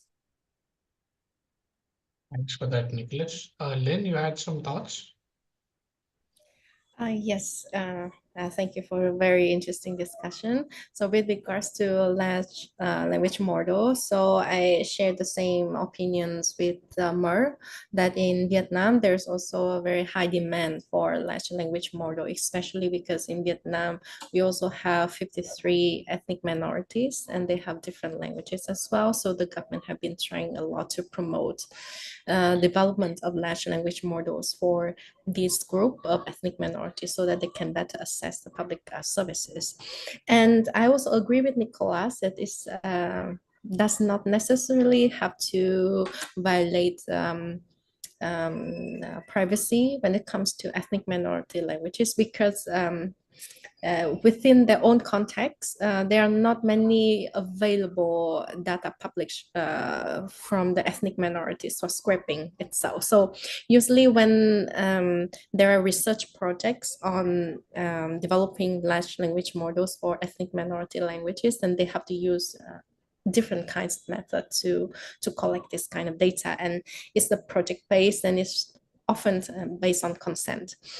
And another thing I would like to point out is that on the positive side, actually we can, at least in Vietnam, we could control and try to strike the balance between privacy and development of the LLMs, because right now, there are only two types of ways that this kind of projects can be conducted in Vietnam. The first one is that there are public call for application for research funding, so in which the government, they will screen them and evaluate the projects that university or research agency are developing on LLMs on the language relevant in the Vietnamese context. And the second way is that the government will launch official partnership with tech companies. In Vietnamese case, the Viettel or VNPT, or like big Vietnamese tech companies, or like Vin. Then when it's under these kind of official umbrellas, like either it's public fundings or the second way is through the official partnerships, and the governments can integrate, if the government can integrate their regulations and requirements for privacy right from the screening of the project or screening of the partnerships. And I think they could play a big role when the government, they control the prevent the violation of privacy when the companies or research agency are developing the LLM projects. Yeah, so that's just my comment. Thank you. There you go. Yeah. So yeah, a very quick final comment, and I think that's something we are also working here at CTS. It's really also understanding which kind of role open data have to nurture better AI. And why am I focusing on this? Because there is a very large amount of data that are produced, locally produced, and also refined to some extent by governmental agencies. The case of Brazil is maybe Brazil is an outlier because it is not the classic global south country in this regard, because it's really at the top of all open data ranking. It has a very good and solid open data policy, an excellent Brazilian Institute for Statistics and Geography that does excellent work in systematizing and categorizing, labeling, and organizing the data, which is an enormous asset when we think about AI training. But I think that here, again, we have not to be naive and to avoid that actually the government works for OpenAI to make it more, very simple and maybe oversimplifying the challenge. I think one also has to think about open licenses for open data. To what extent open data on which government may invest a lot of efforts for the public good can be used and should not be privatized and become a private asset, especially if the government of a country has invested literally billions in developing them, right? So they are an enormous asset for the public good, to create better AI with more diverse data, the main reason I believe why ChatGPT or any other generative AI tools are very good at Portuguese language is because Brazil has invested for the past years billions in creating very good and very well systematized open data in Portuguese language. So actually, I was hearing last week that Google is even thinking about eliminating the difference in the translation between Portuguese and Brazilian Portuguese, because all the training data they have is about Brazilian Portuguese. And this is because Brazil has invested billions in it to power this. So I think a coherent vision would be also to accompany open data with licenses, so that they should be the value that is generated is also reverted to the country that originates it. Actually, Luca, there's another tension that I'm noticing in India, because there are some community-based NGOs that have developed large language models in Indian languages, in one language. And they have been struggling for the last 6 months to release their model because they're worried that all the work that the community has done in terms of putting it together could then be co-opted by big tech. And so they're struggling with what is the license to use or what, because they can't open source, because the moment they open source, it'll be taken up by someone. And so that struggle to figure out the right license is something which is also an interesting conversation. So I know I've talked a lot in the entire day today about identifying the tensions that we are seeing because of AI. And I think that's a good framework to look at opposing intents and opposing sort of like that's the challenge that we face with AI, both in IP as well as data protection.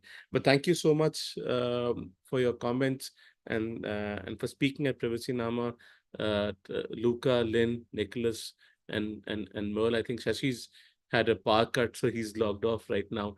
But we will be writing about the sessions today. Thank you so much for your time. Tomorrow we have a couple of data protection authorities also joining us.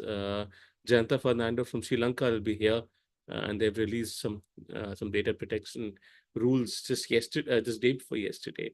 And that should be an interesting conversation and a topic that's very close to Luca's heart. Unfortunately, we couldn't figure out the time for that for Luca, but on AI and sovereignty is something else we're going to discuss.